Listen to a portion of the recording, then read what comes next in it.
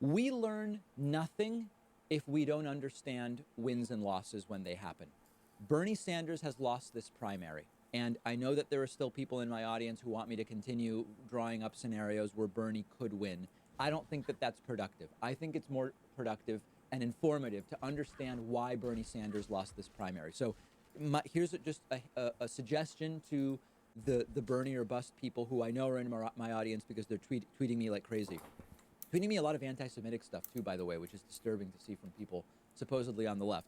Instead of just being mad at me, listen to the content of what I'm going to outline and tell me where you think I may be wrong or where you think I may be right. So let's discuss why Bernie lost. Later, I'll talk about, the people emailing me saying I will never vote for Joe Biden. I'm out.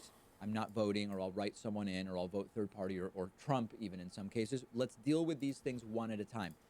I get that this is going to be painful for a lot of people in my audience, but if we don't do this, we learn nothing. Why did Bernie lose?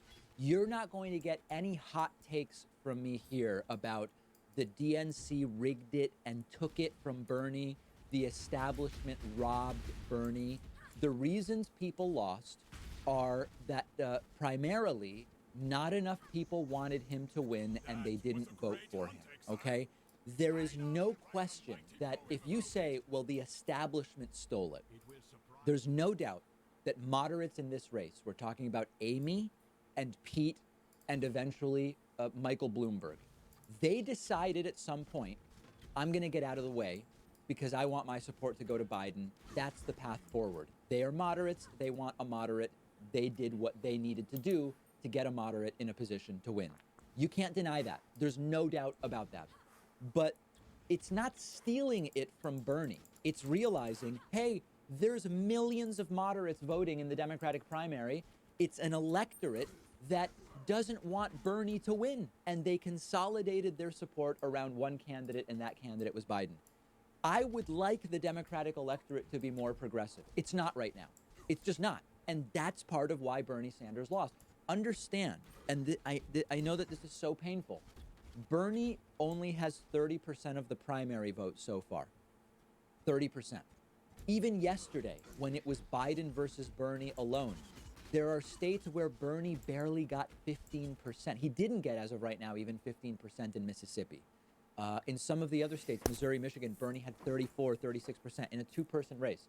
Bernie never polled more than 35% until everyone left the race, and for the most part was polling 23, 22% for most of this race. We're looking at Bernie's polling now. His highest polling level nationally in the Democratic primary was 23 back in April until candidates started leaving. And even with a two-person race against Biden, Bernie is still only polling 35% right now. So the corporate media was very wrong. Early on, the corporate media said Bernie can't get to 20. His ceiling's like 15, 17. They were very wrong. Then the corporate media said Bernie's ceiling is 25 with the Democratic electorate. They were wrong. But there clearly is a ceiling because Bernie, even in a two-person race, is getting as little as 15% in some states and just never polled more than 23 until the race emptied out and it was him versus Biden. We've got to wake up, guys. This sucks. I get it. The Democratic Party isn't that progressive. Joe Biden is not going to put in the progressive policies that I would like to see put in there. But the DNC establishment doesn't need to steal it from someone who never polls more than 23 during 90% of the race and is losing some states with 15% of the vote, and right now is losing the popular vote in the primaries by 1.5 million. That's before Florida even votes. It's conceivable that Bernie will lose this primary in the popular vote by more than 2 million votes. This is a primary vote. So listen, it hurts, but we learn and gain nothing by just insisting they stole it from Bernie. No, the moderates got together, and because there's so many of them in the party, they won. Now, this gets us to the next part of the analysis, and I want people to listen very closely here. Why didn't more people vote for Bernie Sanders? Why didn't Bernie get to more than 23% support in the polls nationally until it was just him versus Biden, or at least fewer people? One piece certainly is that Bernie's biggest support age-wise comes from 18 to 29-year-olds on a percentage basis. 18 to 29-year-olds aren't reliable voters. But that's too simplistic. That's true, but it's too simplistic.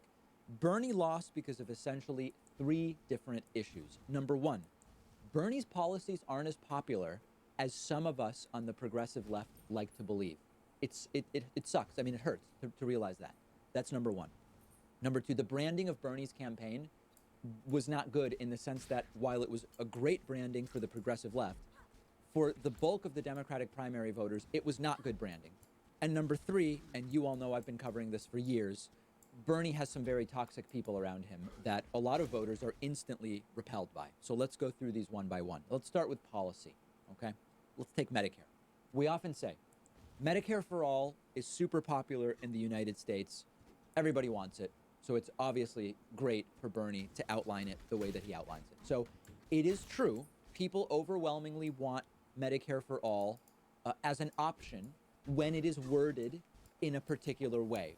But when you say to people, are you in favor of your private insurance no longer being an option and you having to have Medicare for all, support goes way down. Now, I'm giving you 2 opposing ways to present it, and then we're going to get into the details. This is all based on polling from the Kaiser Family Foundation. They're very, very good on this. If you say to people, do you want a universal government plan available regardless of ability to pay, support is off the charts, 70, 75, 80%, very high support. If you say, should the government regulate the health insurance industry, the healthcare industry, support is very, very high. If you say to people, what if private insurance were abolished to make way for this? Support is 37%, okay? You aren't going to win a primary when your main policy that you were known for has only 37% support under some versions of it. It hurts. I wish this wasn't the case, but it is. When you say emergency care will be available to all and quickly under a Medicare for All program, but like in other countries, wait times for non-emergency procedures may increase unless you want to go to a private clinic and pay out of pocket. Popularity goes way down. So one part of this is that we on the left often assume people vote Biden over Bernie because they don't understand Bernie's plans, for example. And if they did, they would obviously vote for Bernie Sanders. The facts don't bear that out. It pains me to say it. The Democratic Party is way more conservative than we progressives like to think. That's problem number one, taking healthcare as an example. We could apply it to others. Number two, second problem with Bernie's campaign. I've said this for years. This is not Monday morning quarterbacking. Go look at my videos. The framing of Bernie's campaign has been a problem. Why is Bernie calling himself a democratic socialist? His campaign is a campaign of social democracy. Why call yourself something you aren't? And then when people bring it up, he says, well, I'm talking about democratic socialism like Denmark, not Venezuela. You're creating an optional problem. There is no reason to do this. And the rebuttals have been very lame. One rebuttal when I say this is, David, the right's going to call him a socialist either way, so he might as well call himself that. Why should he call himself that if it doesn't apply just because Republicans will call him that? That's not a good argument. And by the way, this is something that hurt him in the Democratic primary. The fact that Republicans are going to call him a socialist either way is different than the problem that he has in the Democratic primary. North Florida Democrats aren't that thrilled about voting for someone who calls themselves a democratic socialist. Missouri Democrats aren't that thrilled about voting for a democratic socialist. So it hurt him. The talk of revolution also hurt him. It doesn't bother me. It doesn't bother me. But the Democratic electorate didn't want it, and that's why Bernie has 30% of the primary vote so far. Lastly, Bernie had and has toxic people around him that a lot of Democratic voters simply want nothing to do with. I told you yesterday that Sunday night Bernie was introduced at a Michigan rally by this imam who suggested the conspiracy that ISIS is really controlled by Israel, playing this anti-Semitic trope of, there are Jews, crafty Jews behind the scenes, in the shadows, actually, the puppet masters of everything that you see. It's an anti-Semitic trope. The guy introduced Bernie Sunday night. There's a longer list of people. We don't need to go through it now. So this is the reality. I can't pretend like it's anything else because I would be dishonest. Now, people will be mad at me. Some of you will unsubscribe. because I'm talking to you like adults about things as they are rather than things as I would wish them to be. You should see what was going on Twitter last night. I was getting destroyed, but I don't care, okay? The stakes are too high, and so I'm not going to play games here, and I'm just going to tell it like it is. I'm told that there are channels that will just keep telling you, here's how Bernie can still win. Here's how Bernie can still win. If that's what you want, if that will placate you for another few weeks or a month or whatever, that's available. That's not going to be this channel. If you want channels to tell you why you should feel good about not voting for Biden, even if it helps Donald Trump get reelected, you can find those. And that's the thing I'm going to talk about on the other side of the interview. What about this issue of to vote for Biden or not, the Bernie or bust component, blank votes, no votes, all of this stuff. We're going to deal with that later. In the meantime, though, for more on this, make sure you're following us on Instagram at David Pakman Show. Follow me at david.pakman while you are there as well. Check out the excellent YouTube channel we're partnering up with called Upflip. You can get there at davidpakman.com/upflip. The link is right underneath this video. Make sure you subscribe while you are there. Upflip is a YouTube channel that looks at entrepreneurship in a very interesting way. Their content looks at small businesses, what makes them successful. Each video, you get to meet a new entrepreneur, get a behind-the-scenes look at their daily grind, learn their philosophy, learn their business. As a business owner myself, as someone with an MBA, I love watching the content. There's a ton of really useful insight to come away with from every episode. I love hearing what the entrepreneurs share. You get practical advice. They talk about outside-the-box strategies. And even if you don't own a small business yourself, I think you'd be fascinated by the content on Upflip. Perfect for people who like shows like Shark Tank and that sort of thing. Get to the Upflip YouTube channel by going to davidpakman.com/upflip. The link is underneath the video. They're friends of the David Pakman Show. Definitely make sure to subscribe to their channel. Click that bell icon on their page so you'll be notified whenever they upload a new video.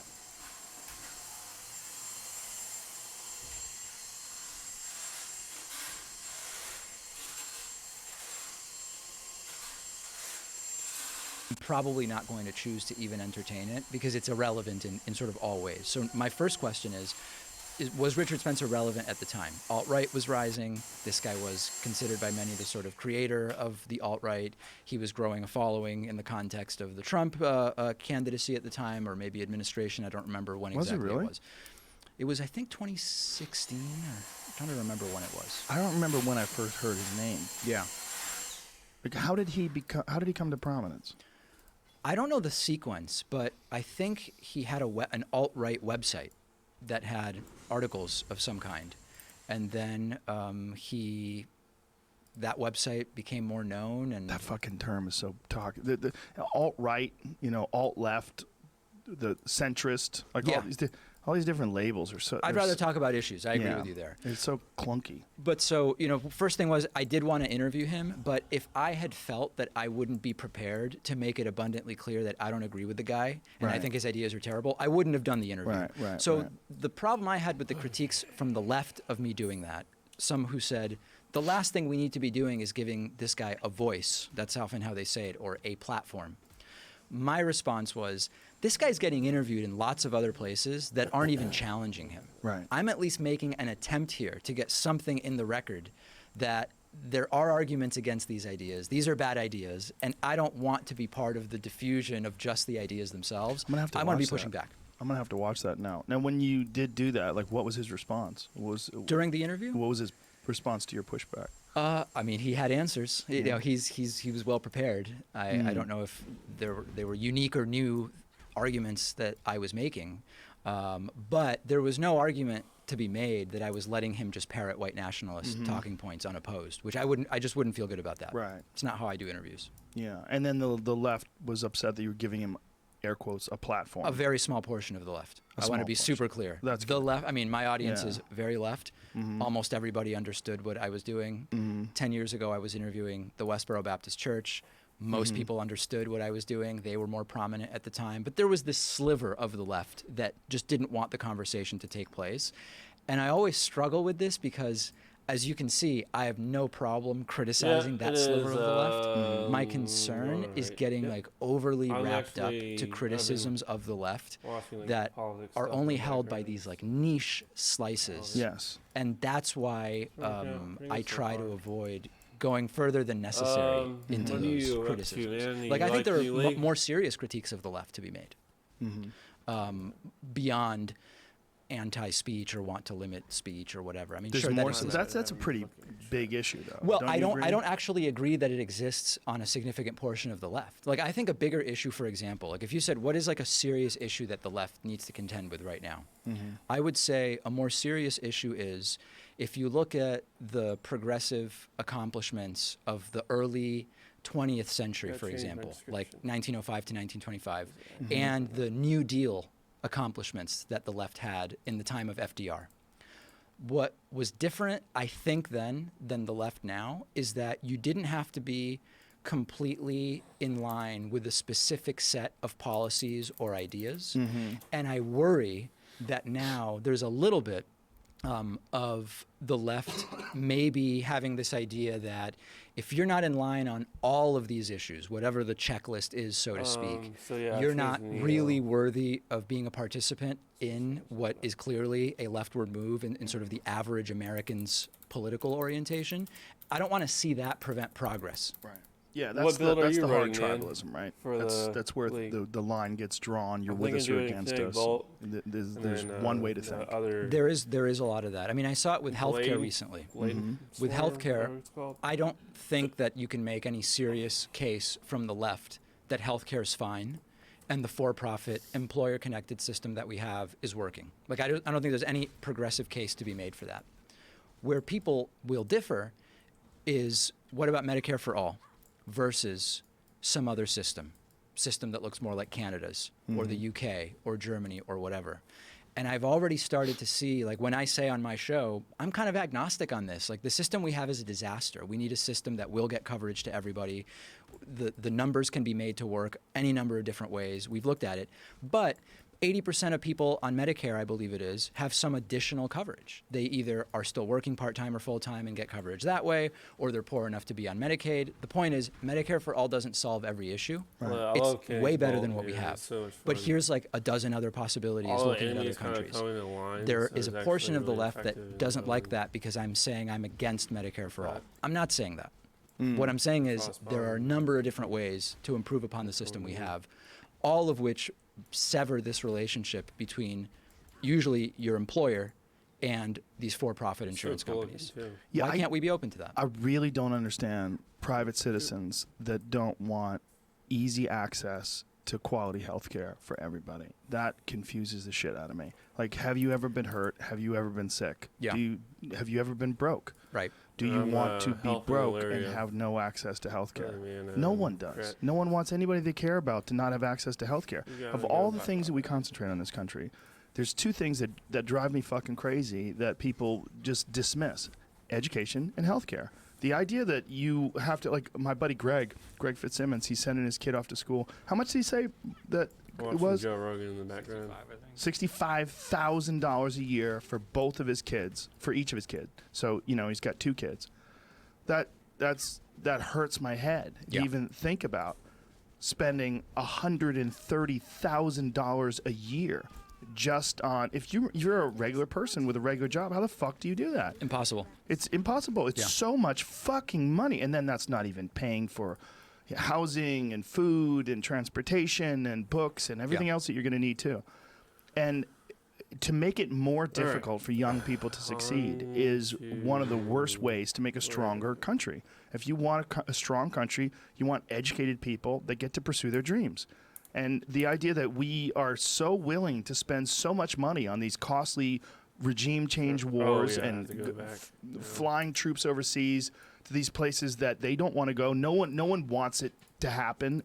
And it's trillions of dollars. And people are fine with that. But you talk to them about some sort of socialized education system, and people freak out and being think you want to turn us into alternating between communists. this and Neo, Well, too. I think what is really important to understand is that the facts you just laid out plan is don't just matter to like, people who Right. see get this to as a an issue of certain what do people deserve. milestone on What here. do they and switch deserve? back. So if you Yes. say to a fiscal conservative, if you consider the amount that Might be a bad the idea, employee but pays for premiums, plus the employer, they're both the same plus your genre, so co-pays, you're- plus co-insurance, Yeah, but you audience is put it little. all together into some amount. you're second. And you explain to them there's lots of great analyses that have been done which tell us that with roughly the same amount of money, maybe a small payroll tax in addition, with roughly that same amount, it all could be done with a single payer system that covers everybody. It's the same, you're taking all of these individual risk pools where you have different for-profit insurers, and then you have systems for people that don't have enough money, Medicaid. You have systems for people that are over 65, Medicare. You put it all together, you spread the risk far wider. The employer no longer has to pay their part of the premium. The employee no longer pays part of their premium to the for-profit insurance company. The numbers work. They're still not going to say, you know what, that sounds great. It's actually pretty fiscally Stick to- conservative. I do Let's do worry it. Because about it. at some point, there Really is fun. a portion of the right that just doesn't think people have earned health care. They just haven't earned it. They Or haven't, education. Or education. Yeah. That's right. And it's very hard to change people's Right. minds when that's their view. I think might be George Lakoff who I believe calls it strict father morality, which is like, how would a really strict father treat a child who comes to them and says, hey, you know what? I figured out a way that we can all have health care. The strict father, even if the numbers make sense, would say, I'm going to teach you a lesson. You haven't earned that health care, either because you don't work or you don't make enough money or you're on disability, whatever the case may be. How do you convince someone to change their mind when that's their worldview? Yeah, how do you when it's an ideologically based decision and you're my on dad. team R or That's my team dad, L? that. You know, which group of ideas do you adopt? Right. Yeah. The UK system sucks. You talk really to people that get difficult. healthcare over in the UK, it sucks. But what at way? least they have a system. It's just not the same quality healthcare that you get in America. Same with my friends in Canada.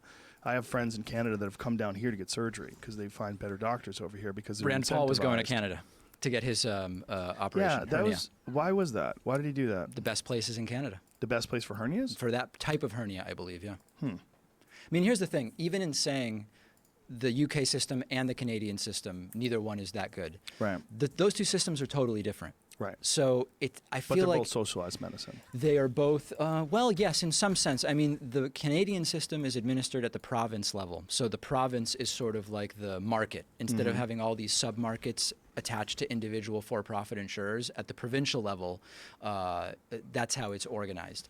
The UK has the National Health Service, where they don't actually run the healthcare facilities, but they are the ones who are contracting them. So it's sort of like the healthcare facility still is its own entity. It's not that you're going and the government is the employer of the doctors, so to speak, but they're contracting with the healthcare facilities.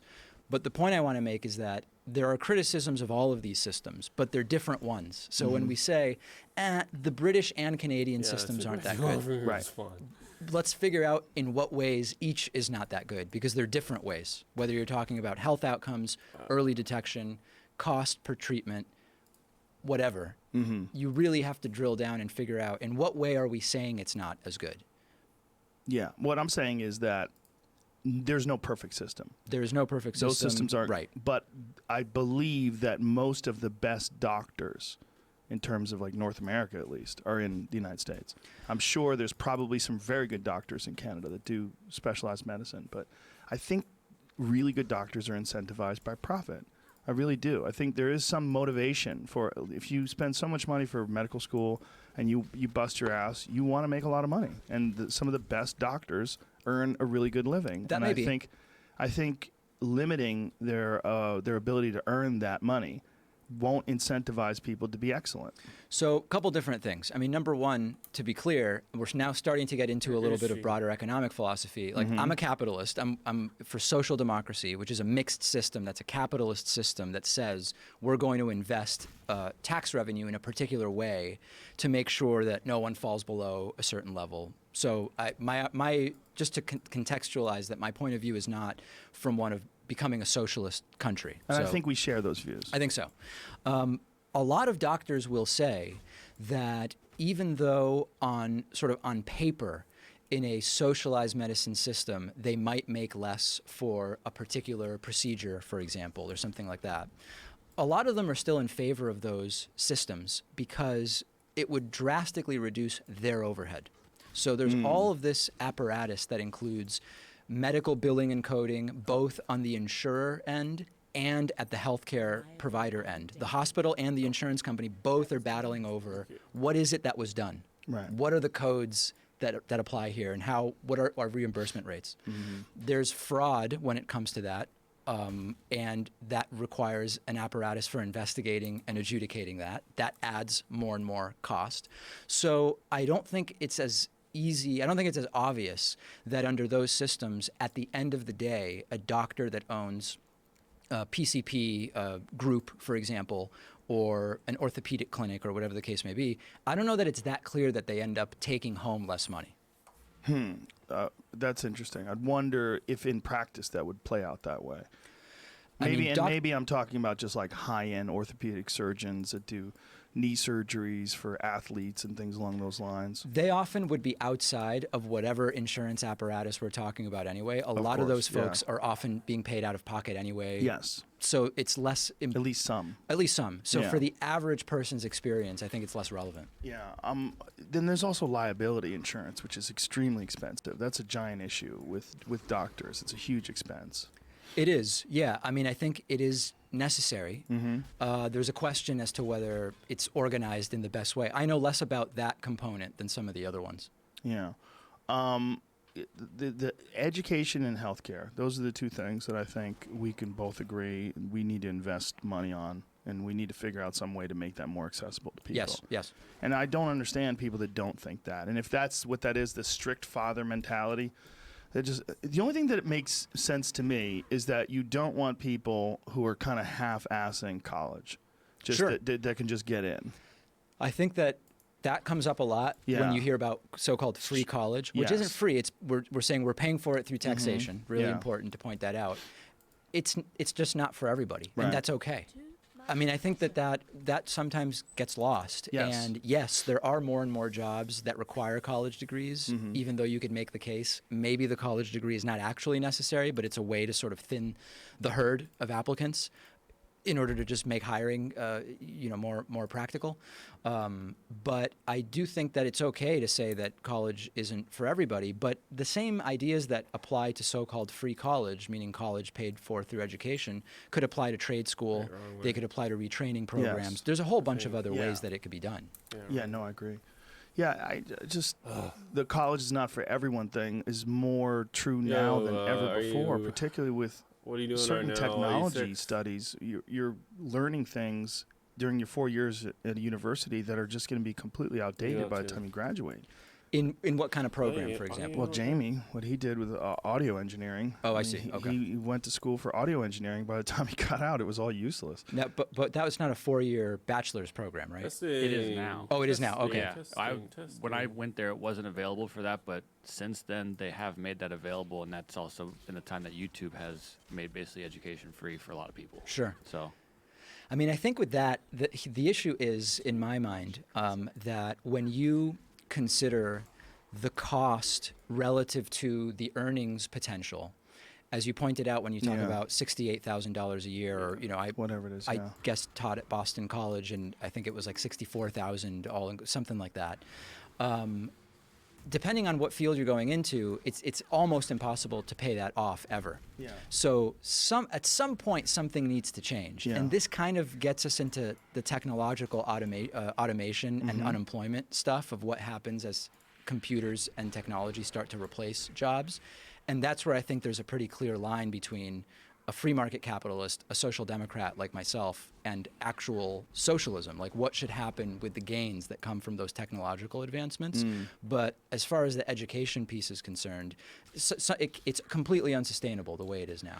I knew about you before this happened, but then I really kind of got on board with you when someone was trying to get you fired from Boston University. And I remember Boston College, sorry. And I tweeted it, and I was like, like, what is this? This is craziness. So it's a woman named Amy Siskind, who I don't know other than that incident where And you had a disagreement about something. It wasn't. Yeah. And it wasn't toxic. It wasn't hostile. I didn't what think you so. said. I didn't think so. Explain what you said and what she had said that you disagree with. So we may be able to even find the tweet, but she tweeted something, the gist being that she would not be supporting any candidate in 2020 who's white or male. I think that was the gist of it.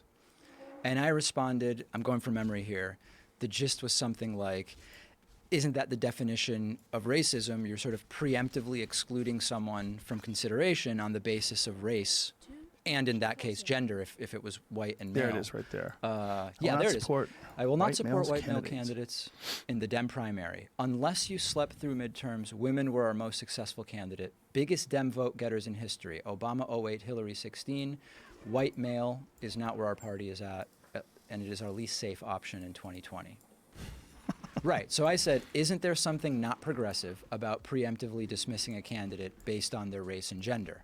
I feel like there's a word to describe that. As a progressive, I won't be jumping on board. Yeah, so well, it you exploded. basically didn't even say it's racist. Right. You said there's a word to describe that. Yeah. And that's a very polite way of disagreeing with someone. I thought it was polite. And she tried to get you fired. Yeah, she contacted, as far as I know, so, okay, I'm going by what she said. She said she contacted Boston College and told them not to allow me to teach there. That's insane. And Boston College, since I'm just an adjunct, I'm not on staff when I'm not teaching. Like during the 3 months of the semester, I'm employed there, and the other 9 months I'm not. So I think Boston College said he's not currently employed here. And I think that's basically as far as it went. But I did talk to some other faculty there who were aware of the thing that was going on. That's a crazy thing to do. I think so. It's a nasty, mean thing to do too. Like, what? Someone can't disagree with you, and it's a very good point. I think she probably got upset because you made a very good point, and tweets started coming her way.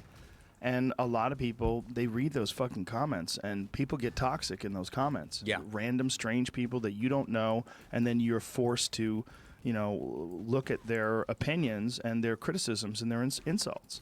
That incident started me down the path of drastically limiting my social media use. Good for you. Yeah. I mean, that was the beginning, and then it became, you know this way more than I do, because I think on all platforms you have roughly 10 times the following that I do. No matter what you do, post or whatever, if you look at what the feedback is, it's extraordinarily toxic and horrible negative stuff that is only a distraction to what I'm trying to do. And most of it probably isn't. But I had Naval on yesterday, Naval Ravikant. Yeah. And one of the things that he brought up that's so huge, it's so true, is that you can have 10 positive things, but that one negative will outweigh the 10 positives. In your mind, you mean? In your mind. Absolutely. Yeah. Absolutely. Especially if you're a person who's self-critical or self-objective, you're analyzing your behavior. Was that good? Was that bad? Right. And then you read that one bad comment. Fuck, are they right? Yeah. You don't read all the people that say you're great. Oh, brilliant. Loved it. Yeah. Fuck you, loser. Oh, Yep. a loser? Absolutely. I mean, Yeah. listen, when I announced I was going to be doing your show, if you look at what the comments were, almost all, this is awesome, great left-wing voice talking to Joe Rogan, go get him, David, this is such a great opportunity, can't wait to watch you faceplant. Oh, Jesus And that's the one where I'm like, man, are they right? Like, Am I going am I going to to faceplant? Fuck. So I don't know. I'm just trying to limit the amount that I'm on social media. One thing I am doing, though, because, my show is in part as successful as it is because of social media. So I can't ignore that. Right, but you don't have to engage. I don't have to engage, and I also can just say, I will check our networks in the morning, then I'll spend the whole day, I'll do my show, I'll do what I need to do, and then before I sign off for the evening, I'll check it, and that's it, a terrible right? idea, because what if you read the worst shit right before you eat dinner or go to bed? Well, no, it'll be like 5 p.m. So you'll have 5 hours I'll to have 5 recover. hours to cool off, yeah. Yeah, and it's way better. And weekends, people are like, David, you're still tweeting on the weekends. A lot of those are like pre-scheduled tweets where I'll just sit and schedule some stuff, and I am trying to stay off it, and it's been really great. It's been a fantastic We looked at our experience. phones yesterday. We did a Sober October podcast with my 4 friends. Yep. We looked at our phones to look at phone usage, and I use my phone 4 hours a day. Oh, I'm on my really? phone 4 hours a day. I'm like, Average. fuck, that's a lot. What app did you use to measure it? It's something on your iPhone. Oh, okay. Yeah, you have a Android. I'm sure Yeah. they have a similar thing. Yeah. Yeah, 4 hours of screen time. I'm like, ooh, That's not good. They're adding that to the computer too, so it's going to combine. You'll know how much you're looking at all screens soon. Yeah, but what if you're writing? Well, Is it going to count? That counts? yeah, sure. Well, that I mean, don't you're work. staring at the screen. That's how it worked, bitch. Hey, that's what the argument you guys are making for the phones yesterday. That's Bert's argument. But yeah, well, Bert's argument's not good because he doesn't even write. That's ridiculous. One thing I did that actually is useful is I used to have my social apps on the home screen. And Cal Newport and some others have said you got to get rid of those. He actually advocates getting rid of the apps altogether so that you have to go on a computer and choose to go to facebook.com or Twitter. I haven't gotten there yet, but even just removing them from the home screen makes me significantly less likely to even pull them up. It's 2 clicks Yeah. to swipe up and scroll over to the app. Right. But even just getting them off the home screen keeps me off of them significantly. That's smart. That makes sense.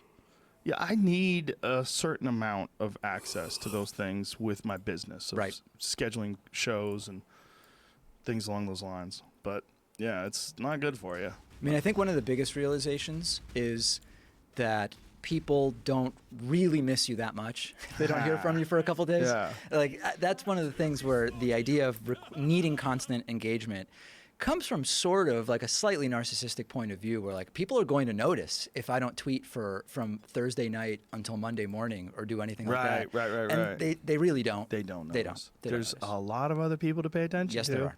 There are a few people that tweet on you that are kind of crazy and that want to hear from you all day long. Yeah. Yeah, but they'll get used to it. They'll get used to you. They will. Vanishing. And I don't know. I mean, Cal Newport, have you had him on? No, I haven't. Okay. He wrote Deep Work, and then more recently he wrote Digital Minimalism. And he goes into detail about write just it the down. effect of... I was going to write it down on my phone, but it feels sacrilegious to put that as a to note. take it out right now, yeah. Yeah, I mean, he goes into detail about this stuff and just about, we need more uninterrupted periods of concentration for What is whatever. the book called again? Deep Work and then Digital Minimalism. And they're both, I interviewed him recently, really just Yeah. solid, very solid stuff. Awesome. Yeah. What were we just about to get into? Oh, so we were Amy into Siskind. this woman, Amy Siskind. Yeah, Did you yeah. reach out to her when Final she did that? And Privately? No. No? Did you reach out publicly? Well, You did publicly declare that she tried to get you fired, right? yes, I did. Did she respond? I don't know because she blocked me. Oh, God damn it. Yeah. She blocked you over that? Yeah. Jesus. That is so sensitive. What is Twitter for? Right. Is it just to fall in line? Is it just to agree with everything someone says with no questioning whatsoever? What's extra interesting about it is she blocked me on Twitter, but then I treat my Facebook profile basically as public. So I post stuff on there. It's the same whether you're friends with me or not. And I had posted something totally innocuous about I was at a restaurant or drinking an espresso on it. I don't even know what it was. She showed up there and commented that she had called Boston College and told them not to hire me or to fire me or whatever. On a So post about you having an espresso? Well, it was just a Whatever it personal was? post, right? But the point is, God. she determined that the exchange was worthy of blocking me on Twitter. But then she came to my personal Facebook page and said, I'm calling Boston College and telling them to fire you. There's a word for that. God, it's There might be a few. There's a gang, but there's a big one. Yeah. There's a 4-letter one. I just don't understand why someone would want to do that to someone. Why can't you disagree? Why can't you? And she's just upset that you pointed out a glaring problem with what she was saying. Yeah, apparently. And, the thing is, the way I operate, I don't think even necessarily that she's a bad person. I just assume that she has, some emotional thing going on. She could have had a terrible day. As far as I know, someone near and dear to her died that day. If someone near and dear to me died, I wouldn't go You to wouldn't your necessarily Facebook. be on Twitter I wouldn't or stalk find- your Facebook or post about you drinking an espresso. Fair. And tell people I tried to get you fired. But my approach is, I really do assume most people are pretty good people, and even when we have disagreements, I tend to give the benefit of the doubt that if we could only talk the way we're doing, we Yes. could figure out 95% of the disagreement. I agree with you. Maybe not all of it. Right. But I but most agree. of it. So I don't begrudge her. I mean, yeah, I don't. She behaved in a way I wouldn't behave, but who knows what she had going on? You know, I mean, it's. Yeah. Well, it didn't get you fired, so it's not that bad. But if it did, that would have been horrible. It would have been a different situation. Yeah. Would have been probably good publicity. Yeah, it probably would have helped you. A little think bit. so. You got excited about that. Look at you. You Yeah. got a Well, it's little funny. twinkle in your eye. The reason I'm thinking back actually to a conversation I had at the time where someone said to me, if you do get fired, it's the best possible thing that'll happen. Right. It would just be fantastic. And it didn't. Because I wasn't actually employed there at the time. That's the irony of it. Well, this is the thing, the falling in line, the no room for deviation from the ideology. Sure. This is a giant issue that I have with both parties. And I think it's one of the reasons why people are in these parties to begin with. I don't necessarily think that people have clearly thought out every single aspect of whatever party they align with. Sure. I think they fall in line and they adopt a predetermined pattern of behavior that seems to be attractive at the time, and then they fall in line with whatever that party is saying. Yep. I think that is a giant percentage of people. When someone deviates from that, like you did, someone who is also clearly a progressive and clearly a left-wing person, and you're criticizing something, and very, very politely, and that she just goes haywire over that. That's the thing, right? It's like, are you responsible for the people who also comment on your post? And this is where we're getting to this like Vox thing that's happening with Steven Crowder right now. Right. Are you responsible for the reaction to what you post? Because if you look at what Steven Crowder said to that, for people who don't know the story, Steven Crowder got into it with this guy who is a writer for Vox, who he's gay. His Twitter handle is gay wonk. Right? Carlos Maza. Yeah, so it's not that he's hiding that he's gay, talks about it all the time. He's kind of effeminate, and Steven Crowder mocked that.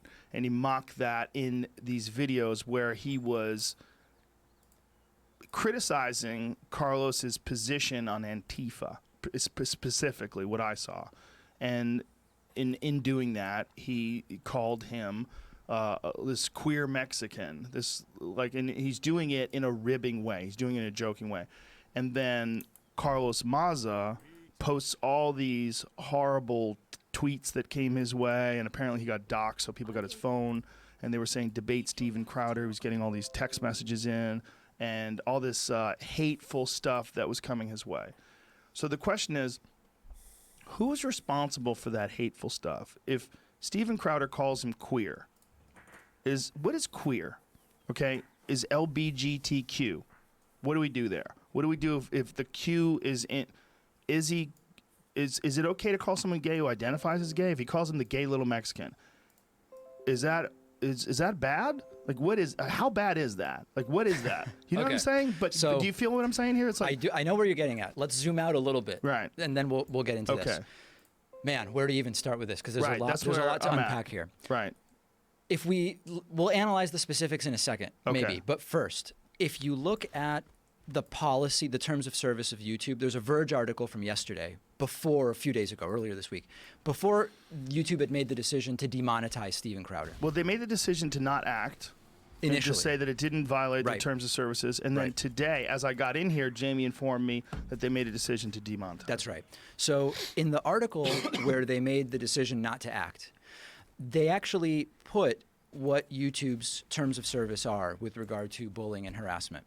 My reading of it, and we could go through them, if we could pull them up, we could go through it line by line if we wanted. My reading was that that definitely did break the terms and conditions. That was my view as I looked at what it was that was done by Steven Crowder and what the terms of service are. Just matching it up, not looking at the comments from either person. What was it specifically? It was specifically targeting an individual on the basis of sexual orientation. But he wasn't targeting him on the basis of it. He was mentioning that with his bad ideas. He was targeting his bad ideas in regards to Antifa. A lot of that he was dismissing Antifa. But if you look at Crowder's video, and I can't believe I spent so much time doing this, but I spent like a whole hour on this 2 days ago. Yep. He was talking about how Carlos just dismisses Antifa as being not that big a deal, and that there's bias in the media whenever there's anything negative that happens. But if you look at the overall picture, and then Crowder goes on to talk about all the assaults, all the murders, that there was sexual assaults, there was rapes, there was all these things that happened with Antifa.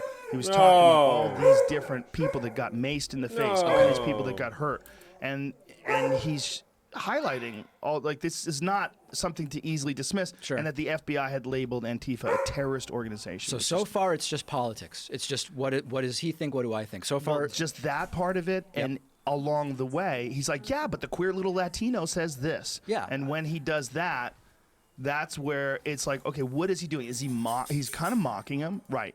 And he's mocking him by saying he's queer, but he says he's queer, or he says he's gay. Yeah, but that's like saying, I mean, listen, just because the N-word is in rap songs doesn't mean that that it's defined to go and Right, but the N-word is not in, like, it's not like the LBGTN. You know what I'm saying? It's not like a part of their I think the principle, though, is you're suggesting that because a certain word is sometimes used self-referentially by members of a group, that any use of it from the outside is, by definition, not problematic. And I'm just saying it's more complicated, and you've got to look at the it's certainly more specifics. complicated. Yeah. You do And have to I look at think specifics. I'm going from memory, but wasn't Steven Crowder also wearing a shirt that said fags with the A with an said asterisk? figs. Wink, wink, nudge, nudge. It said socialism is for figs. Okay. And it has While he's calling a gay the guy. A is a fig instead of an I. As he's Or calling a gay guy a queer an I. Mexican. Yeah. Yes. Yeah. I mean, in total, it's not crazy. no, it's So, well, but no. here's- There's certainly an argument that. Well, I don't necessarily think the T-shirt is for Carlos Meza. I think that's a T-shirt that he just has because he thinks it's funny, and because Che Guevara, who's on the shirt, that is one of the weirdest things that people worship that guy. He was a horrific human being, a mass murderer, a terrible sociopath, a psychopath, and because he looks good, Involved in the Cuban Revolution. looks and all the good with a historical beret stuff. on. You know, he became for a long time. I mean, it's kind of died off, but he became like the woke Such a weird word. poster boy. Yeah. I'm from Argentina. I know. Such you a really? weird Yeah, word. I- Were you born there? Yeah. No kidding. Yeah. Interesting. So I mean, listen. Here's Welcome the to thing. my country, bro. I made it. So listen. I think that I do appreciate what you're saying, and I agree with you to a certain extent. I believe that when YouTube yesterday said we looked at the content in total and we don't think it violates our terms and conditions, I disagreed with them. I thought it very clearly violated their terms and conditions. Where I am thinking about it now is the application of those terms and conditions violations, because a similar thing happened with Alex Jones as well, which was there's lots of way smaller players that are violating these same terms and conditions, but nobody knows about them. YouTube doesn't know about them. They don't get any attention because they have no audience. So I think there's the question of the application of these terms and conditions in a way that's sort of fair and is not ultimately going by the public blowback or reaction to situations, because that's how Adpocalypse 1.0 happened. Again, I think it was a Coke ad appeared on an obviously racist video on a channel with like 800 or 1,000 subscribers. The Wall Street Journal, I think it was, did an article saying, look at these screenshots of these advertisers on these crazy racist videos. That led to blowback because YouTube didn't want to lose money, and ultimately that's what this is about. I know that there are people who say YouTube has an inherently left-wing bias. Others say YouTube has a right-wing, whatever. YouTube's bias is towards corporatism and profit. Yes. That's fundamentally what it is. And But as a company, they have a left-wing bias. I don't know that. In what sense? Well, in the sense that the woman who's the CEO of YouTube has talked about it pretty openly, like the fact that she doesn't. What was it that she had gotten into? First of all, it was the James Damore thing. You know, she was talking about the Google memo, and she was talking about how it was incredibly damaging stereotypes against women, which it just wasn't. It's not accurate. Is Home Depot a right-wing company? Damn. Listen for that long.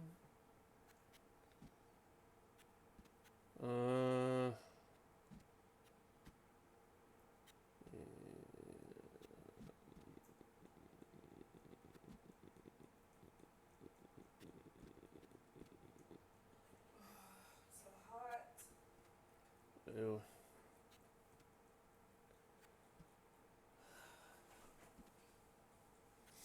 You change the thermostat. Oh, wait, I'm streaming, by the way. It's just shorts. Okay. What are you playing? Path of Exile. Oh, I want to shower. Before I have performances. I need to shave my legs.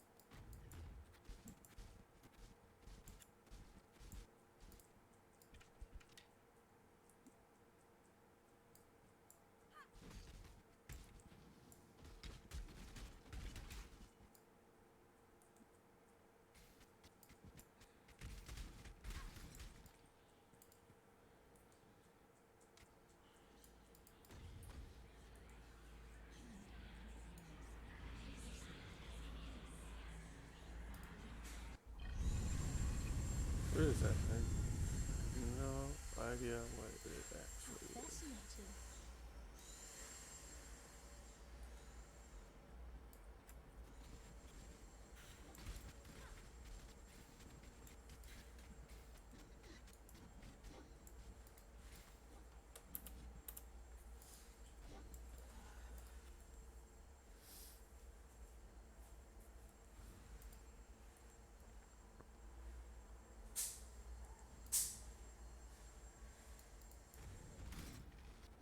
Huh? I scared myself. Oh.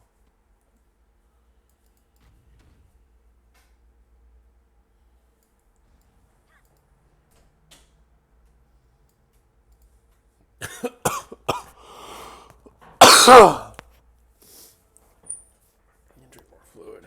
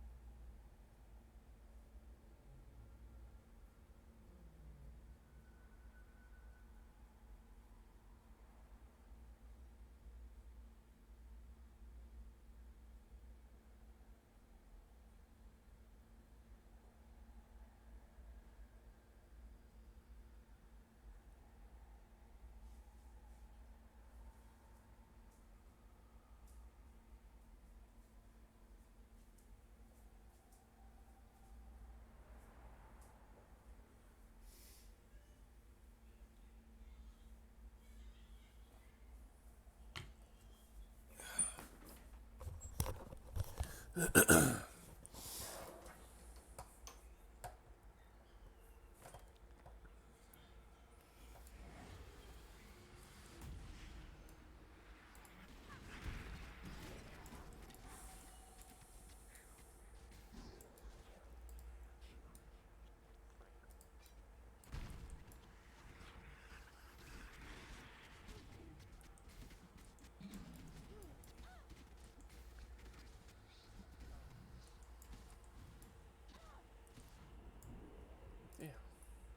So strong.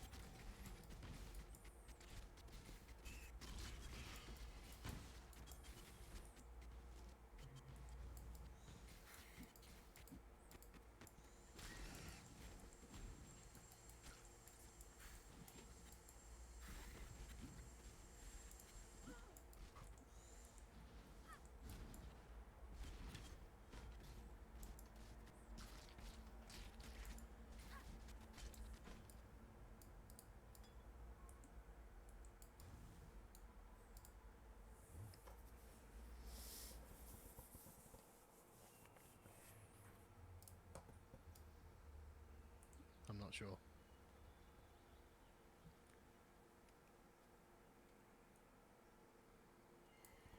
It's live right now. Oh, no, it's not.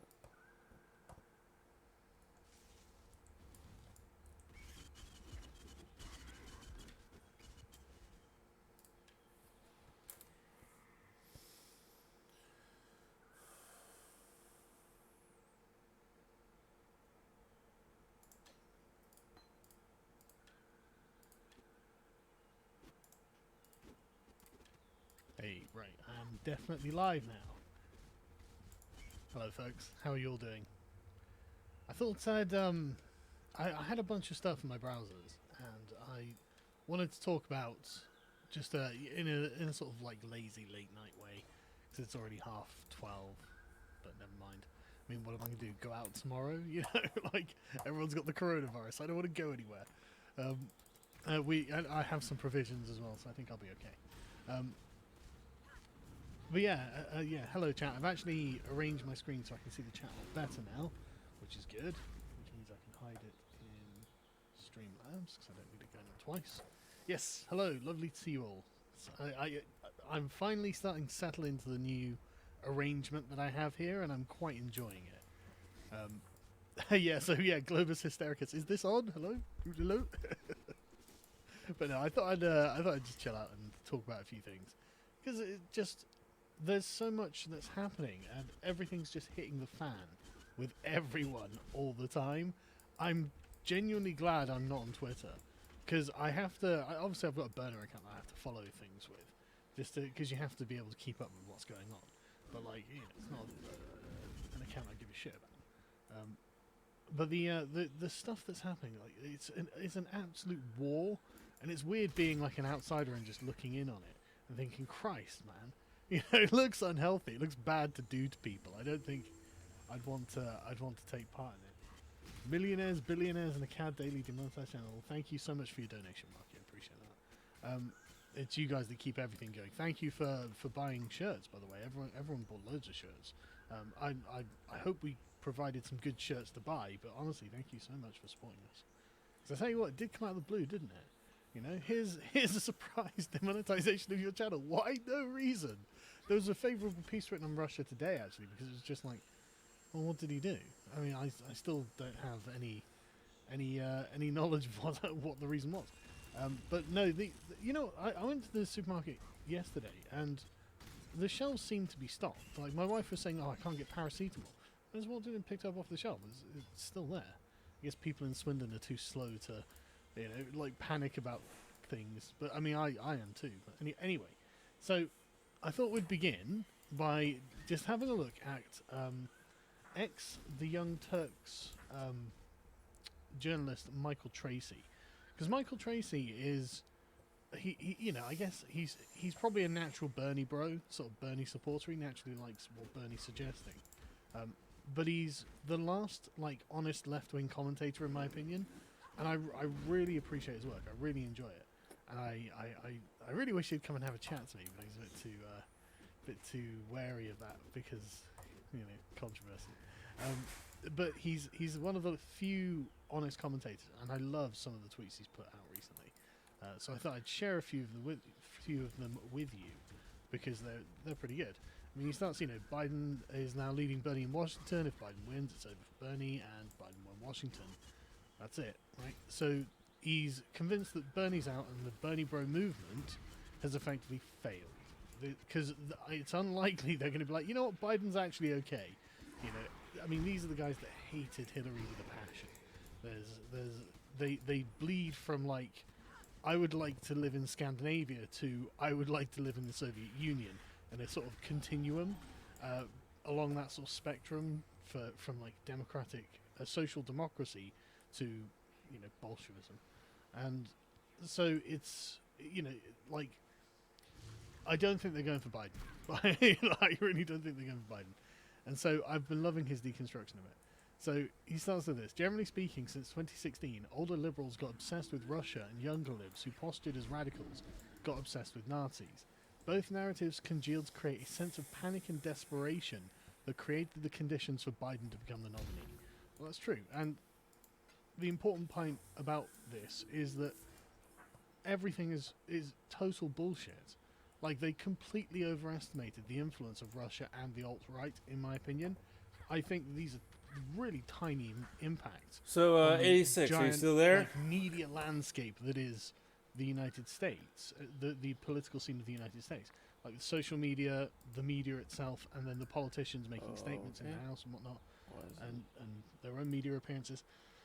Like, I just don't see why we would need to involve Russia or Nazis into this, like, equation. Like, whatever role they played, I think is really fringe.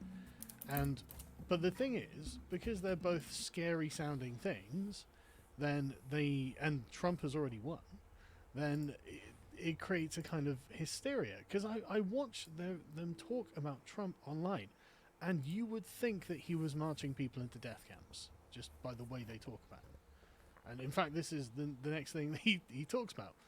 I think Democratic primary voters have been victimized by a non-stop onslaught of propagandistic Trump hysteria. Russia, Nazi concentration camps, etc. So I don't even really blame them for settling on Joe Biden. In a way, it's rational. I reserve blame for the propagandists, because, I mean, he's got a really great point here, hasn't he? If you're like when people say the Russians, they make it, it's an allusion to the Cold War. That's what it is. It's, Russia. I don't see why the Russians and the Americans are enemies at this point. I really don't. If I were the Americans, I'd essentially buy out Russia. I'm sure the Russians would be thrilled with it. The average Russian would be like, yeah, great. Do everything you can. Give Putin as much money as you want. Just, like, give us stuff.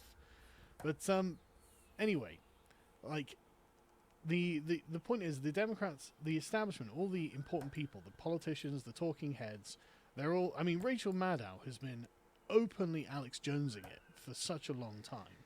Like, it was embarrassing. The amount of false stuff. So she goes, this is the paper, and there's literally nothing in it.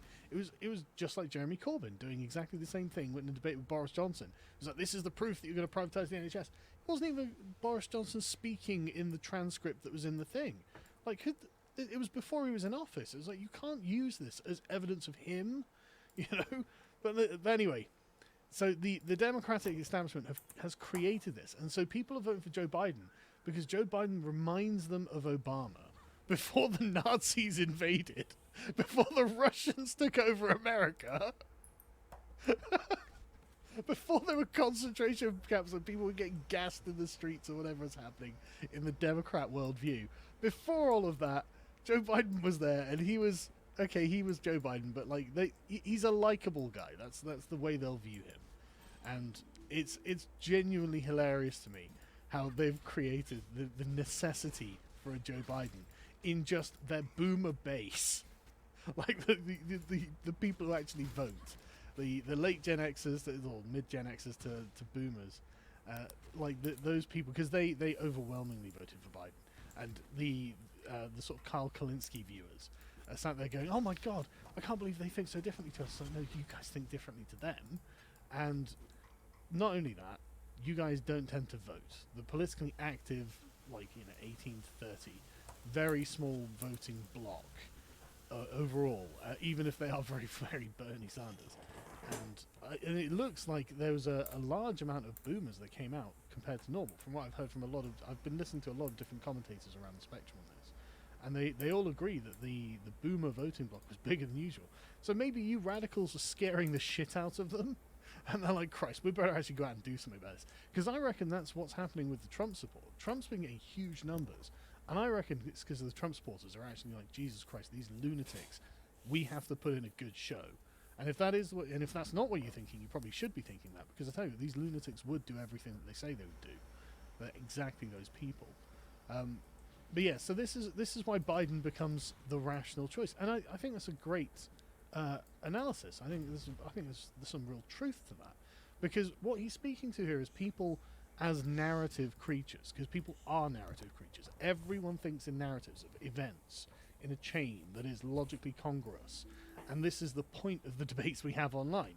So framing it in that way, and about your perceptions, rather than, it doesn't necessarily matters that is real when it comes to politics. What matters is what people perceive to be real.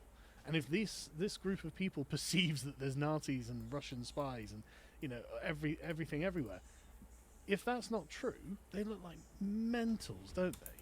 And so no wonder you vote for someone like Joe Biden, who says things that haven't, combinations of words that haven't been said since the 60s, like dog-faced pony soldier, stuff like this. Just he'll probably remind me of our childhood.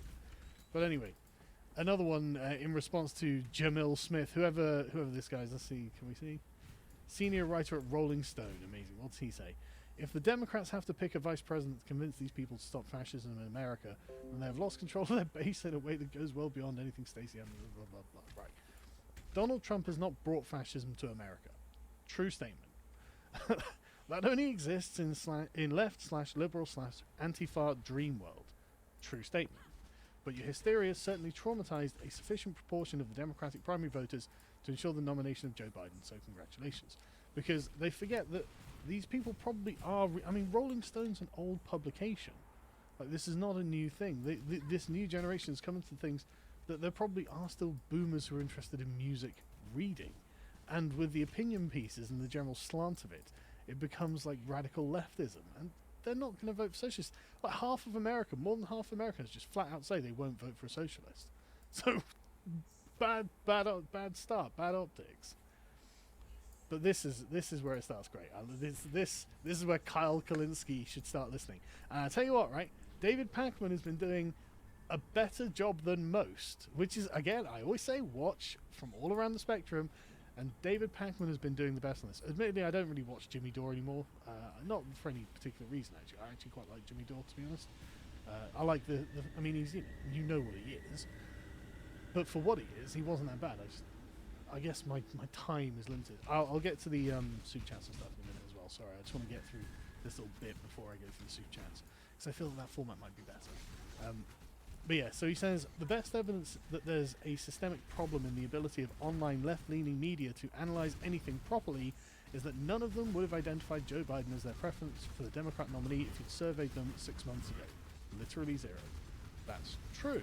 And someone's replying, you named Biden as a threat months ago. Biden is the average voter's safe choice based on his name recognition and association with Obama. That's what I thought that there was a possibility of Bloomberg doing, actually, because he'd been the mayor of New York already, and he had the money to just put his face everywhere, and if it's just the face of normality, then I'll get.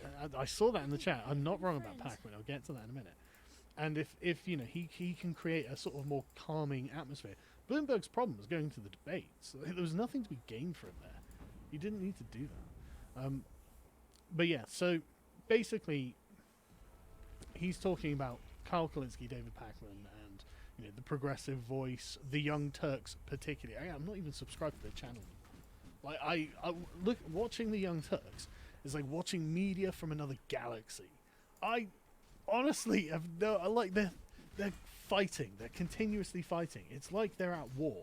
Like there's this war footing. Like Dame Pesos, and I don't know anything about Dame Pesos, but like I know that he produces meltdown compilations to the Young Turks on election nights, and these are getting quite famous because they keep having so many of them because they've backed a losing horse. They keep losing elections, and so these meltdowns are awful because they're live and they're sweating, and it's like it's become a full-on drama now. And like in the last one, Cenk looks like he's nearly fucking crying, and he just quits and gets up and goes, and it's like, oh shit, man. Like I'm starting to feel that we're kicking people when they're down now with the Young Turks, but they just don't seem to understand that they have gone beyond all reason and have become just like full-on crusaders. I mean, like they are screeching the Bernie equivalent of Deus Volt, and everyone's. I mean, I don't know about you guys. I'm just looking like they're insane. Like the constant rhetoric of fighting and combat and war and destruction, like no compromise and all sorts of stuff. I'm like, holy shit, man! Like, I can't watch it. I can't watch it. I watch everyone else, but just not them anymore. Because I used to hate watch them, But yeah, Kyle Kalinske has turned into the shining savior of the Bernie Bros, in which Bernie has never done anything wrong, and I know I was watching his video on it. He put it out like 6 hours ago or something. So his views are doing great. This is doing great guns, being Bernie's personal tactician for him, and he's framing everything as if like Bernie didn't make a mistake. The situation just changed. It's like, yeah, but Bernie not anticipating that change is the mistake, Kyle. Yeah. It's not that Bernie's not making. He's not a pure white line that goes straight through everything, and then it intersects poorly where the imperfections around him are. No, his inability to navigate that is a problem with Bernie, and he is, frankly, a gullible rube. And you're acting like the mistakes he makes. Kyle would do everything better. Kyle would do everything so much better. He's got it all so worked out, and I really want him to run. But to be honest with you, I think he'll do better than Cenk will, because he is more handsome and more charismatic to listen to. So I do think that he would do better, but he's still like one of those sort of like delusional Bernie can still win. No, he's not actually saying that's not true. But like he wants to believe that Bernie can still win, even if reality's smacking him in the face. But David Pakman has been putting out videos reliably saying, look guys, I have to tell you the truth about the situation with Bernie. I'm not just going to be able to lie to you. And he's been getting him like, if he gets like 2,000 up or down votes, he'll get like half of them or 500 of them sort of down votes from the Bernie crew, who are not happy about being told that thing that they need to be told.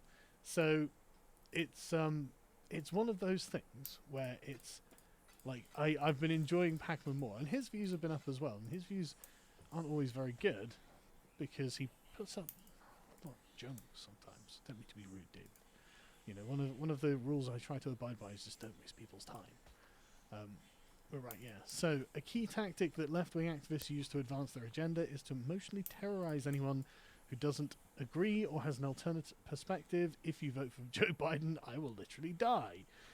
People are surprised that such tactics do not resonate with the mass electorate. Man. Seems like an incentive to vote for Joe Biden, doesn't it, Michael?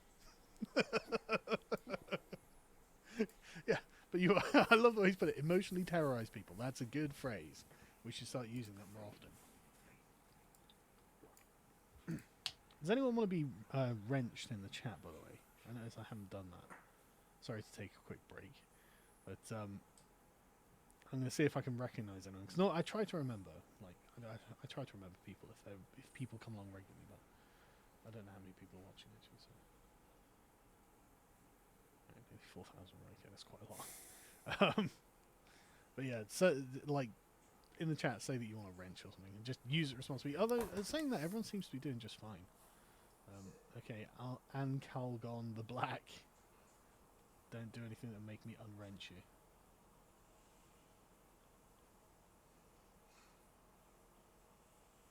Ah, Pyrrhus, right? Aha. See, I do try to recognize people. Man, I nearly hid you. The add moderator is right next to the hide person. I really don't want to hide people. Right, okay, that's two people are done. Not that anyone needed one, right? But anyway, yes. So he rightly so calling out. Sorry, I was moving the track mental. Rightly so calling out the fact that the left-wing activists are awful, and when they're screeching about their rights, people are like, how do I vote against those rights? What do I do to get rid of that? How do I make you piss off and do some duties?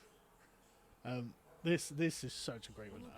I tell you, I've been loving his analysis of this. Great move, and the way he's framing it as well. He's very good at framing it. Great move by the Bernie campaign to elevate AOC as such a prominent voice. Her attitude on America's intrinsic racism, massive amounts of it, vegetable colonialism, concentration camps, and impeaching Trump appear to have resonated nicely with working class white voters who previously backed Bernie. That is just such... It's only got 700 retweets. It's such a shame, because that is such a burn. Like, you fucking... It is Michael Tracy... You get what you fucking deserve. You know what I mean? Like, this is you. She said on stage that Bernie had abandoned borders, essentially. He was full open borders now. And I mean, that's like a kiss of death. No one wants that. No one wants the entire third world, or just the rest of the world, no matter where they come from, to descend on where they live. Like, that's just not what people want. That's such a silly thing. Don't walk. I'll wrench you, buddy. I love that guy's channel. Don't walk, run productions. You should definitely check his channel. It's really good. Really, and I think, man, you've got such a punchable face. If I didn't love the politics you were producing, I would be like, God, I hate that guy so much. But yeah, AOC is just not representative of the kind of people that... It's just like the Labour Party in Britain. You know, they've taken on this fringe, middle-class, university-educated activist group that have gone to the radical left, and the normal, the white working class, often boomer-aged, like getting that way. Like the normal voters of these parties are just like, what the hell is this? You know, this is actually weird. And Bernie is Biden is the best they can do to vote in favor of like what was normal. But the thing is, like, he is dunked on constantly by the people in the left-wing sphere, like, and he's just like, look, you can't like refuse the fact that that people are actually getting decked out here. Like, Bernie has just lost this. And the whole thing has just been glorious to watch. Like, and I'm sorry for anyone. I don't think there's anyone watching this who does like Bernie, but I'm sorry for anyone who does watch this and does like Bernie.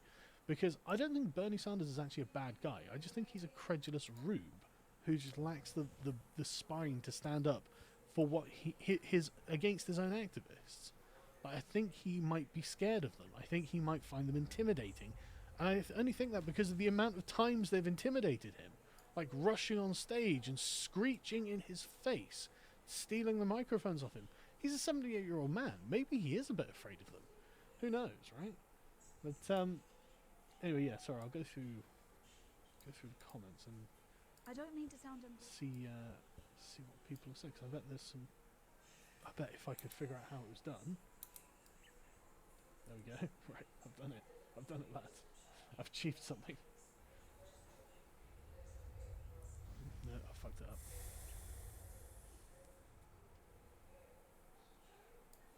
Right, I'm going to go back to the beginning. Please save us from this communist tyrant, says Bernie Sanders' employee. I don't think I actually need to save you from him. It looks like Joe Biden actually has saved you from him. So, thanks, Joe. Hey, Sagan, I was talking to a friend who has a kid who goes to school in Brighton, and they were unironically playing the Gillette ad as something which is positive towards men. Gave me such a shit-eating grin when they told me this. Jesus Christ! Like, I mean, Brighton's a progressive hovel, which means it's incredibly white and middle class. Discipline. But it's Brighton, isn't it? They are the one place in the country that the Green Party can get an MP elected. The one place. We should have done this with UKIP, right? UKIP, it should have focused on just one area and just bombarded it and got that MP in that one area. You know, whichever area they found themselves in most support. But Mitch says, Bernie, I am once again asking you to support the establishment. Yeah, right. So, will he back Joe Biden, who is essentially going to be Hillary Clinton 2.0? Because, like fucking Bernie and almost everyone else, like, he's a dinosaur. How much time in the afternoon do you think Joe Biden naps generally? He's been looking, like, everyone's been talking about how he's snapping and stuff like this and got dementia. And it's like, and he's, senility setting in. I'm like, yeah, but like, if you're 78 years old, I mean, mate, I like naps. I'm 40 and I love an afternoon nap. Like, if I was 78 years old, like, the coronavirus just isn't my problem because I'm not leaving the house. But Biden is, like, there every day. And so he's basically, it's a lot of strain. Honestly, I'm surprised Bernie's lasted so long as well. I would imagine that's an awful lot of work. It was tiring. Like, when I did my Southwest tour, it was tiring to do. And they're doing it constantly because this is a furious few races. And Trump's just, shitposting on Twitter. How did you end up going down the river? Also, No. I don't know. I just got knocked out. Also, Carl, most cavalry sabres were silver plated after the Victorian era to prevent corrosion. Oh, I didn't know that. Love the work. Keep it up. Hope you've some supplies and stay safe. Well, yeah, hopefully I haven't already caught it getting the supplies or something. I've got to go to London, I think, next week, and I'm not looking forward to it. But I'm worried, frankly. And it's the media. It's making me paranoid. What, there have been, like, 100,000 cases worldwide. There are, like, 7 billion people. But there has been a case in my town, so I'm not happy about it. So, Sargon, you going to play the new Doom when it comes out? Because I'd love to see a stream of that. Yeah, I'll probably do something on the Think Reel or something about that. As an American with a big-titted Russian girlfriend, I agree. Lucky man. Hi, Sargon, love the new channel. Hope it works out. That Pyrrhus video was a nice throwback to your older history videos. Oh, thank you very much. Yeah, I really enjoyed doing it. It's like, I've linked in the link in the description of that video. I've linked to History Bro's channel, and if I haven't done that, I meant to do that. But just History Bro, you can Google it, or History Bro Sargon or something. It'll come up. But the long form talking about Pyrrhus will be up there, and he's such a good subject to talk about. So he's just an adventure story. It's really great. Hi Sargon, lovely. No, it's ribbon. Duh. Keep America great. Trump 2020. Not tired of winning yet. Yeah, I'm loving it. I'm most worried the coronavirus is going to get Trump. That would be awful. Like, if Trump dies, I'm like, oh shit. Everyone else sucks. Because everyone else kind of does suck. Trump's got this kind of gravitas about him when it comes to shitposting and just being Trump that other people don't quite have. And I've been looking around, see who could literally just walk in and be as much of a self-important asshole as Trump. Because that's what I think is the character trait for Trump that's won all of this. Like, his entire fortune, his presidential run, his TV shows, right? He's good at working crowds, but it's because he's got this kind of natural self-importance to him, and it's so, like, in any other time or place, it'd be hilarious. But right now, it just happens to be exactly what was needed to just resist the radical left. Just like, I don't give a fuck about you. Like, so America will never be a socialist country. Piss off, I love that he just there's no one else who has that kind of gravity and weight to what they're doing. And it's annoying because I'm looking at it thinking, well, he is like in his 70s, so who's going to be the next one? And I don't know who the next one's going to be. I've ordered all the Ingsoc shirts. Do I dare wear them? I think they will have to be hidden in the secret annex with my MAGA hat. Well, that's the thing, isn't it? Like, I was making it. Well, I wasn't making them. Johnny was making them. Callum put them up. I was thinking these are actually really spicy, and I can actually see some people really getting quite offended. But then that will prove the point of the T-shirt, won't it?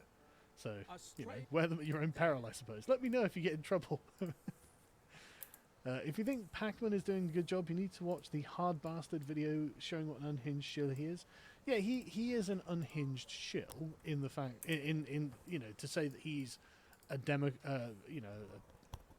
a democratic socialist partisan, or he probably wouldn't. No, he'd probably become a social democrat actually, but he's a partisan for the left specifically, the identity of being a left winger. So, you know, when it comes to that, yes, he's an unhinged shill. But within the layers of that, he's on the sort of more rational top because he can see that Bernie has lost. You know, he supports Bernie, but he's not like a Bernie fanatic. And he can read the numbers and he can say, well, okay, honestly, it looks like Bernie's lost. This isn't good. And he's getting grilled, but, you know, chewed out by the Bernie bros. It's like, well, it sucks for you, but that is the truth, isn't it? Like, he's not going to win. And no one thinks he is. And you guys are just like, you know, desperately clawing. And we'll look at a few of the Bernie subreddits in a minute. I've got plenty, don't worry. I've got plenty for this stream. Not like the 20-minute one I did the other day. We've got loads to go on here. And I don't mean to laugh. I don't mean to rub it in. I was trying not to rub it in with the video I did. I was really trying not to rub it in. Because I understand that there are a lot of people who I like personally who are currently kind of mad with me because they support Bernie. And I've been going hard at Bernie, but can't really say that they're mad with me because of that. And I'm not trying to be like, you were bad people or you were stupid or something like that. You were idealistic. That's what it was. And you got your hopes up in politics. And if there's one thing I've learned, it's just don't get your hopes up too high. Like, take your wins when you can get them, you know? But now I really think you guys have got no choice other than Trump. What you can do is support Biden. You know, he's the problem. Like, if it was Jeb Bush, man, I'd be like, fuck Jeb Bush. Bernie, crush him. You know, like if it, you know, it was Jeb Bush versus Bernie, I'd probably have to be on Bernie's side because he's at least not one of them. You know what I mean when I say one of them. You know, one of the monarchies, one of the dynasties of the United States. You know, Biden is one of those dynasties. Yeah, right. I just hope Trump survives until 2024. If he dies in office, there's no convincing the public it wasn't assassination. Yeah, ideally he'll survive until 2024 and then retire. You know, just be Trump. Go around and meet other European leaders and tell them they're doing a great job and everything's amazing in the way that he does. Thanks for all your work, man. Sorry I couldn't donate more. Dude, it's fine. You don't have to donate anything. I love the symposium. One of the big reasons I started watching you because of the philosophy stuff, but it's also great political coverage. Oh, thank you. I appreciate that. The choice for VP is more important than ever. They need someone to energize the party, but when Biden kills over, you could have President Kamala Harris or President Stacey Abrams. Very scary.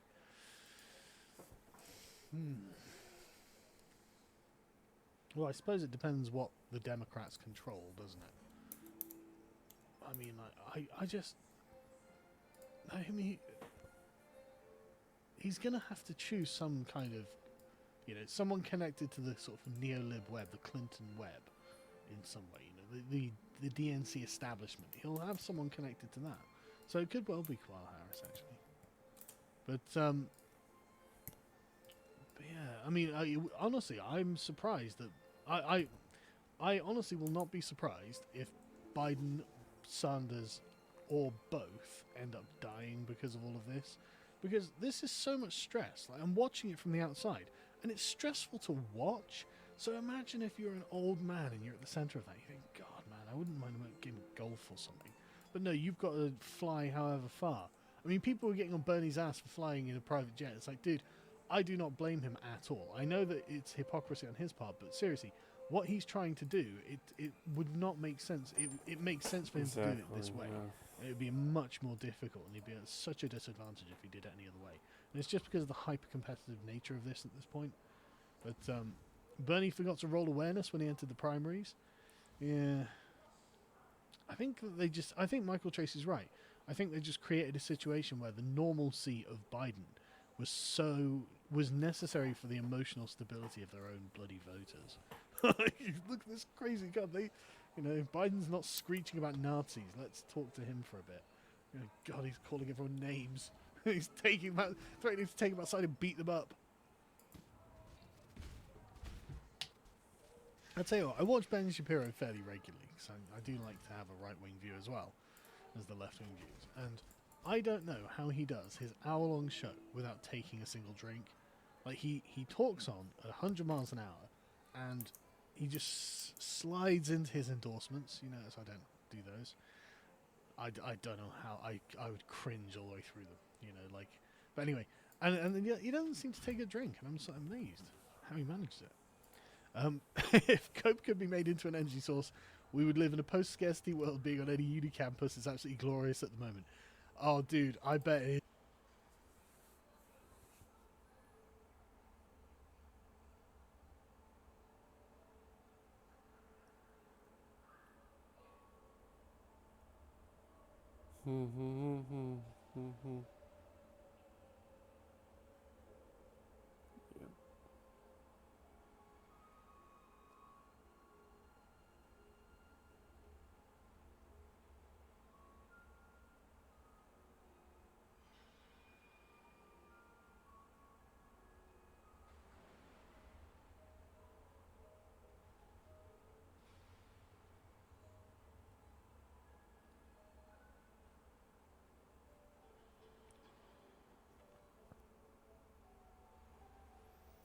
Corinth Prime. Hell yeah. Finally. Now, DevStream 140 has just ended, and we got to look at some stuff and some things, like Scarlet Spear, the event, which I will go over in a second. But first, TennoCon, the event over in London, Ontario every year, has been cancelled this year and will now be a digital online event instead. So expect the usual big reveals to all be on streams or videos or social media around the time of the 11th of July. Scarlet Spear, the event is hopefully dropping as early as next week, but could be delayed because staff at Digital Extremes are now being told to work from home because of the state of things in the world right now. Kind of scary times. You know what I'm talking about. I'm not able to say it in a YouTube video because YouTube instantly demonetizes and picks up the word. So hopefully you're all staying safe.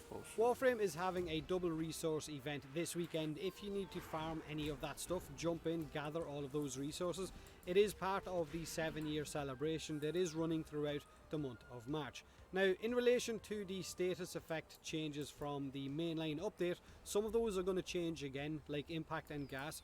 Impact damage will no longer knock enemies down or ragdoll them. Instead, it will add a big stagger when you get 5 stacks of impact. This stagger will then give you a chance to open up enemies to a Parazon finisher. Gas damage will stack like it used to, but now has a cap on how many stacks you have, and will grow in size from 3 meters up to 12 meters of a gas cloud. So a much larger area of effect. More stacks on those enemies means a larger gas cloud. When the person then affected by the gas procs dies, the gas effect will stay around that area for the rest of the gas procs duration. So hopefully gas damage or gas status effect will be much more improved compared to what it is right now. Like I said, the Scarlet Spear event was shown off. They played through the mission for us to let us see what it was like. We got a look at that squad link in action with Space Squad and of course Ground Squad running the event. The event vendor's prices are not finalised, but she was selling a new sentient rifle called the Bazmoo, which fires explosive bolts, probably energy bolts, and has an alternate fire that links enemies with a beam while depleting your recharge and leeching enemies' health. So it's going to be fun to try that weapon out as well, especially if it's leeching enemies' health. The vendor is selling arcanes, we know that. A stance former blueprint, which is new, but is basically like an aura former, where you're going to be able to use any stance once you form that polarity with a stance former. But the vendor is also selling more items that they haven't added into the dev build. Now, more arcanes will also be added once the event goes live and they know that no exploits are being used throughout the event, because there are definitely clans who are kind of infamous for using exploits. You know who you are. So for the event, you simply pick ground raid or space raid from their vendors, or I guess the terminal, on either side of the event relay in order to run as either ground team or railjack team. This mission or the event is an endless mission type that allows you to gather as many points as you want before quitting. Rewards and difficulty will scale with time spent in that mission. Stay longer, become harder, gain more shinies. I didn't mean become harder, but you know what I mean. Ground team will fight the Condrex boss, and the space team will defend the uplinks in the Railjack mission and get the kill codes of the ground team. This of course is the boss that was leaked, if it even is a boss, and it seemed pretty straightforward to kill. Simply shoot it in the big Sauron eye to disable it and put your uplink beacons down that will get you those kill codes from Space Squad. Now you need to defend the beacons at the same time as well, because there is going to be sentience spawning. Once that Condrix is dead, you need to go and find the next Condrix and do the same to it. Basically shoot it in the eye. Now Railjack team will be split into different members, I guess, doing different roles, either killing the sentient fighter ships outside the big, I think it was called the Murex sentient ship, while someone is inside the big sentient ship keeping the beacons alive while linking to ground squad to gather those kill codes. So the event looks pretty straightforward, but kind of pretty hectic at the same time, especially if you're doing this as an endurance run for as many event points as possible. But I guess if you look at those Condrixes as excavators that drop down, you know, instead of having to keep them alive, you need to fucking kill them, and then once that one's dead, you need to go and do the next one, you know, and keep kind of rinsing and repeating. Now Scott did mention that the amount of enemies and difficulty might be changed as well. The cost of some of the items off the vendor for this event were about 2,000 event points for the new sentient rifle and sigils as well, I think. The stance form was 5,000 event points. Arcanes only cost 2,500 for 10 of them, and 5,250 points for a full stack to rank 5, which seems like a lot, especially if you're after the new weapon as well. But like I said, costs are not finalized for the event vendor, and they said that some of them will be tweaked before this event goes live. Now we've been told that liches are going to become harder, you know, much more of a challenge to kill, but also that we can effect them with status effects. They want status to be relevant to all enemies, with other bosses and Eidolons, even Eidolons, becoming affected possibly in the future as well. This is Titania Prime. How good does she look, right? Her prime weapons are of course the Corinth Prime, which has an all-fire that can be manually detonated, and right now the Corinth is a really good weapon, with the exception I guess of the all-fire and the explosive damage fall-off. But the Pangolin Prime melee is going to be her go-to melee weapon. No one's seen that weapon coming. I don't think anyone expected the Pangolin Prime to show up with this Prime access, but it looked very, very sleek. It looks like a beautiful weapon, kind of like the Dakra Prime in a way. Her Diawata Prime as well, the kind of exalted melee weapon that Titania has, looks absolutely amazing. Now the thing about Titania is she is an insanely good Warframe. Right now her Dex Pixia is probably one of the most powerful setups in the game, but on stream she was unmodded, so we didn't get to see the full power of them. They are also adding a blink effect to her Razor Wing, so her mini wing, her mini arc wing mode will basically have a blink like the normal arc wings, which is going to be a really welcomed addition. Now the bit I think that a lot of you are really excited for, right? This image here is the combos that you can make from all of the modular arc wings. About 60 modular arc wings in total, all doing different things or having different stats. So finding the most efficient one of these is going to be a lot of fun. Mastery for all of these will be gained off the Arcwings engine, so you can only get mastery off an engine type once. If you currently have Arcwings built, then expect them maybe to be broken down and you get to keep the parts, so no extra grinding involved for parts that you already have. You're going to be able to jump in and make your own modular Arcwing almost straight away. But they did also say that there is new Arcwing parts to be added to further customize these as well. Now Nova Deluxe will be dropping with the Scarlet Spear event, with a Syandana and an amazing sniper rifle skin, the Alamos sniper skin, which looks fucking great. They also showed off Ash Deluxe again, which we have already seen, but that's pretty much all of DevStream 140. Let me know what caught your eye. On a more serious note, like I said at the start of the video, stay safe. It is crazy times right now. Do me a huge favour, like the video or don't, subscribe or don't, and as always, thanks very much for watching.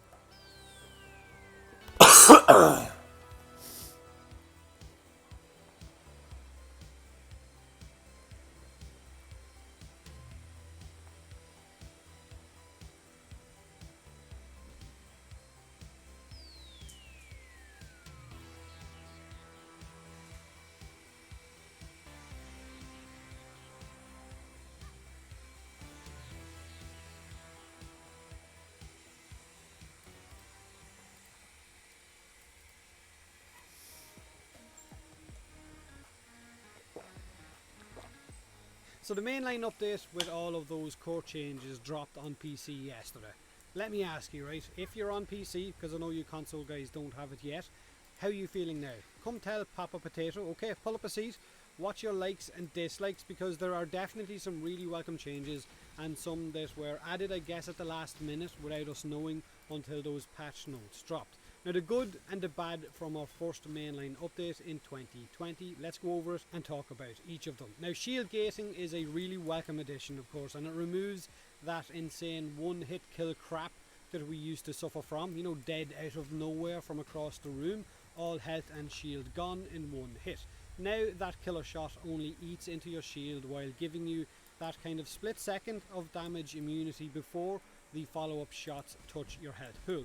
But this immunity only seems to kick in after your shield has fully recharged second time around, so don't expect to have a tanky shield regen build, something like this, Hildren's passive of shield gating, with the benefit of restores from the Arcane Aegis and Arcane Barrier.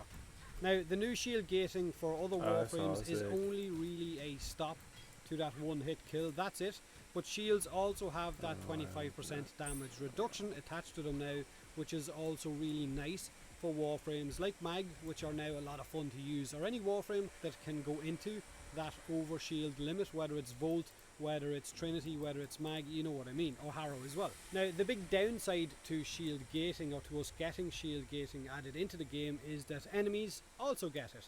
Enemies like the arbitration drones, those little red feckers who protect other enemies from taking any damage. Right. These don't seem to have a weak point, so you're going to need to bust their shield first and then hit them a second time to blow away their health. Other Corpus enemies of course have got those weak spots, so you can headshot them to instant kill them, or you could use a Banshee with her sonar, which will help big time as well. But for arbitration missions, I guess they just got that little bit trickier, just a little bit. Now another good thing from the update is that our weapons still feel powerful, most of them anyway. If it could kill quickly before this update, then chances are it can still do the same right now, or kill even quicker at higher levels. You just might need to change your elemental damage types around. Enemy armor scaling is nicely leveled off, so they don't feel like big bullet sponges on endless missions, but still deal high amounts of damage, so the difficulty in staying alive is still there. It just allows you, I guess, a quicker gameplay loop, so you're not stuck, I guess, using really cheesy tactics in order to bring down really heavily armored enemies. They don't have the same amount of armor, so you can take them out that little bit quicker and move on to the next group of enemies. But like I said, they still deal a lot of damage. Elemental status changes are a flip of a coin for me, and I know for a lot of you as well. The old system allowed impact, puncture and slash to have a higher priority when you would deal damage to an enemy. You had more chance to see one of those showing up. But with this update, that has been removed. Expect to see other elemental effects show up on enemies more so than IPS, or at the same time as IPS. Maybe to combat slash heavy builds, maybe, just maybe. Corrosive no longer fully strips enemy armor, which is actually a good thing, because when armor was fully gone, you lost the bonus damage from that corrosive. This way you will still deal big chunks of damage, and again, like I said, enemy armor does not scale the way it used to, so you're not as heavily relied upon using corrosive. You can deal a lot of damage to enemies now, even if they have got a percentage of their armor left on, and as a result kill them really quickly. So corrosive and heat still gets the job done, still kills quickly, but the new viral effect, which no longer halves enemies' health, but instead will give you a bonus damage of 100% to the first stack of viral, and then another bonus of 25% to stack on top of that, all the way up to 10 stacks for a bonus of 325% bonus damage. Now amplifies your slash damage procs as well. So if you've got a boost of 325% bonus damage and you get a slash proc, that percentage is going to boost your slash damage right up and have you dealing a lot of damage to that target. So running with that combo is a serious option right now, or on any slash heavy weapon or a weapon with hunter munitions viable on it to force those slash procs is something you should be looking at running. Actually, any weapon that can get viral heat and slash together are incredible to use. Increased health damage, armor reduced by heat, and increased bleed procs as well. But the bad side of the elemental status changes is that gas damage feels really bad right now, but apparently It is being worked on, as well as impact damage, according to Rebecca on Yeah. last night's prime time. The new That radiation sucks. status effect kind of sucks because enemies deal feck all damage to one another when they're under the effect of a radiation status. So amplifying feck all by 500% still means they deal feck all. The new blast status effect is pretty meh as well. Giving enemies less accuracy sounds really nice and all, but when you blow them up with an explosive weapon to give that blast damage effect on them, they will still have no accuracy because you've just blown them up, so they've got no hands, no eyeballs, no fucking accuracy. So it feels like a wasted element in my eyes. Magnetic is pretty cool for Corpus, but that's really about it. Now, on the topic of shotguns, they're fine. In fact, with the changes and the boost in base status chance that a lot of shotguns got, shotguns like the Sobek, the Corinth, the Exorgist, and even the Heck, the Vicar Heck, feel much stronger than they did before. Again, enemy armor scaling plays a part in this, with the Stun Wraith and of course the Comb still melting enemies just as quickly as they did before the update. In fact, removing that 100% status cap that we've had in game for such a long time has given us some new weapon choices, more variation. Now that some weapons can easily cross that 100% status, and I don't mean the visual bug that you're seeing in game right now where you're seeing weapons with 300% status chance. Apparently that's not supposed to be there and it will be fixed. But weapons like the Glaxion Vandal, the Hema because it's a viral weapon, the Phage as well are all really great options. And the Legion is absolutely godlike. Weeping Wounds on status heavy melee weapons right now is more of a must-have than ever. When it comes to shotguns, do me a favour, test them for yourself. Don't listen to everything that everyone is saying.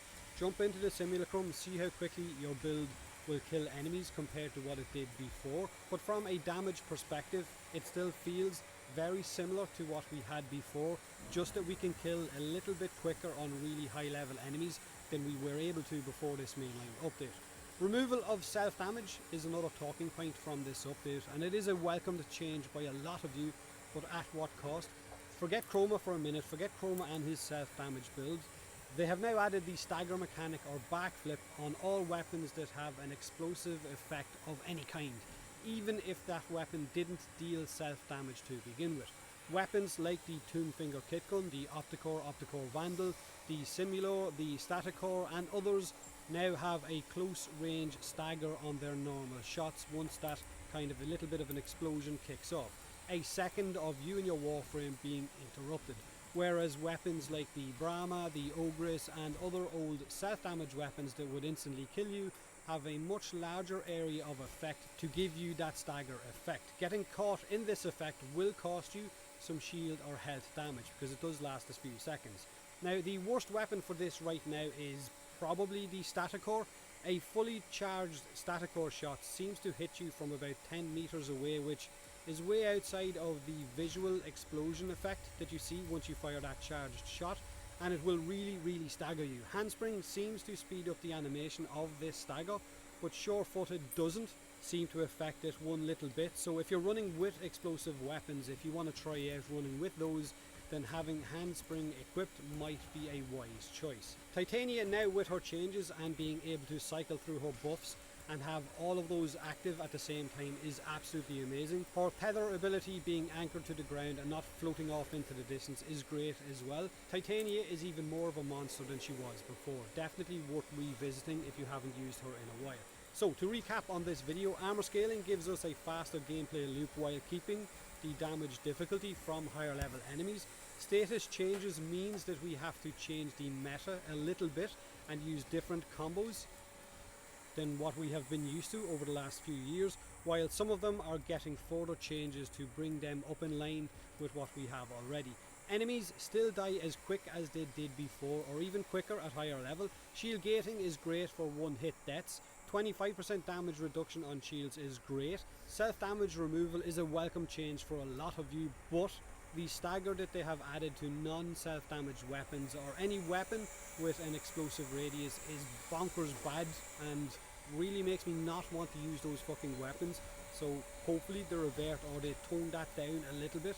Shotguns are still fine, test them out for yourselves. In fact, we now have some new additions of weapons that are definitely worth revisiting. Don't get stuck in the old mindset of just running with corrosive and heat.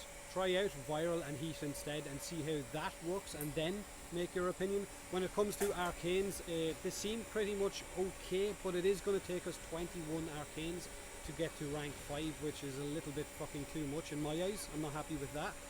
Energize has a 15-second cooldown, which again, you can't use another energy orb, it won't activate if you have Energize kind of active in the top right hand corner of your screen, if you see that arcane symbol for Energize. So it's got a 15-second cooldown before it can proc again, but even then it doesn't have a 100% chance to proc, so it may take even longer for that Energize to kick back in. Arcane Grace feels okay, Arcane Guardian feels okay as well. Aegis feels really good on Warframes that have got a high shield amount, or Warframes that can go into overshield. Running an Arcane Aegis and an Arcane Barrier on my mag was really fucking fun. So yeah, that's pretty much it. But like I said at the start of the video, what is your good and your bad? What do you enjoy about this mainline update or not enjoy? Let me know in the comment section below. Do me a huge favour, hit that like button, or don't. Subscribe, or don't. And as always, thanks very much for watching us.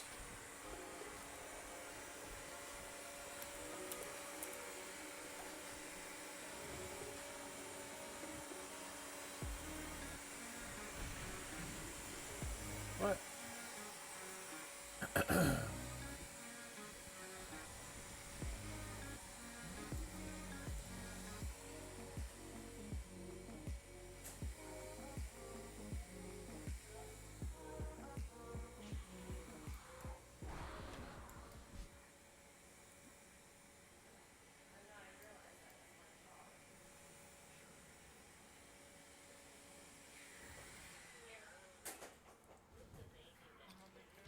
Could prophecy that up though. Isn't that a pretty good one?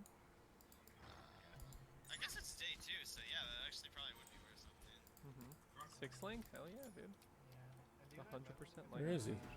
Oh, and back. Oh my god. I looked, they were like 10x. Or wait, no, high resire. My bad. Good chest. Probably just craft a rare for that price.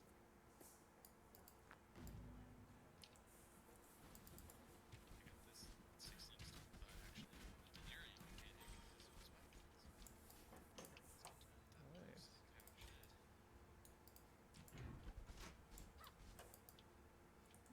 Game is paying me back because I didn't get any 6 link Bedwars last week.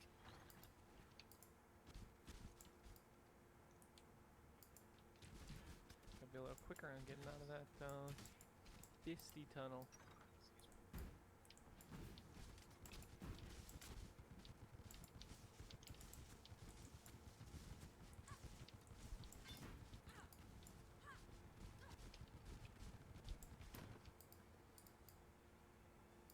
Too much clutter.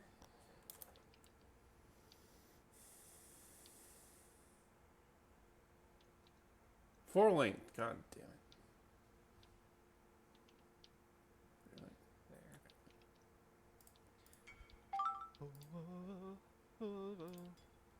Okay.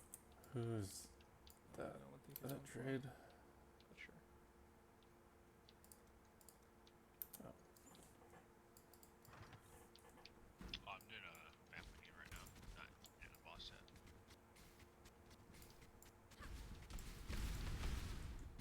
Oh, I got the currency. I got a currency delirium orb.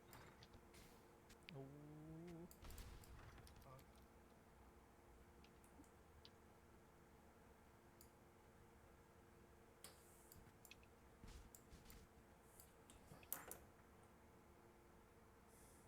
It's actually kind of funny that I got a 6 link before I even got an exalt drop.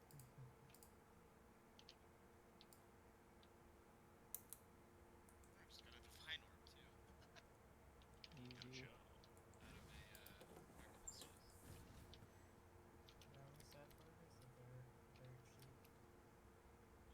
Yeah. I think last Oh, I time do we need printed Chaos Recipe and bought up a whole crap ton of them. Solaris, So right? like 10 or 11 and sold one. 5 or 6.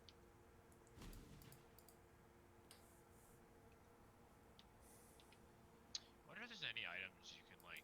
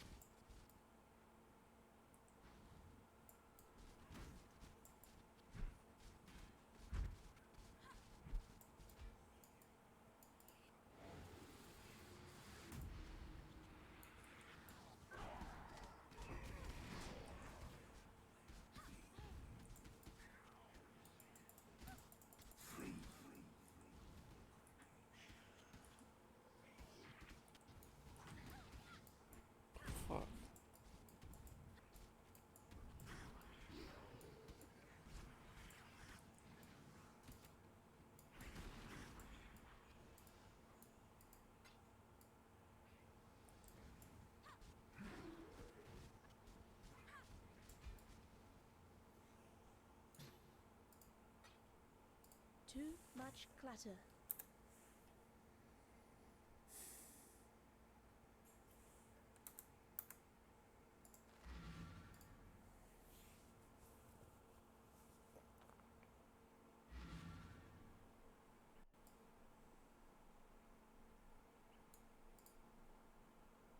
Victaria was a poet. The Beatles poet.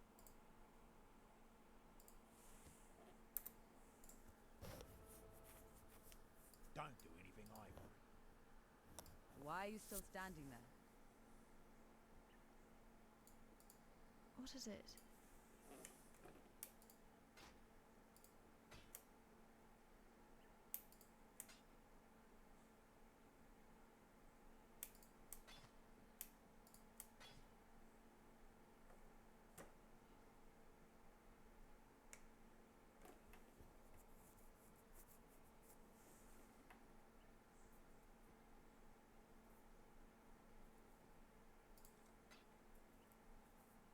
See you.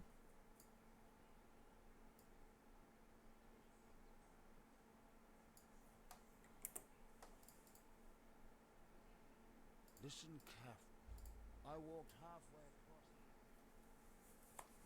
across. Start skipping it. It's taking too long.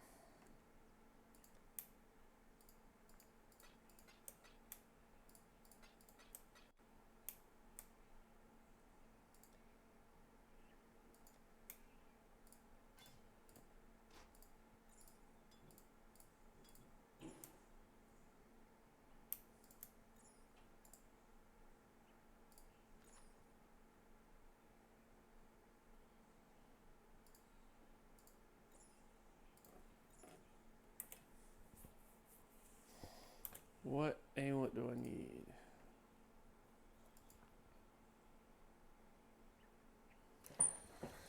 Onyx. With crit, life, resistances.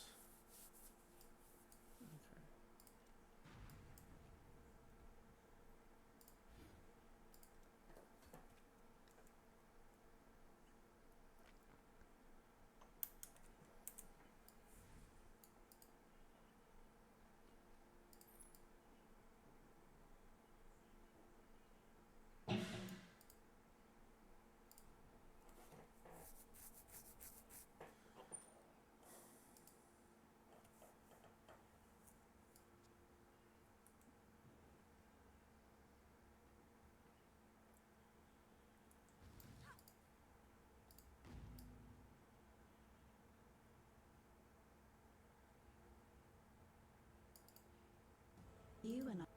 The ribbons are order. Clean.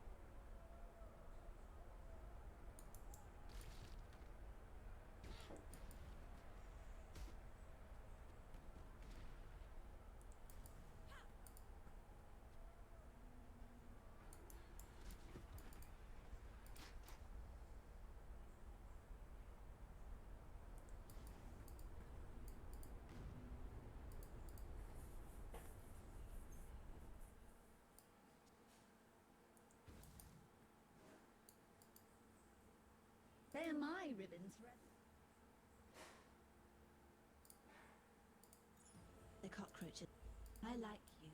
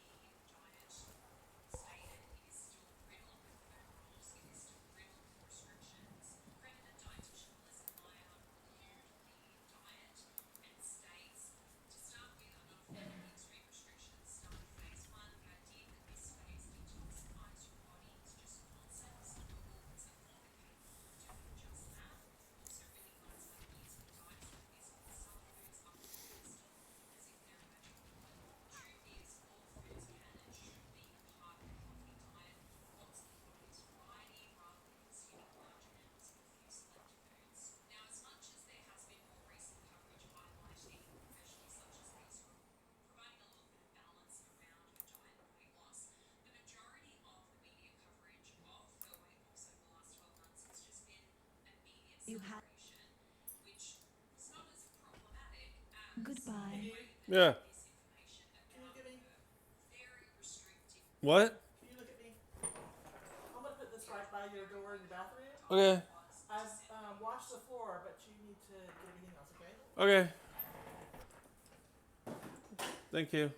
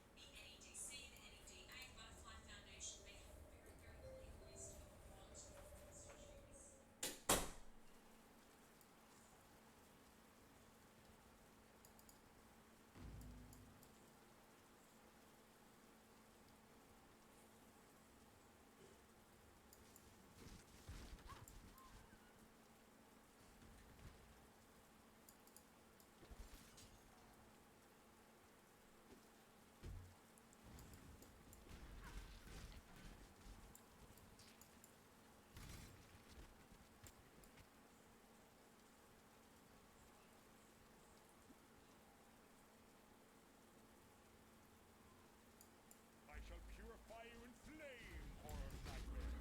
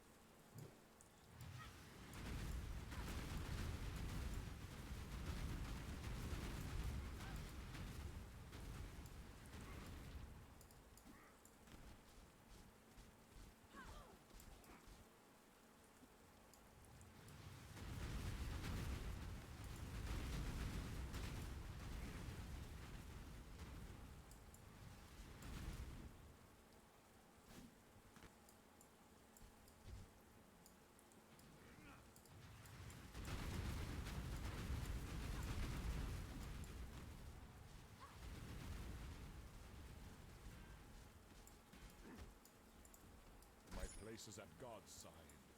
Where will your journey end, exile? You wanted me burned back in Audius Gravisius. That wasn't very nice.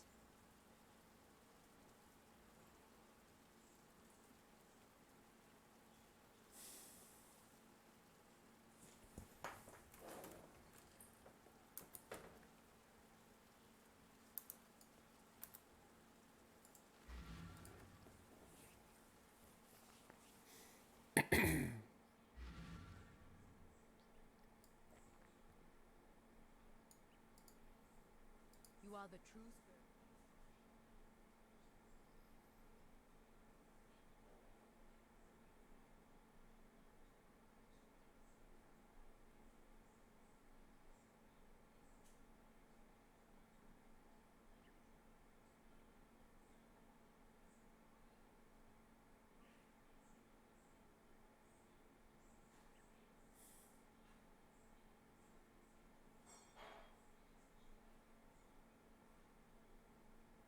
No.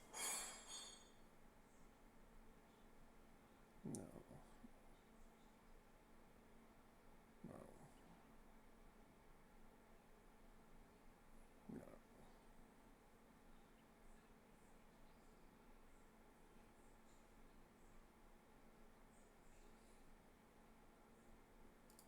Yeah.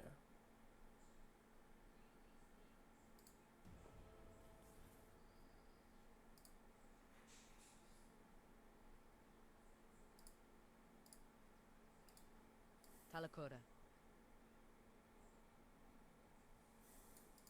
Watch yourself. Watch yourself. Lightning damage.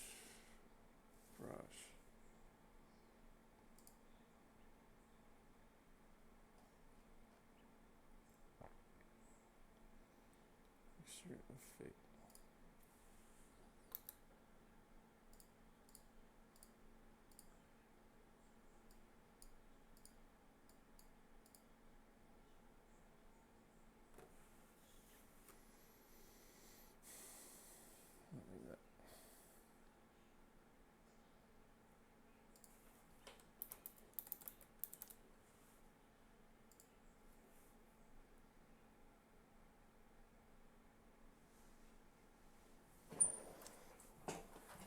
Oh, that's good.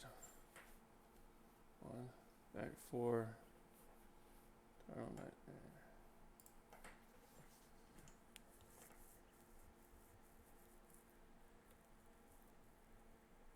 Couldn't beat that. And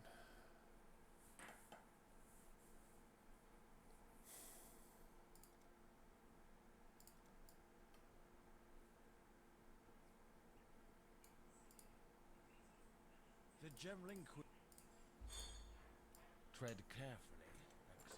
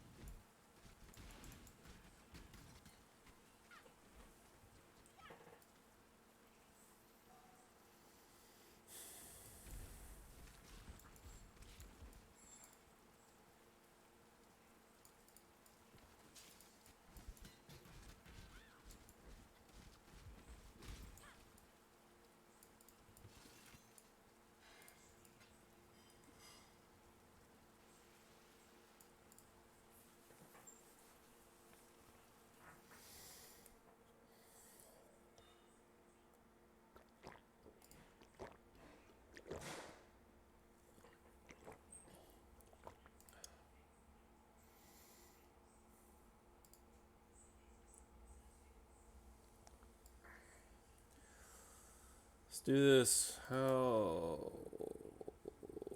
I think I should be gone here for a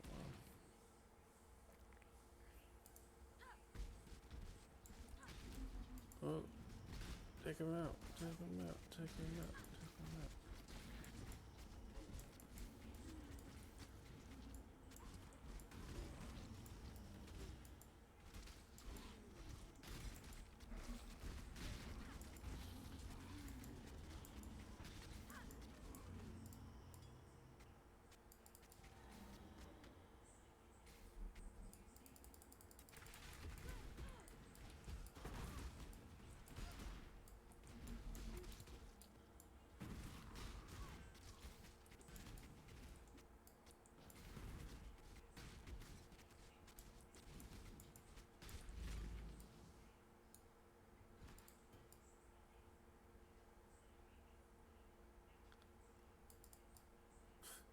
Let's put on door.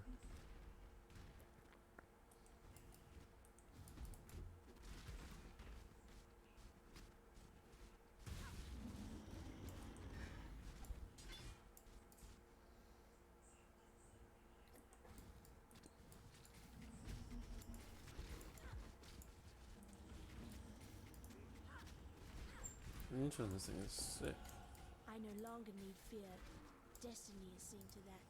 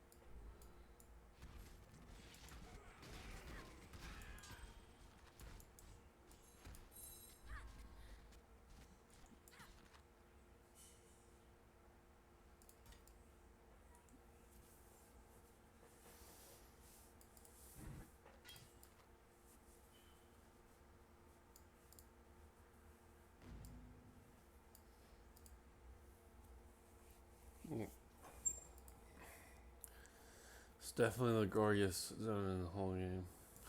So much blood everywhere. You either master nightmare, or it masters you.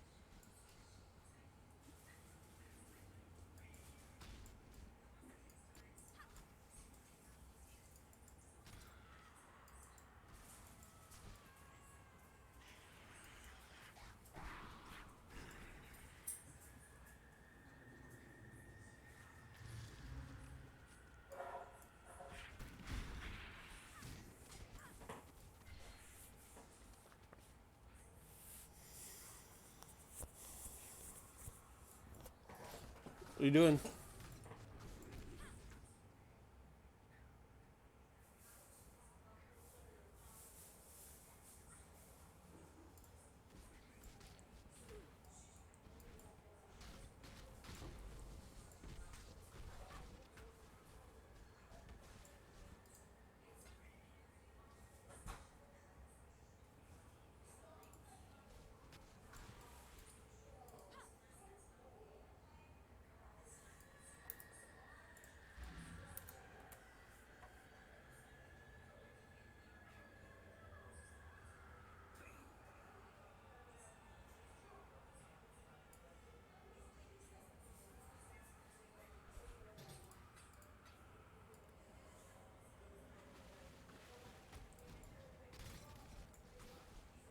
$94. Holy fuck.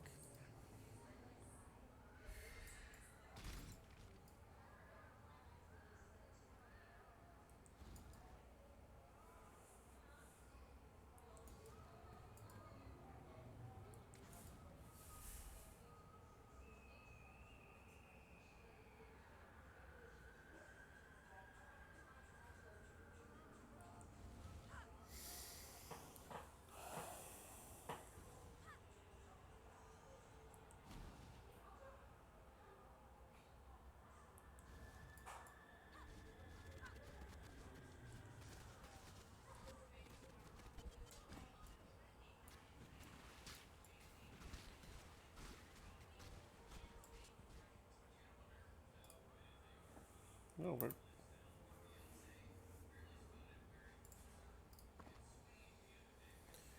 32 and 30. Yeah, definitely. Much better.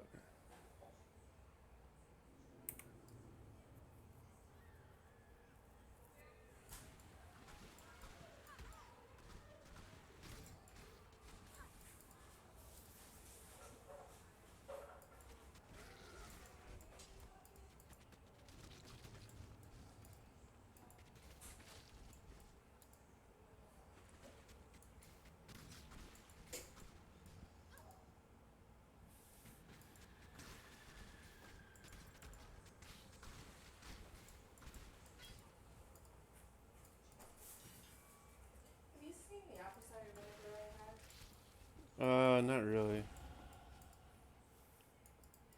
What does it look like?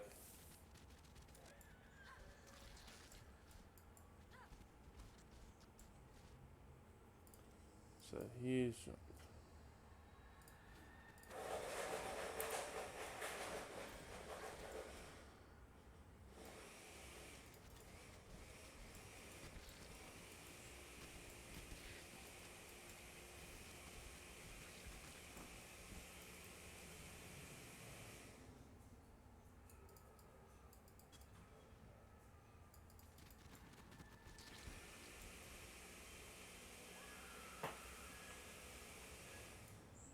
Wait, is that with hits? One kill.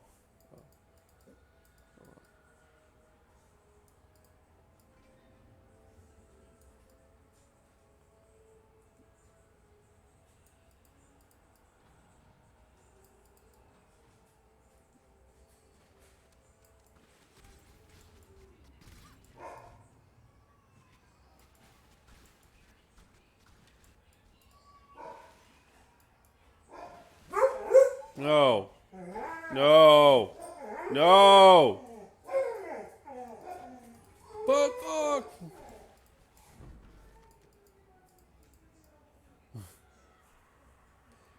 And there's this. Fuck.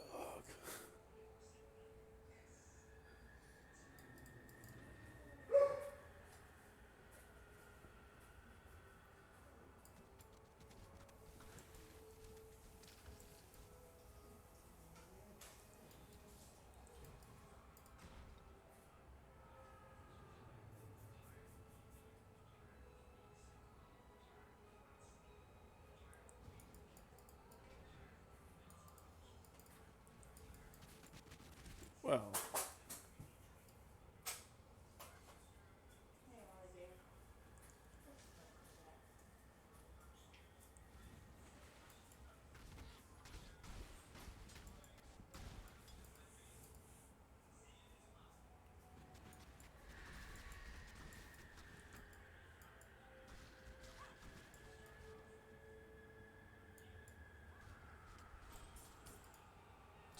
much clutter.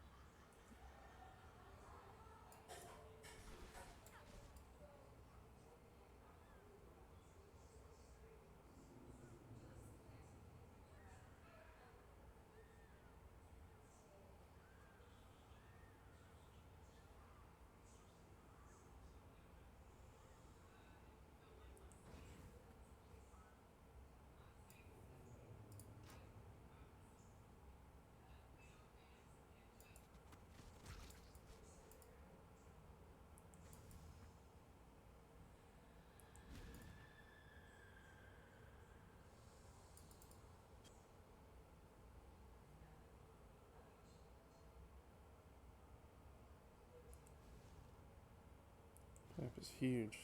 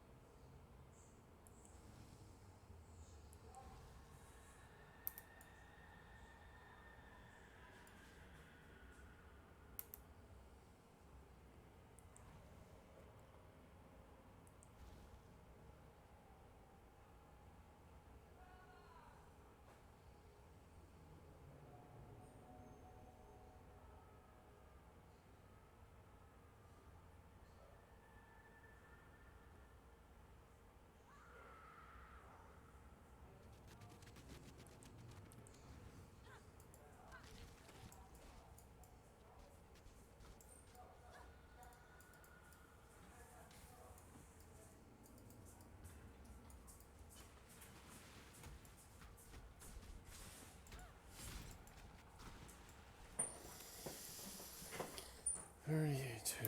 31 right now.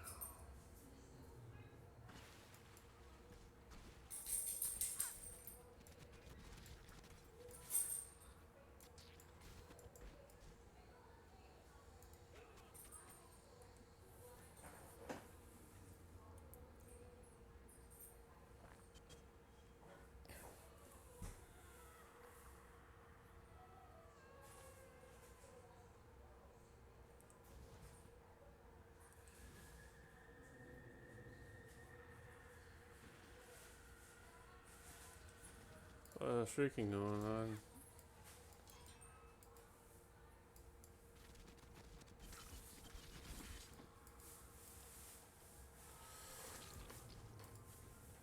I like this lightning Herald of Thunder skills. Never used it before.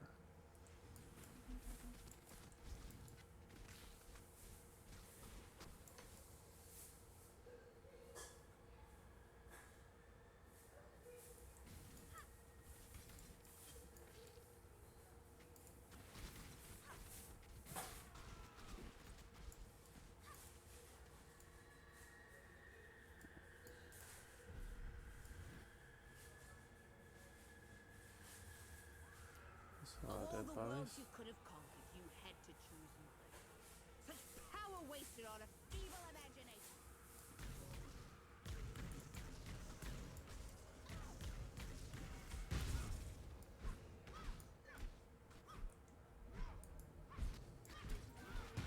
You want to try this? What? Smoothie I just made? Sure. Tell me what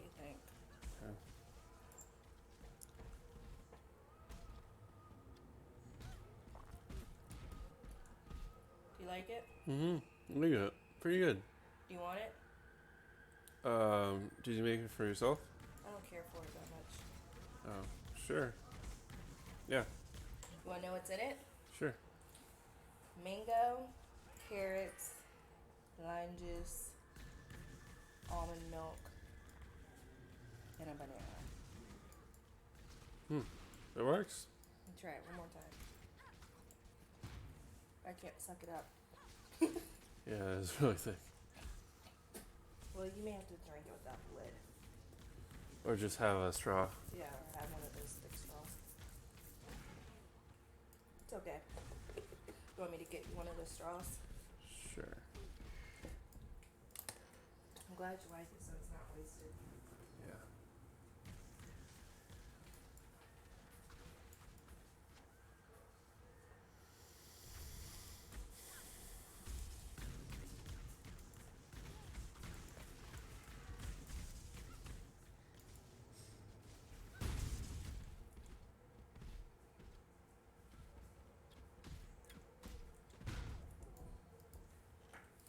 There you go.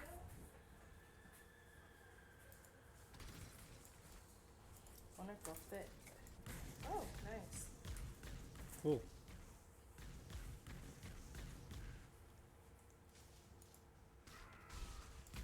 It's too late for regret.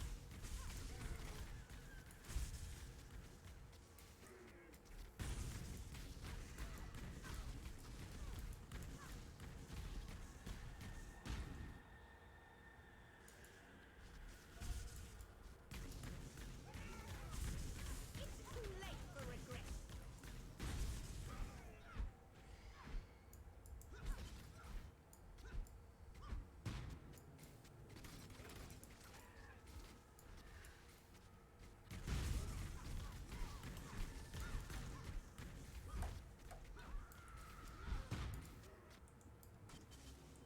Oh, so fuck wrong one.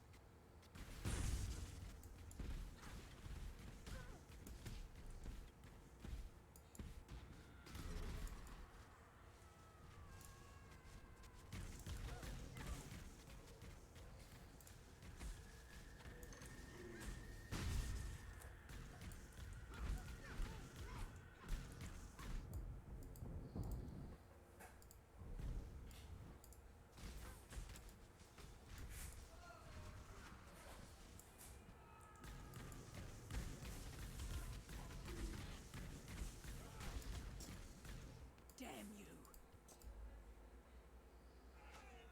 So true, God. I loved your work, Piety.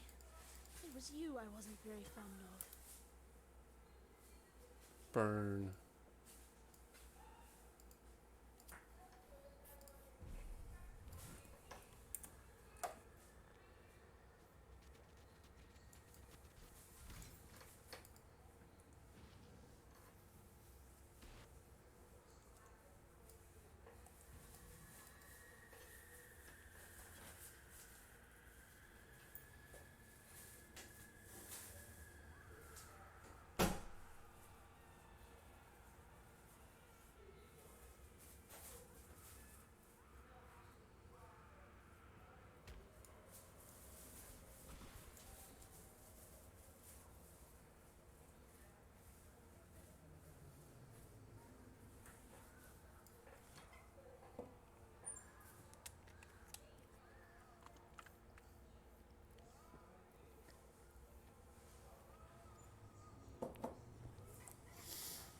Wonder what the lore is behind this place.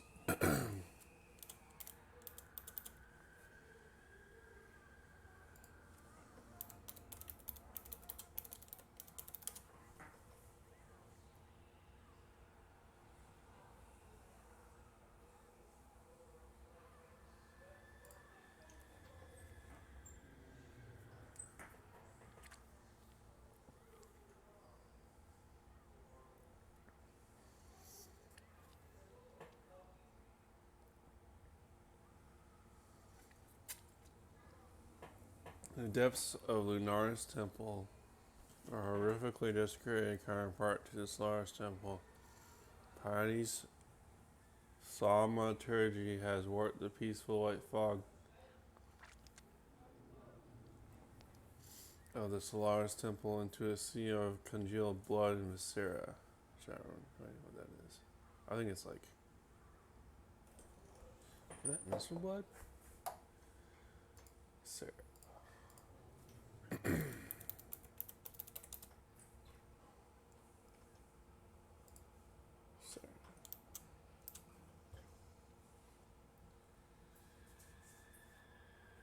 Oh, internal organs.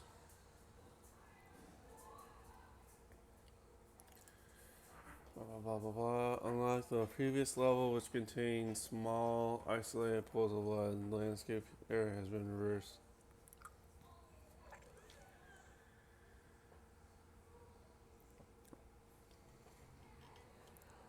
Small islands of black marble stood along them. Complex canals, causeways, and dams, all buried manipulate the flow of blood for Piety's work. In a monument to Piety's madness and sadism, body parts can be found littering through the floor. Yep. And impaled on stakes to serve as warnings to her miscreations of the price of disobedience. Small hills of corpses resulting from Piety's failed attempts at manipulating miscreations can be found. It appears the miscreations couldn't be bothered to clear bodies of their less fortunate comrades away. Well, sounds like a metal song.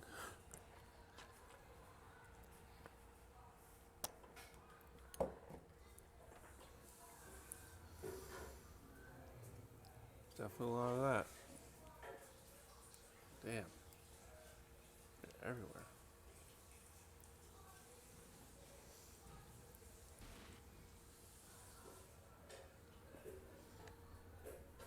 Where's the portal scroll? Remind me, tell me when I find a portal scroll, because I cannot find one.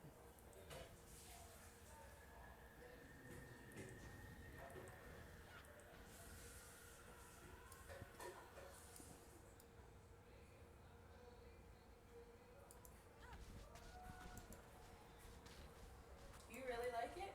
Yeah.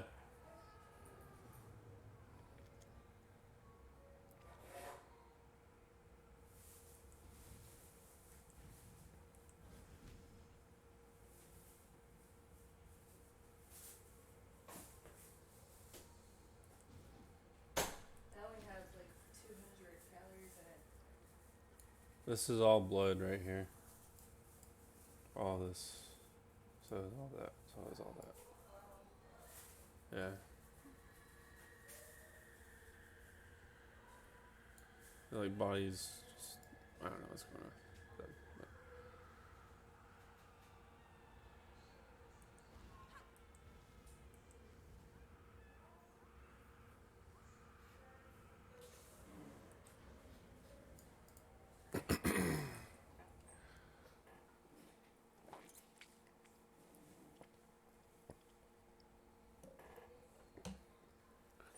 Alright, now to Sarcana.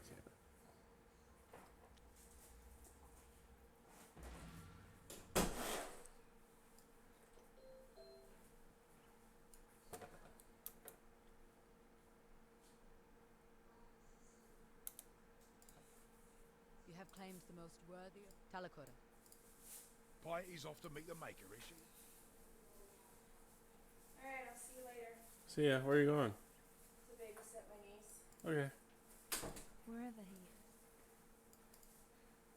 Piety dies.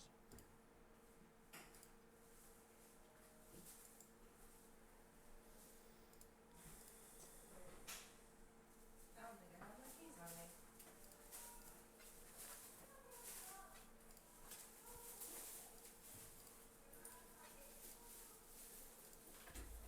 Unfortunately, Piety was simply a puppet of a great...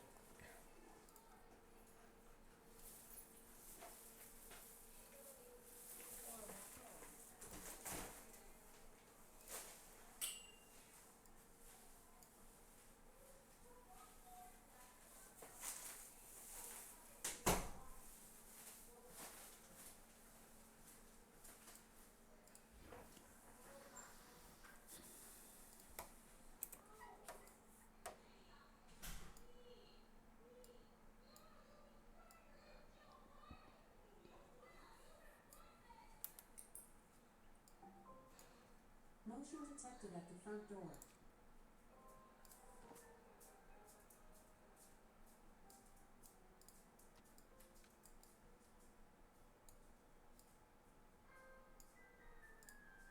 Talamoana.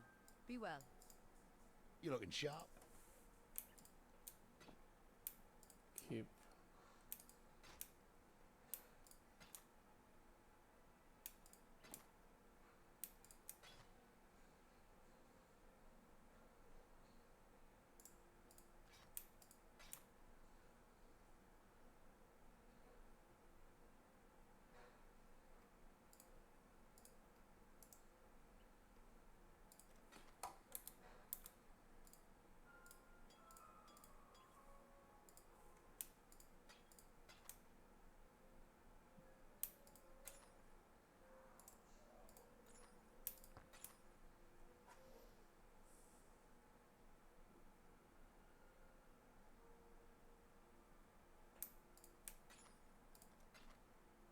Good luck to you.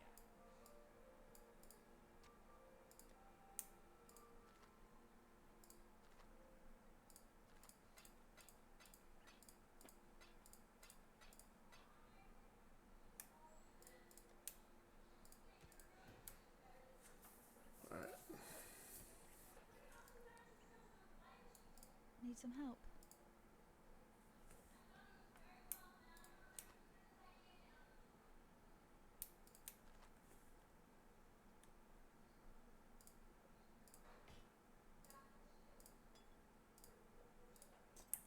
Watch yourself.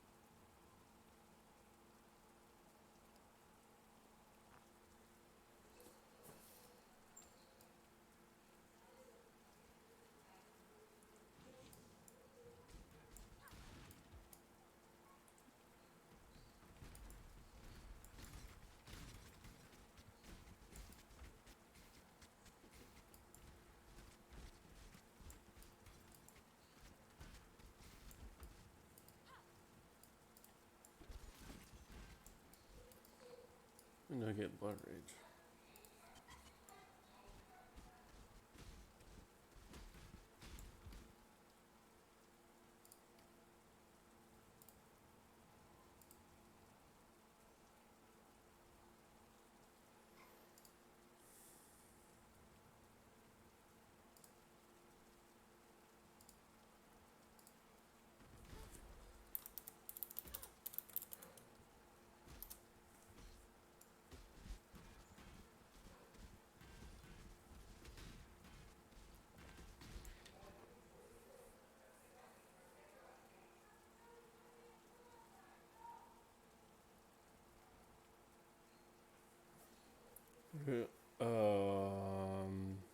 Fixture of Fate. What is that?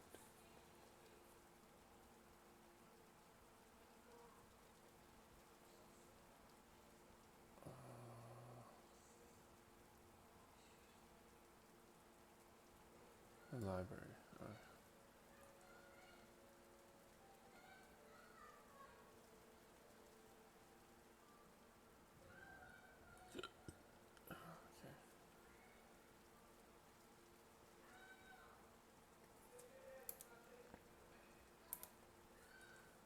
I shall purify you in flame, horror nightmare.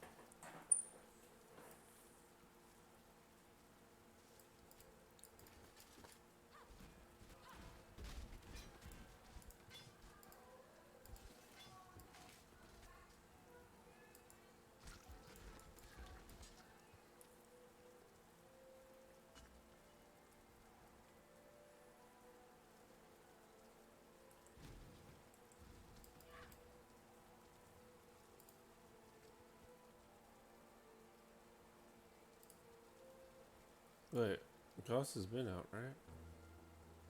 So Gauss, the supersonic tank engine. Right now, with explosive weapons giving stagger, lots of stagger, it has made a lot of players in the community jump to specific warframes in order to stop that stagger or negate the effect. Warframes like Inneros, Rhino, Revenant, Necros, and of course Speedy by Gauss. Now, for Gauss, there is more to talk about than just avoiding the stagger. It is really nice, there's no denying that, but the recent shield changes and introduction of shield gating have turned Gauss into a warframe that should be looked at by a few more of you.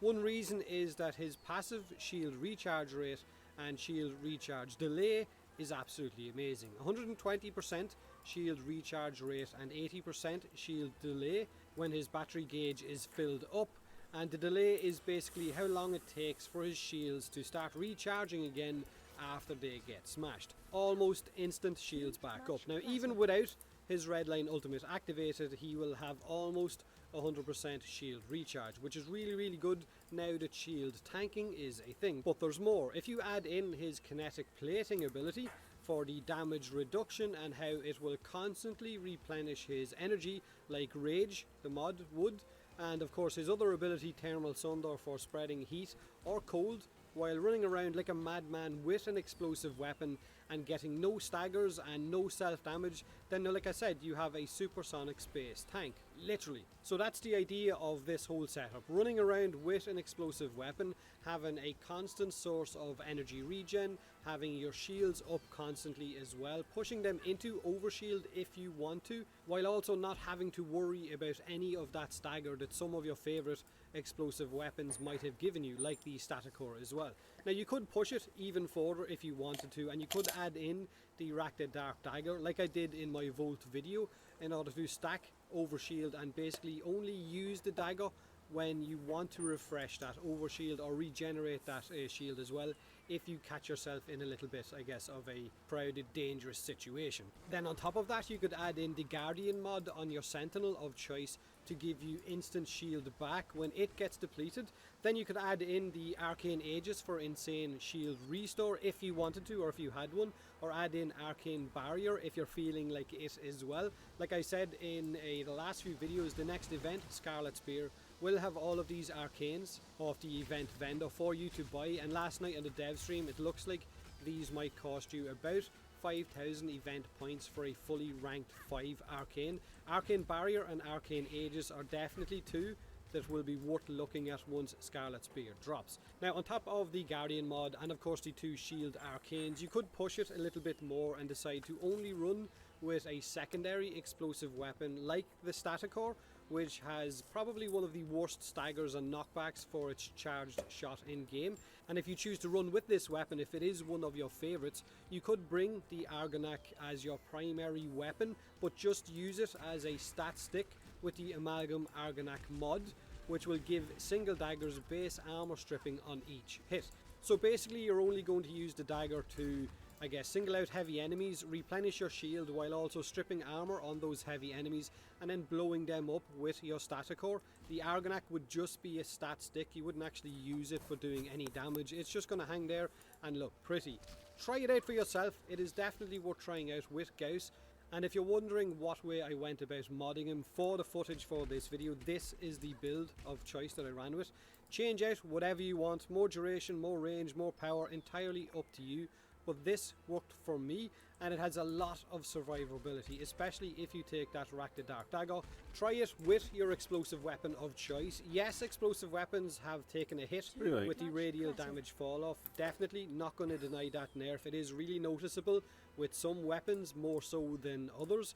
The Kuva Brahma, not so much, as well as the Tsar, because they have got those cluster bombs that also do a nice bit of damage, so it's not as noticeable on those as it is on other explosive weapons. Well, not for me anyway, and I don't have a Riven on either of those weapons. I don't own a Riven for the Brahma or the Tsar, but other weapons definitely felt the hit. Let me know what you think of the supersonic space tank Gauss. Do me a huge favour and like the video, or don't, subscribe or don't, and as always, thanks very much for watching.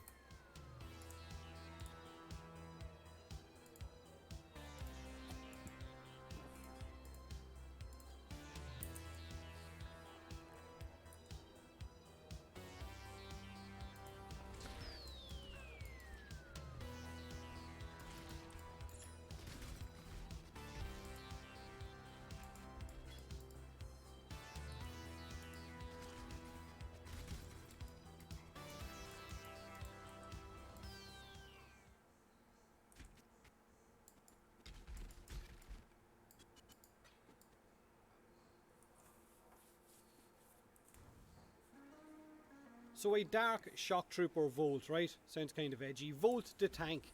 Who'd have thought it? 70 minutes in a Requiem Cuva survival where enemies are up over level 200, and the only real issue I had was my 12 times melee combo for some reason bugged out twice, and my damage dropped back down to white damage numbers, so I had to die in order to reset it. But shield tanking is now a thing with the introduction of that shield gating and the 25% damage reduction on shields, which now gives us a whole new meta to mess about with in game, especially with warframes that can go into overshield, like Mag, Trinity, Volt, Harrow, and of course, because I forgot in my last video, Hildryn. Now, a capacitance augmented Volt is really good if you want to run around, either solo or with a squad. Room damage, crowd control, and plenty of overshield. Huge normal shield amounts with redirection, adaptation for damage reduction, as well as the 25% reduction that your shields get, which I already mentioned. Shield gating when your shields break, which you can refresh almost instantly. Arcane Aegis if you have one for instant shield restores, or if you don't have one, then this Scarlet Spear event coming up will allow you to buy enough of them, hopefully. And all of this while constantly stacking overshield thanks to a specific Syndicate melee weapon. Now, a huge shout out to Electron Gaming in the comment section of my Mag video for reminding me of the synergy between the Rakta Dark Dagger and of course overshield specific warframes. Now, the Rakta Dark Dagger is a Red Veil Syndicate weapon. It has a passive that restores 5% of your shields when you hit enemies affected by a radiation effect. And since it is a radiation based weapon, it means that's going to proc a lot. Now, it also apparently works with viral and magnetic effects also, not to mention that if an enemy is radiated and you put a heat or toxin proc on them, then those damage ticks will also count towards replenishing your shields. Now, another good thing about the Rakta Dark Dagger is that it can also use a Syndicate specific mod called Gleaming Blight, which will give you 100% bonus status chance, but it will also cause an explosion that will deal 1000 viral damage in a large radius around you and replenish 25% of your base energy, and also give you a 10% speed boost for 30 seconds. So the dagger has a lot going for it if you want to run it with a shield heavy warframe. Now, there is a lot of different factors with this combination between Volt and this dagger. His speed, of course, for quick attacks, those viral explosions, overshield, damage reduction, energy regen, shield gating, radiation effects, which can give added crowd control, not to mention the slash status effects from the dagger stance that I'm running as well. Now, the builds are pretty specific, but I don't have Umbral mods on my Volt, so I guess you could boost him up a little bit if you have him forward for those Umbral mods. My Volt build is modded with redirection instead of vitality, adaptation for 90% damage reduction when those shields take hits. Now, Volt's capacitance augment is great in case you get overwhelmed and you need to shut the room down and refresh that overshield, but you could drop it out for primed vigor if you wanted to, if you're running solo. Now, like I said, I ran well over 70 minutes and the only real issue I had was getting knocked down because I didn't have primed sure-footed or handspring equipped, which would leave me to panic cast capacitance in order to get my shields back up. So you could drop it out if you're running solo, but it is a great mod if you're running in a squad in order to give your teammates overshield as well. Now, my Rakta Dark Dagger is modded for viral and heat, while also dealing the base radiation effect as well. Gleaming Blight is on there because it brings me above 100% status chance, so Weeping Wounds isn't really needed. Heat to reduce enemy armor, viral for damage stacking, Blood Rush for of course getting your crit chance up, and I had got my Helios Prime with the stat stick on there as well to give me orange crits. Now, my stance is Stinging Thorn simply because of the sheer amount of forced slash effects that it causes, and this works brilliantly with those viral procs as well. Now, Homing Fang of course is the kind of base stance you get with this weapon to match that polarity, but the Carving Spike combo of Stinging Thorn alone has multi-hits and a lot of slash procs, and since you're going to be spamming the crap out of your melee button, Stinging Thorn for me was a much better option. Now, Stinging Thorn drops off Tusk Thumpers out on the plains of Eidolon or the Vonvalists either. It has got a low drop chance, so I guess if you've got Platinum, see if you can get it for cheap on the market. Now that's pretty much the build combo. It's got a lot going for it. It is really hard to kill a shield heavy frame when running with this dagger.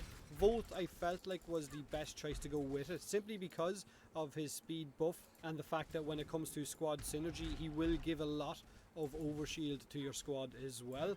If you have this and you run it or you like the look of it, then let me know what you think of Volt now with those shield changes from the mainline update. If you're on console, I believe it has been sent to CERT, so expect that update very soon. Let me know what you think when those changes hit. But with that being said, do me a huge favour, hit that like button or don't, subscribe or don't, and as always, thanks very much for watching.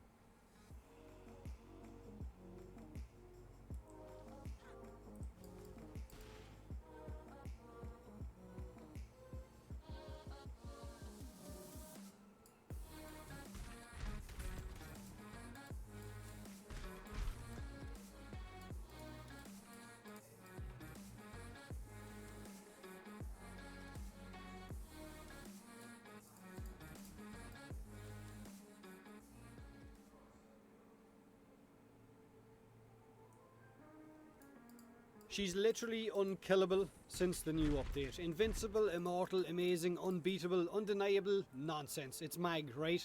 You either love Mag or you pretend to hate her while secretly having a Mag body pillow. You know who you are. Now, of course, Mag can be killed, right? Enemies might have lower armor values since the mainline update, but they still hit just as hard. Every Warframe can be killed, except the upcoming Inneros Prime, who will get 5 bonus shield just so he can make the use out of shield gating. Imagine. Fucking hell. Mag has way better survivability than she had before the mainline update. I don't think anyone will deny that. In fact, all Warframes that can use shield gating have a better chance of living longer. A lot of Warframes also got base armor buffs on top of the new Tenno armor system, which gives our shields a 25% damage reduction, of course, to incoming damage. Mag Prime got 60 extra base armor. She can make the most out of shield gating because she is a Warframe that can easily get overshield on top of what I guess mods like Adaptation already does when her shields take damage. Adaptation will give you a 90% damage resistance to incoming status effects when your shields take damage. So Mag can be 90% slash resistant, blast resistant, impact resistant, puncture, and so on, while also her shields will be taking 25% less damage from all sources. So she's pretty feckin' tanky. Now, while all of this is ongoing, Mag can also constantly refresh her overshield with the help of her crush ability. Strip armor and shield with her polarize ability, or That's reduce so annoying. armor with her fracturing crush augment, or you can crowd control with her counter pulse augment either for her polarize ability. Now, teammates inside the radius of that crush will have their shields replenished and also pushed into overshield, which makes her perfect for a squad based frame. And if you wanted to, I guess, boost this up that little bit more, you could also bring a shield drone Spectre, or bring a weapon with the sequence syndicate effect from any of the parent sequence weapons, the syndicate weapons. Take the Secura Penta as an example, which is actually probably one of the best weapons to take with Mag. Its grenades have that infinite punch through when you shoot them inside that magnetized bubble, and it will just constantly just keep spinning around and melt any of the enemies inside it. Now, you can also boost yourself up even further by using a Sentinel mod called Guardian, which will replenish your shield when you lose it, or with an Arcane Barrier or Arcane Aegis, again, will replenish your shield. Mag has a lot of ways to survive now, and these weapons and these arcanes and mods can also be carried across to any other shield heavy Warframe that can go into overshield, like Harrow or like Trinity as well, in order to boost their survivability, not to mention Volt. But if you are wondering what weapons you could bring with your Mag in order to, I guess, boost her potential with Magnetize, especially since it is a really good choke point ability. The Exorgist is one that I really love bringing. It's an amazing weapon that fires projectiles, again perfect for spinning around inside that magnetized bubble. Another weapon was the Secura Penta, or you could bring the Scourge, because its secondary fire when you throw it will cause a mini magnetize effect around the heads of enemies inside 2 meters, so guaranteed headshots, I guess, if you throw it inside that bubble. But don't take my word for it, don't take any video's word for it, try Mag out for yourself. She is in a much better place than she was before, but you make your own decision on that. This is my mag build, same as it was before the update, with the exception I switched in primed vigor for more shields. Switch in any augment that you want, whether it's for her polarize ability, for her crush ability, or for her magnetize one, completely up to you. Your frame, your build, your game, go feckin' nuts. So with her ability to constantly refresh her shield, take less damage because of the damage reduction, I mean she's also going to be refreshing her shield gating ability, which gives you that kind of split second of damage kind of invulnerability once your shields get broken, and then you can quickly just pop your shields back up. Now if you wanted to, I guess, further her, I guess, survivability, you could add in the rolling guard mod, which gives you 3 seconds of invincibility when you roll, which will again give you another window to refresh your shields and top them back up for you to get that overshield amount to continue tanking and killing enemies. But rolling guard is a very specific mod. Either you're going to love it or you're going to hate it. Do me a huge favour, hit that like button or don't, subscribe or don't, and as always, thanks very much for watching. Or don't.